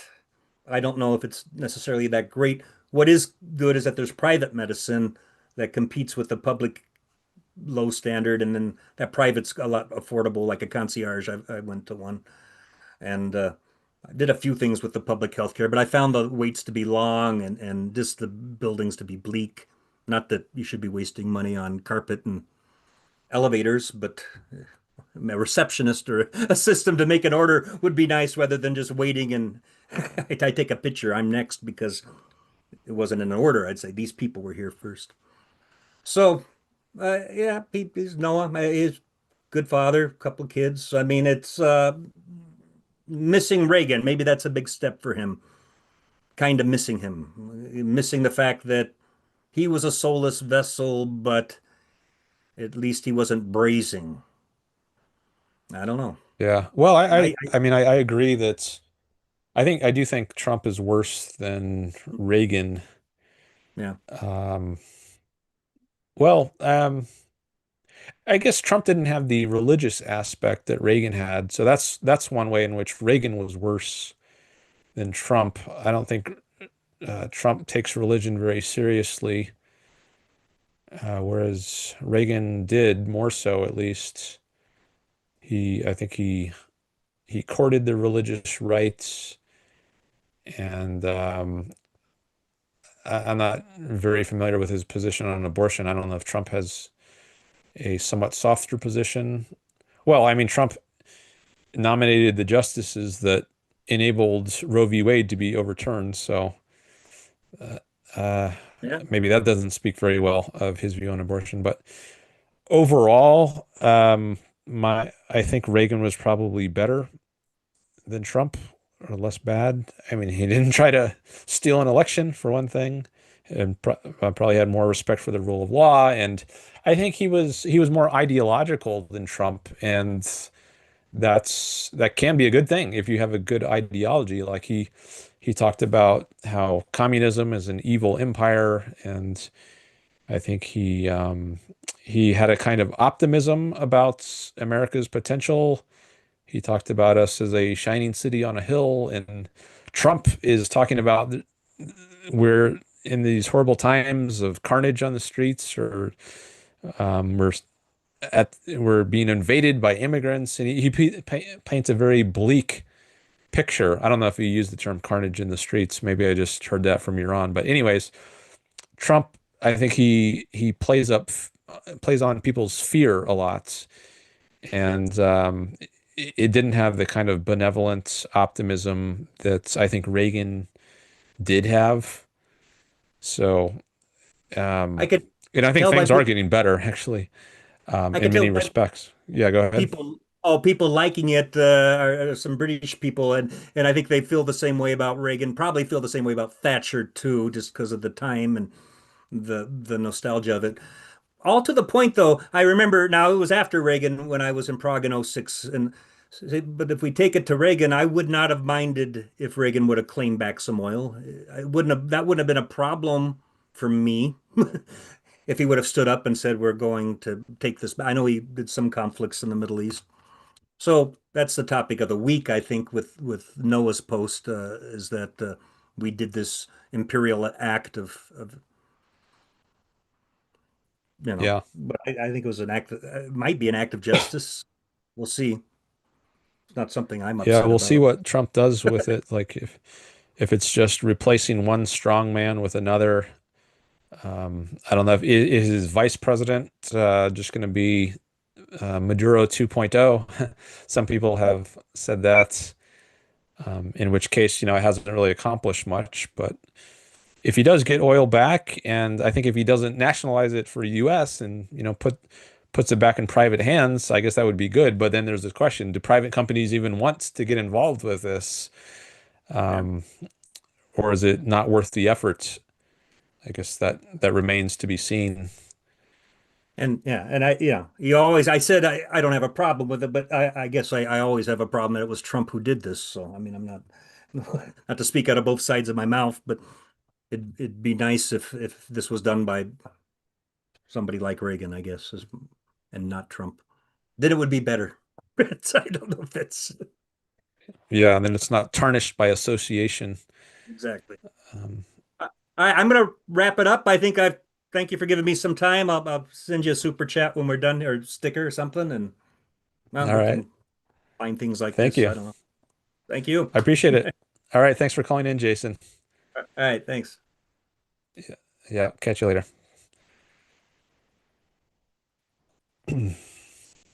All right. That's that was good. Helped save my voice. Might have to take a break if I'm gonna keep streaming here. Give my voice a little rest. But let me take a look at the chat. Audrey Lee says, Jason, were you at the Irreplaceable Spark conference? Maybe Jason will answer that in the chat if he's still listening. I could answer it, but maybe I'll give Jason a minute to answer it first. Objective Ethics says, great show, guys. Looking forward to having you as a guest on the 25th. Thank you. Appreciate it. Yeah, so Objective Ethics has been in my chat in my last few shows, and I was also in his chat on his show. He's also got a channel on YouTube, and he does a live stream. And I joined his live stream. He had a panel discussion, and he invited me as a guest to his show for January 25th to talk about ethics and maybe also some politics on January 25th. So I look forward to that as well. All right. So it is now, how long have I been streaming? Started at 1:40, right? 1:40. So almost 4.5 hours.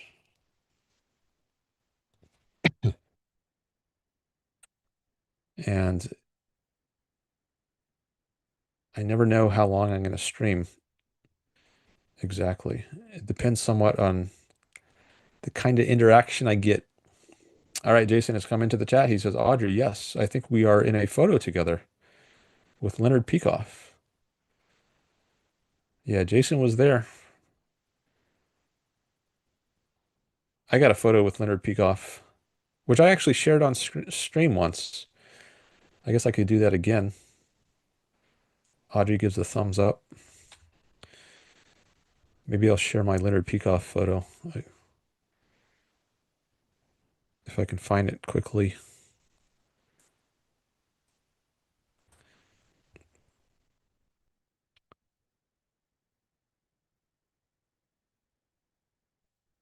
It was from October 26th, around there. Okay, here it is right here. That was fast.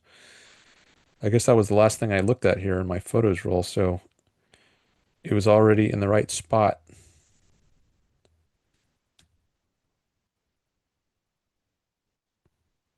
All right, I'll share my photo in just a sec.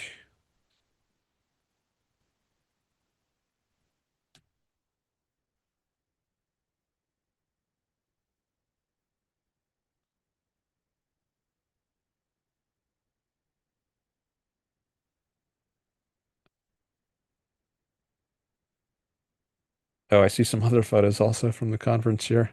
I don't know if any of them have Jason or Audrey in them. Okay, but I'm just going to show the one of me and Leonard Peikoff. All right, there it is. This was right after he gave a talk on ragtime music. So I was pleased to have the opportunity to get this photo. So thank you, Leonard, for letting me take it and share it. I asked him if I could share it on Facebook, and he said yes. So I assume that applies to YouTube as well.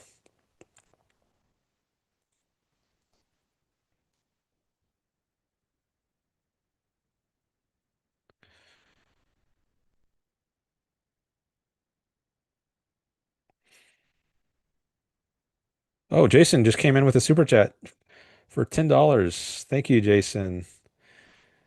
I'm going to give that a heart and a like. I appreciate it. Great. Jason is helping support my mission of promoting Ayn Rand's philosophy.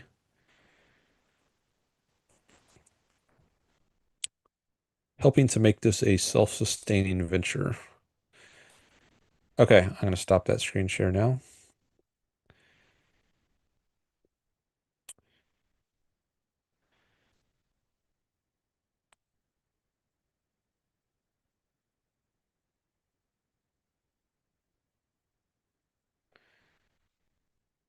I see some hearts just went up in the chat. Nice. Yeah, you can put some reactions there, emoji reactions. There were a bunch of emoji reactions in my last show. I think when I was talking about super chats, actually, there was a huge spike.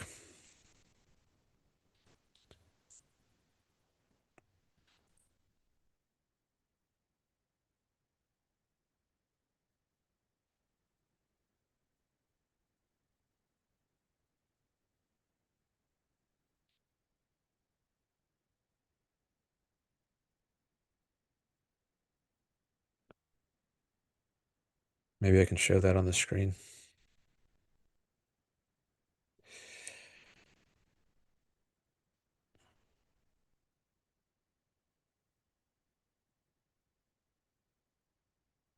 Yeah, I'll share that.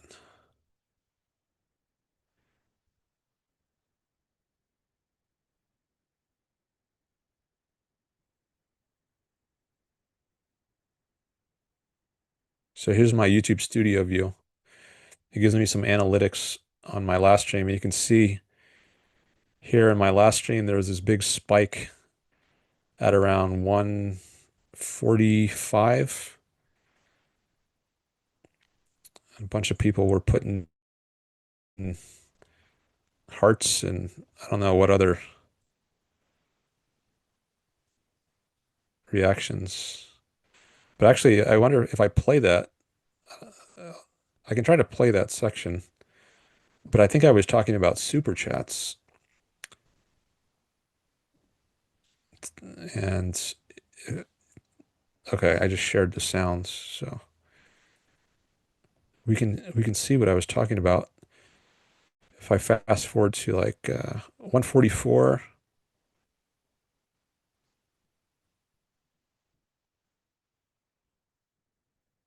Okay. I want to incentivize more of them. And one way I do that is I will acknowledge them sooner. That is, I want to incentivize super chats. That's what I'm talking about. And to encourage more, I will acknowledge them sooner. Okay, that's the context. Than I otherwise would if it was just not a super sticker or super chat. And I will give more time and attention to them. So I hope it's mutually beneficial. You get more value from me if you give me more value by sending some support my way. So I hope it's a mutually beneficial arrangement. It's a win-win kind of setup. and that will help fuel this show more. I can do more to make this show better. I can spend more time studying things when I'm not live streaming that are going to help me during a live stream, like talk about slavery. I can research slavery and have more things to say about it. Um, if I'm spending more time doing studying rather than some unrelated job, um, some gig work, I do some of that. Um, won't get into the details of it now, but I do some gig work. Uh, I've done some tutoring, I can say that, off and on. Um, but I do other things as well.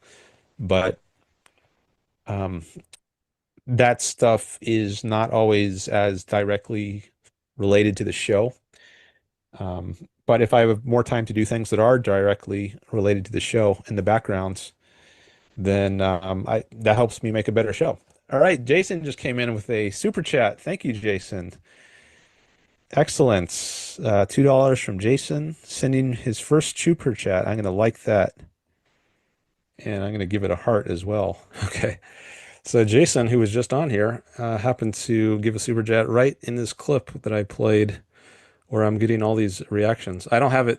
I don't have the chat shared on the screen here during that clip, so you can't see all the hearts go up. But some people were putting a bunch of reactions in the chat at that point.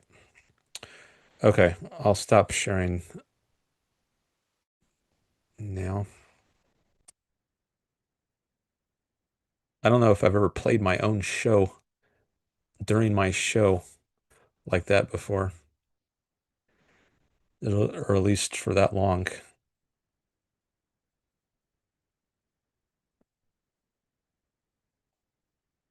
Florida Nick says, my second YouTube channel is blowing up. 2 subscribers, 339 views, and 5 hours of watch time. Dan even inspired me to start posting again. Oh, nice. I got to check out your channel. I didn't know you had a second YouTube channel, which is blowing up. Let me check it out. See if I go to your channel right now. Is this the one you're talking?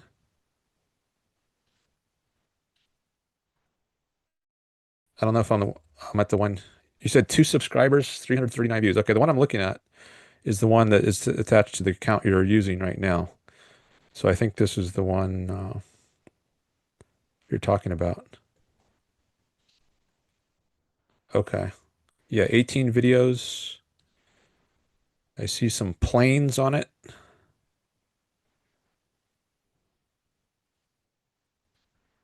I wonder where the 339 views are coming from.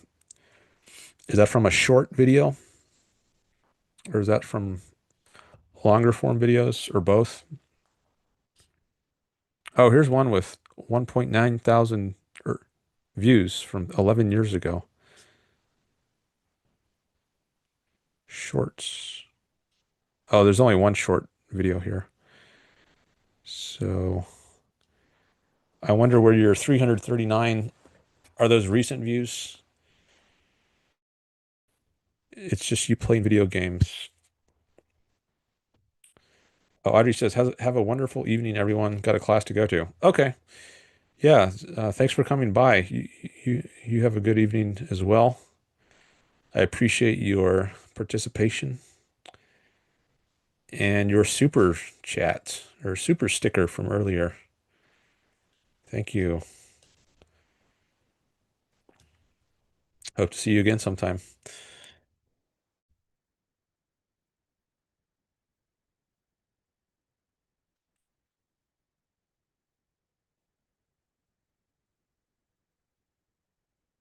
So I wonder where these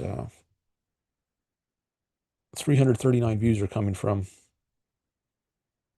Oh, it's Grand Theft Auto Flying. All right. I didn't know there was such a thing.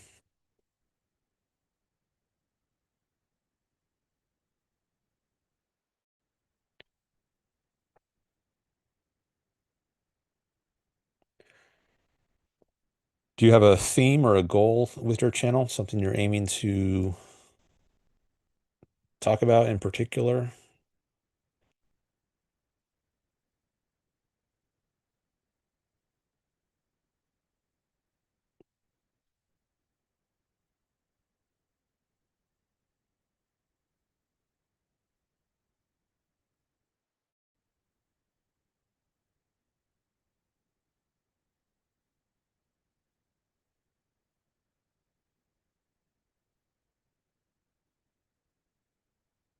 Taking a look at my analytics here,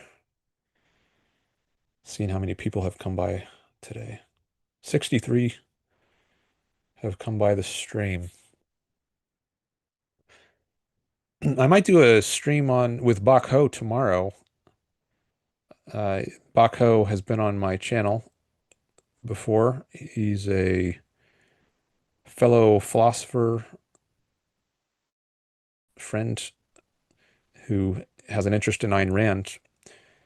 And I've been on his channel a couple times recently, and it looks like I might be on his channel again tomorrow.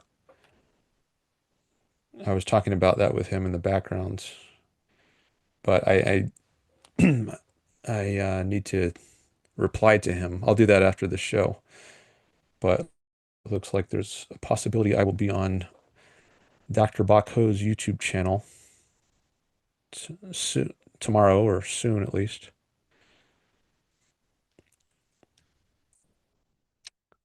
I'm not sure what we would talk about. Usually it's something related to Ayn Rand. We talked about New Year's resolutions in a recent show, individualism, self-interest,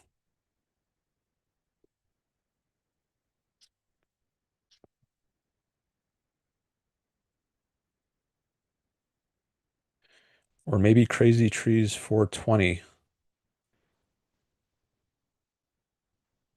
says Nick. Is that a video or a channel?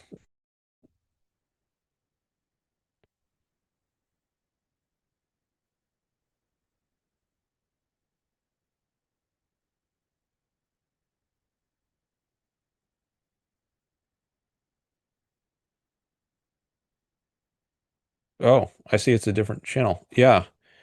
So the GTA flying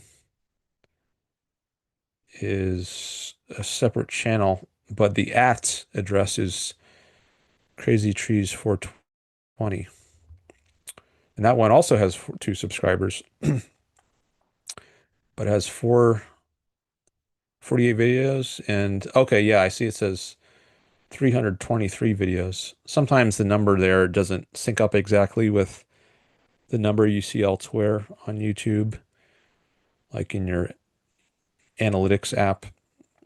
I'm looking at the number that appears on your channel itself, which is a little different, but yeah, over 300 views.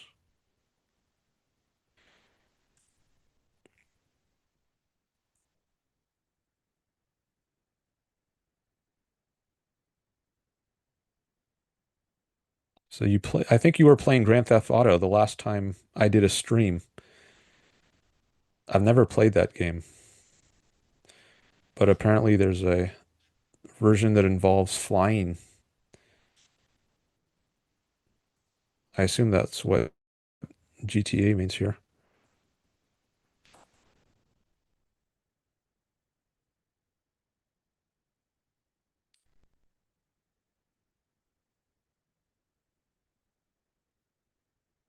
I'm watching your latest video.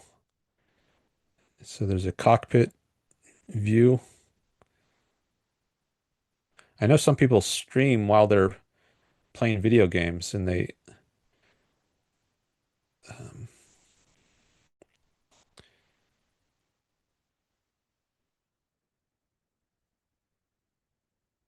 I think a lot of people on Twitch do that, or used to do that. That's another platform.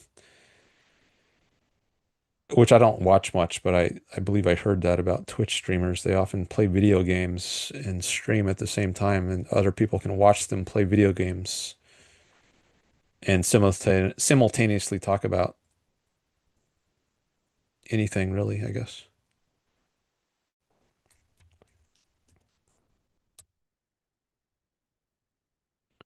Nick says, I mostly just like flying and listening to music, so nothing too special. It's easy to record gameplay, so I figured I'll record it and upload it and see what happens. All right.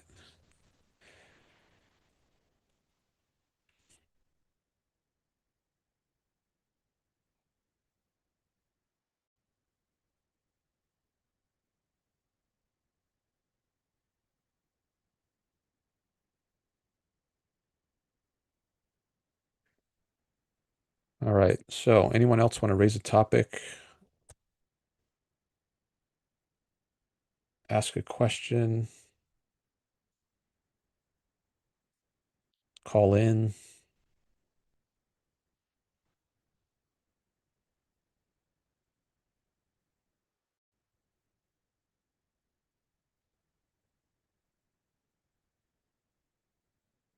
Nick says, yes, there's a way to stream on Twitch and then upload it to YouTube.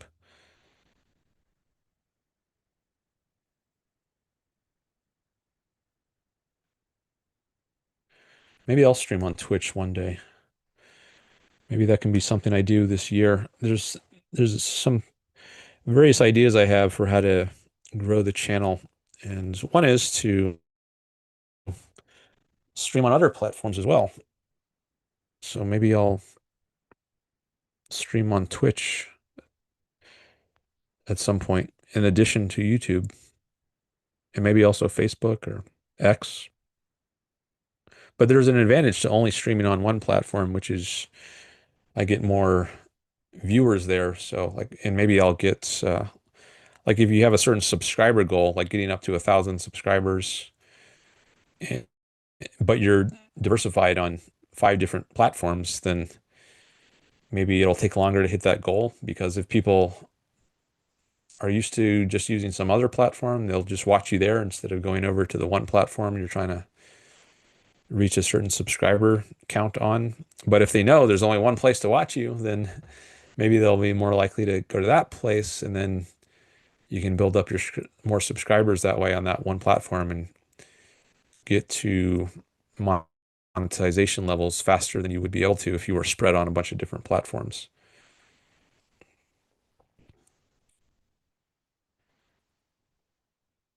So um, that could be a reason not to diversify streaming platforms.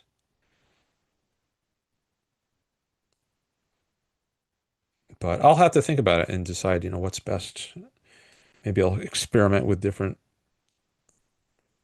options.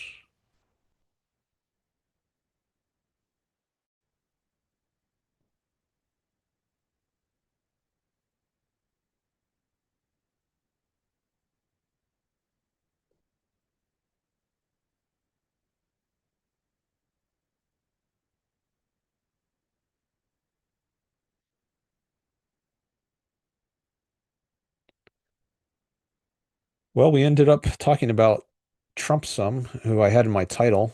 I didn't know if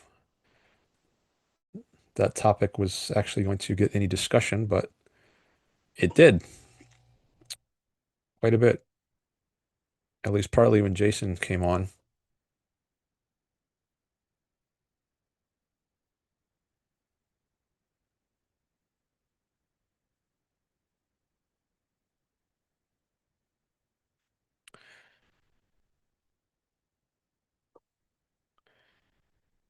I'm thinking this might be a good time to either take a break or just end the stream for the day.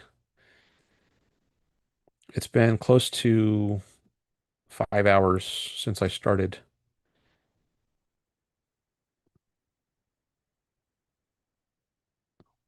Last stream, I took a poll on whether people thought I should continue streaming after the break or not. And then it ended up that there was a majority who said yes, continue streaming. A majority of one. There were only 3 votes, I think. 2 people voted for yes, and one voted for I don't have a preference. I could do another poll like that to help me decide what to do.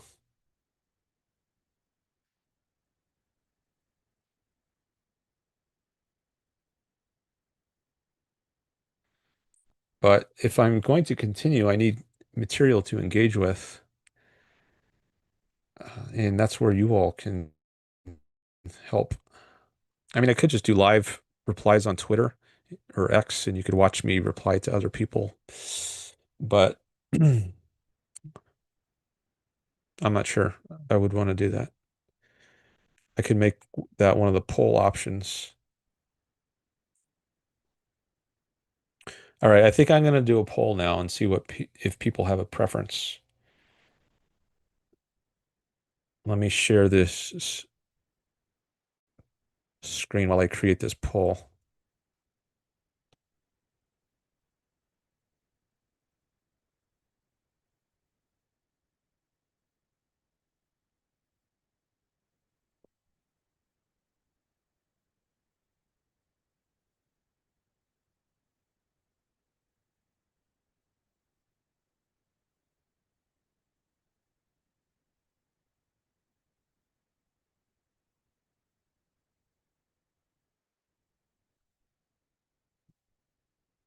Okay. Start a poll. Florida Nick says I would vote for whatever you want to do. But what if I say I'm going to do whatever you want to do? Then what do I do?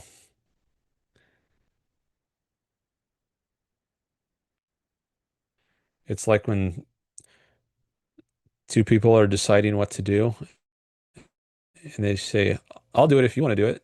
And then the other says, I'll do it if you want to do it. So they're just conditional preferences.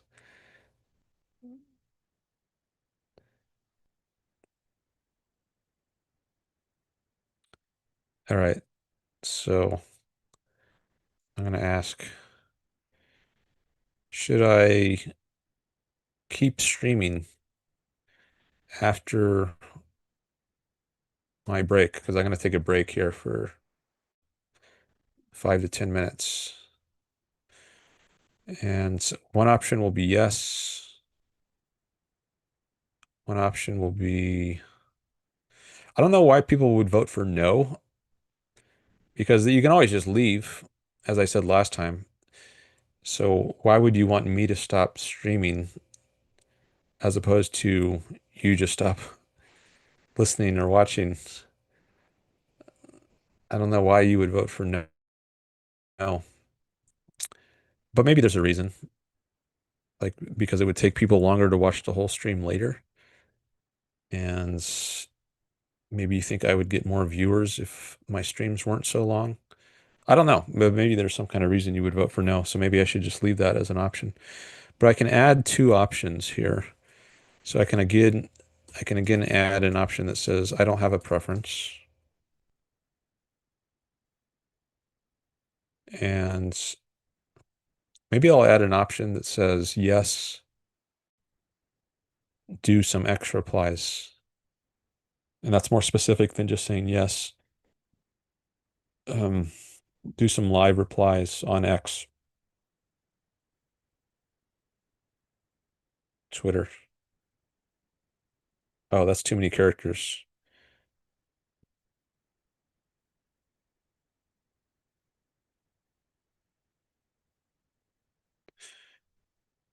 And I can't guarantee that I'm going to go with whatever the majority wants,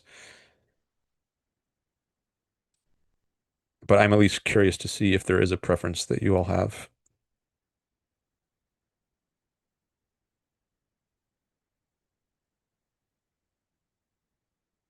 Okay, I just started the poll.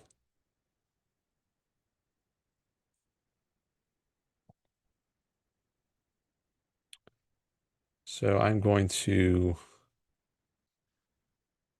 turn off my camera and mic for 5 to 10 minutes and then come back and see what the poll results are,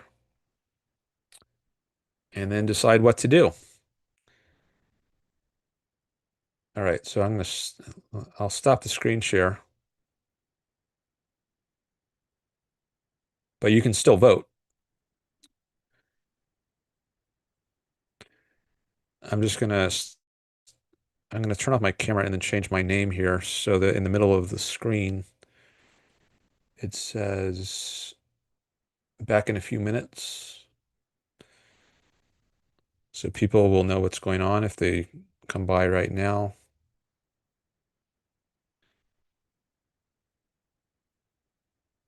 And I will also put a note in the chat on YouTube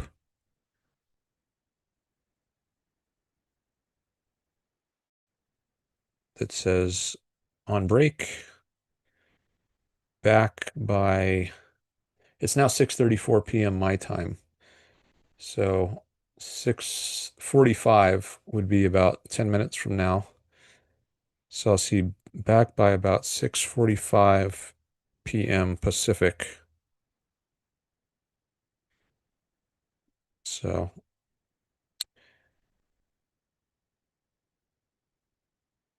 that is now in the chat. Okay. So I'm going to turn off my mic now and I'll see you in a little bit. Okay, bye for now.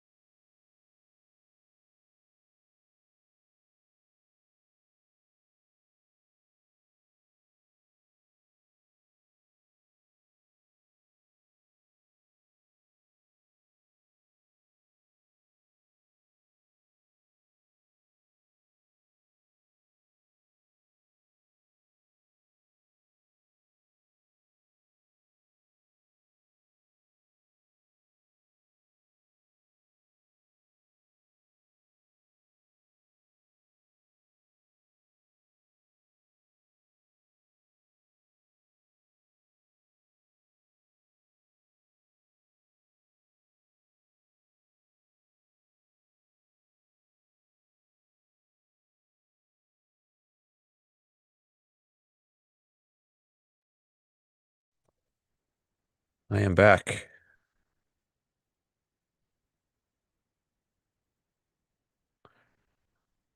And I'm going to switch my name back in Zoom.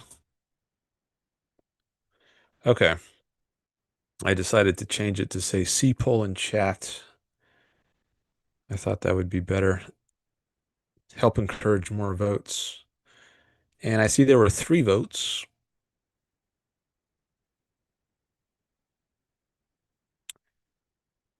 Two votes say yes, keep streaming after the break. And one says yes, do replies on Twitter.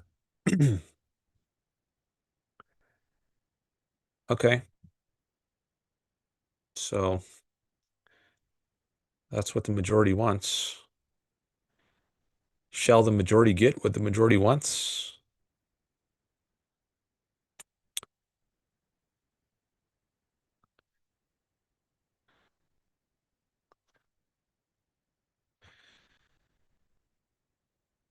Maybe.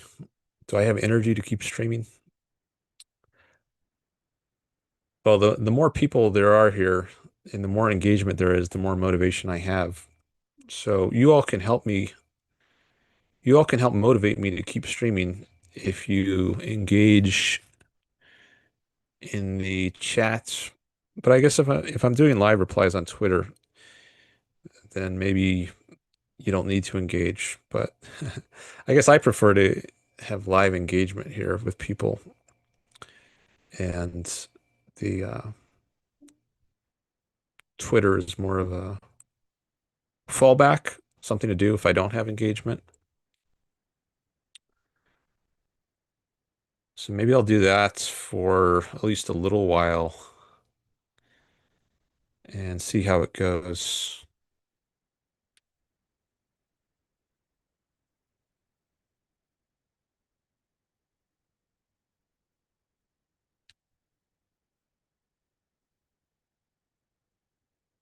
All right, I will end the poll now. Thanks for voting.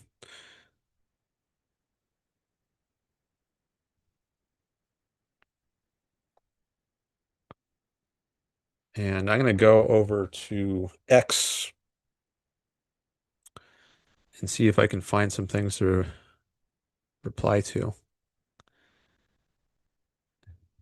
And if I find something, I'll share it on the screen. Nick says I'm here till the end or I fall asleep. Okay, well, I appreciate your presence, Nick.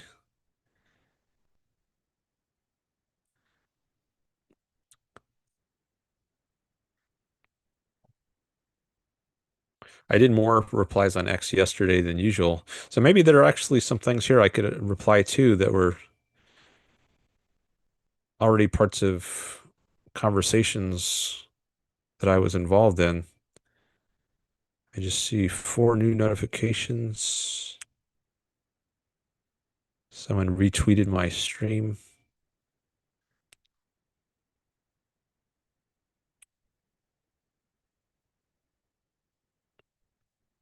I usually announce my live stream on X. Okay. Well, I think I already replied to all the replies I got, at least all the ones I want to say something about. So I guess I'm going to have to look for some new posts on X.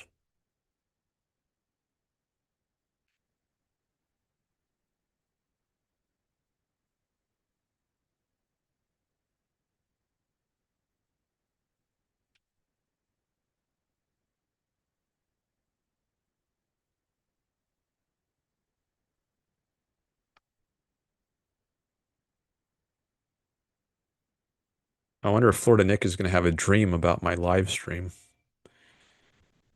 Because if I'm in his consciousness right before he falls asleep, then maybe he'll have a dream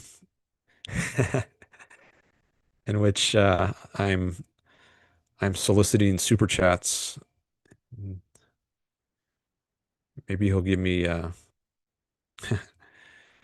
He'll give me $1 million super chat in his dream, even though YouTube only allows $500 maximum. Strange things can happen in dreams. So.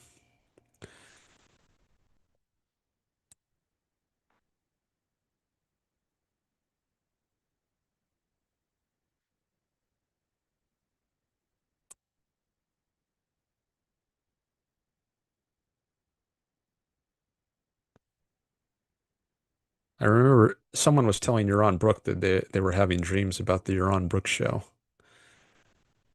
I wonder if anyone has ever had a dream about my show. That would be a first,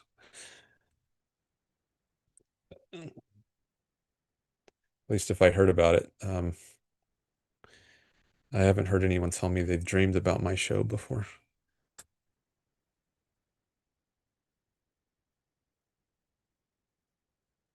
All right, where's my X window? Here it is. Okay, so as soon as I find a post that I'm going to reply to, I'll share it on the screen.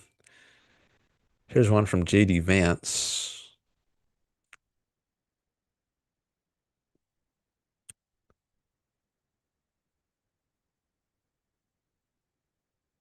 Sometimes if they look involved, like there's one, and they're not really standalone, so I would have to read a bunch to understand it, to understand the context of it.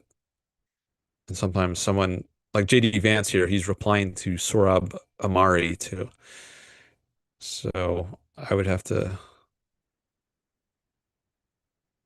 read Sorab's post before Vance's, and it might just take too long, but I'm looking for one that I can grasp quickly what's going on, and I don't have to do a bunch of research to get the context.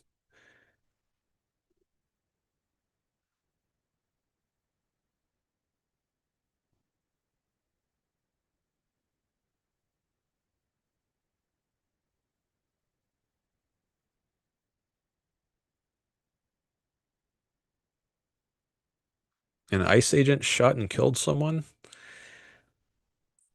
I saw something about that on, I think it was just a title of a YouTube video, but it looks like this might be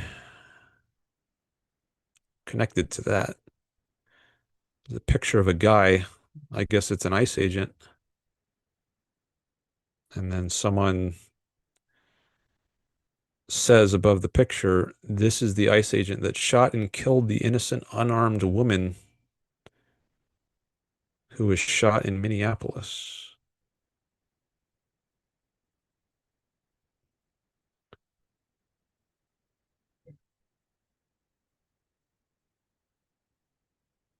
I haven't heard about this story beyond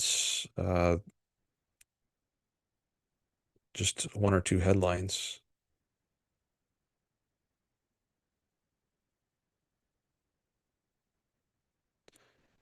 Here's something related to Mamdani, also related to that shooting I just mentioned, I guess.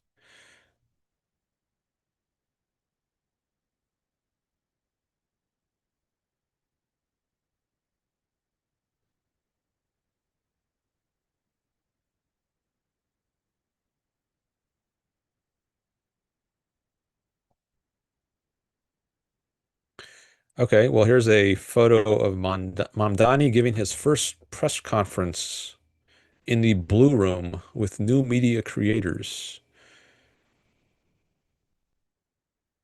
I guess I can reply to that. I can just say socialism is evil or something like that. I guess that'll be my first post I reply to here. So let me share this. And after I do this reply, I'll come back to the chat and see if anyone has said anything, because I want to give priority to people who are here live. And the only reason I'm on X right now is because I didn't see any new live chats. All right, so this is the X posts First press conference in the Blue Room with new media creators from Mamdani. So I'll just click on that and then I'll post my reply here. Socialism is immoral. I have a moral right to live for my own sake.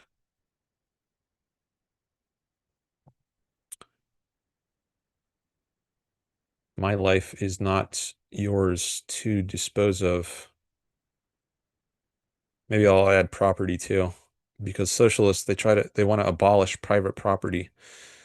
My life and property is not yours to dispose of.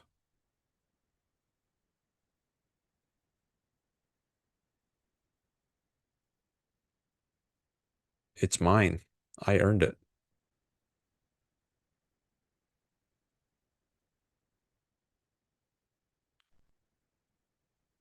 At least some of it. I might have been given some of it by inheritance, but even if you did get your wealth that way, it was a voluntary, then you're overriding the person's rights who bestowed it upon you. That person has a right to do what they choose with their property, and you would be violating that person's rights to take it away from the person they chose to bestow it on. But I'll just keep it simple and go with this for now, I think.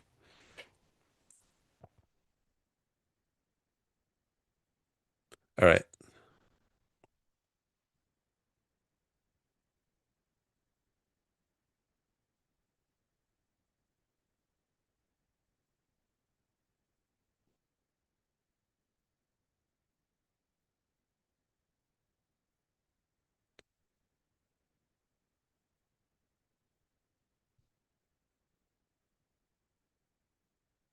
Okay.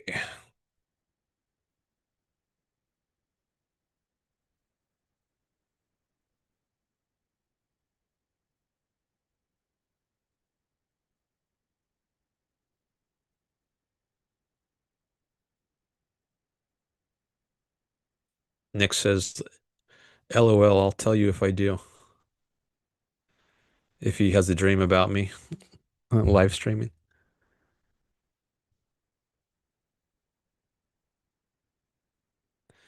All right.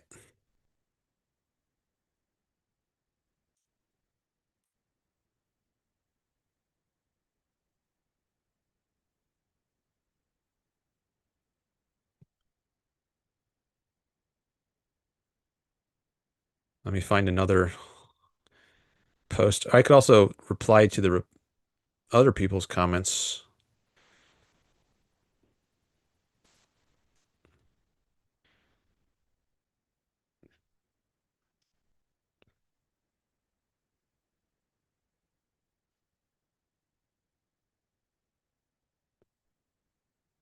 But I think I'll look for a new post.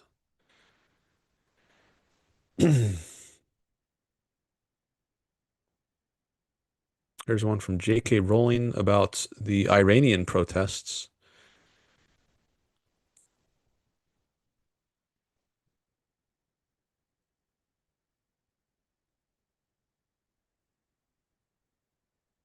I hope the Iranian regime is overthrown.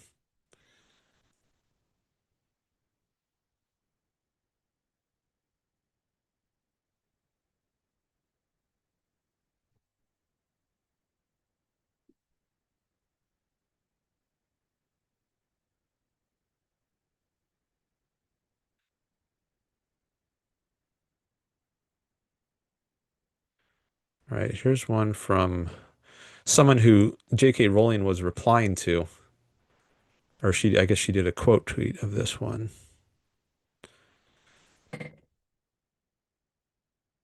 Of a post from Goldie Gamari,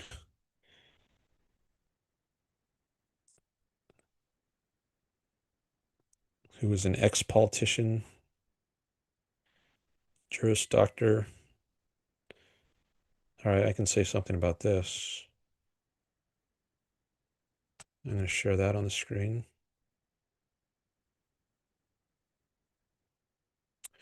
She says the lion of Iran has awakened. Iranians are rejecting Islam, the Islamic Republic, and Sharia law in mass. I've never been more proud to be an Iranian. And then she's got a video of the protesters. So I can say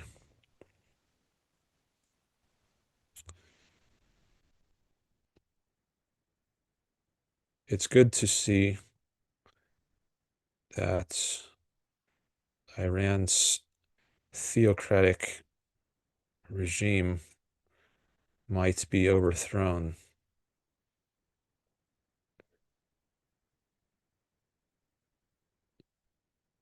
It's long overdue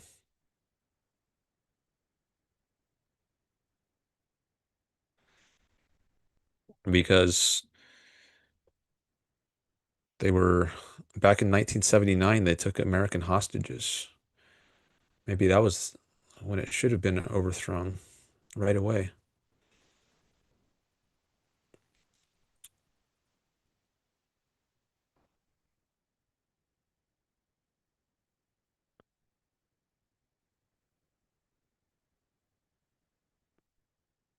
And so let's see, anything else I could say something about Islam or Christianity, like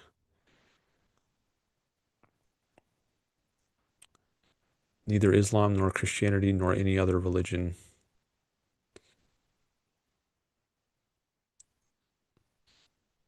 There should be,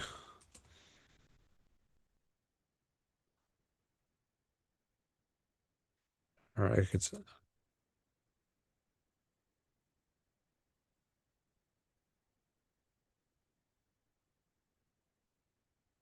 neither Islam nor Christianity nor any other religion should be forced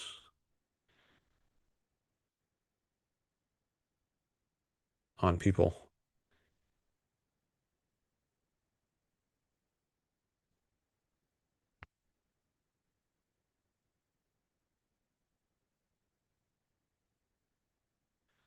Maybe I'll add Judaism in there. Get all the main religions in the Western world.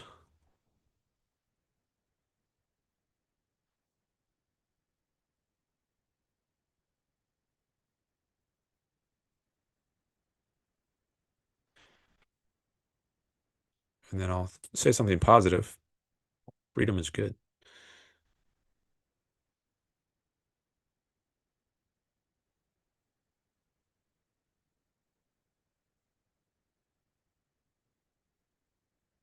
Okay, I'll go with that. That's now posted.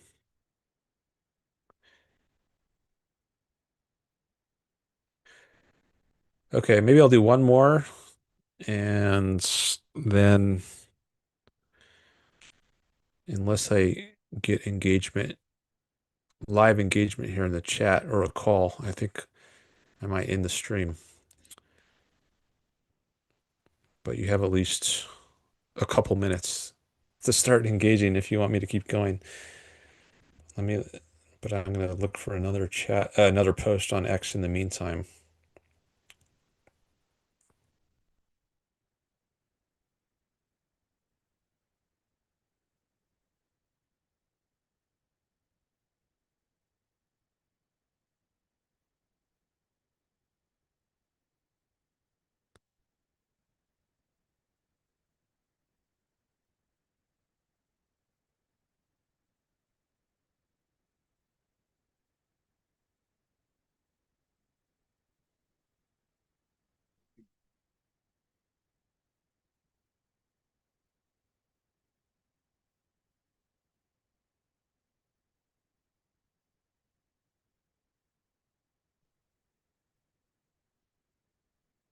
There's some more about the ice shooting.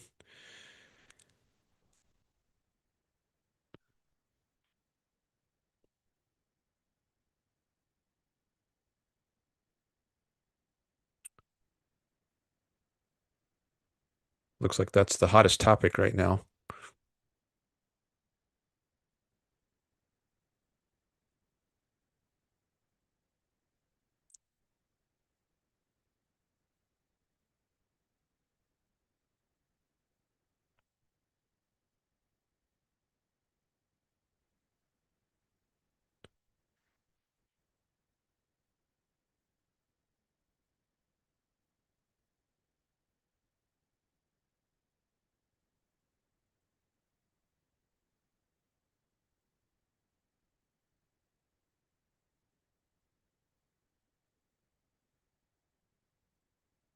Here's one from Rand Paul. He says, I've been consistent across presidents. Only Congress has the power to declare war, whether it's Venezuela, Libya, or anywhere else. Decisions of war shouldn't be left to one person. Our Constitution is clear on that.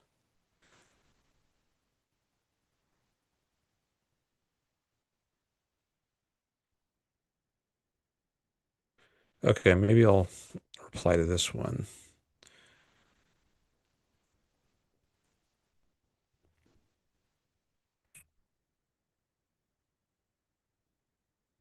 All right, I'm sharing that now.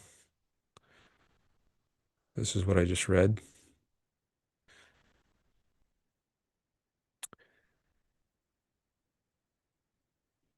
So I was thinking maybe I would just say something about how it's good to get oil back that was ours, even if it wasn't gone about in the right way. Maybe that wasn't good. Maybe Trump should have gotten congressional approval for what he did. But setting aside that aspect of it, maybe it is good to at least get back property that belonged to U.S. companies. So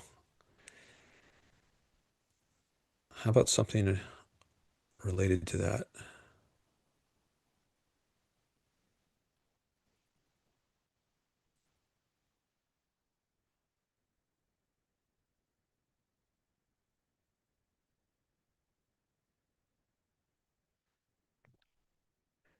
I could put it as a question. Let me try that. Um, would it be good for Congress to declare war against Venezuela for nationalizing the oil of U.S. companies?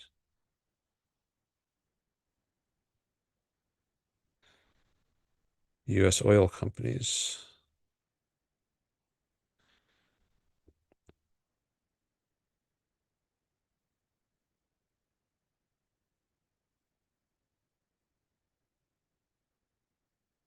So it's kind of building off of the topic of the original post, but um, I think that's okay. I just got two notifications here. Maybe some people liked the posts that I just made or replied to it. I'll take a look in a minute.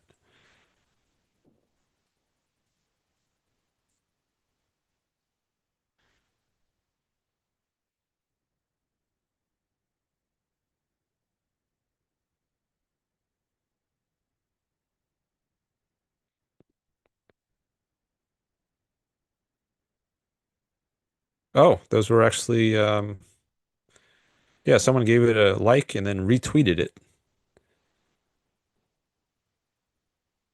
My post about Iran.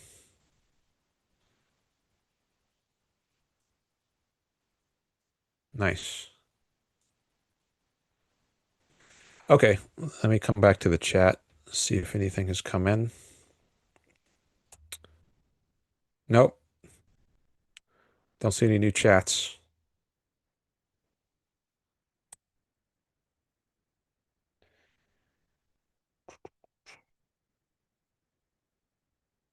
All right, well, in that case, I'm going to end the stream.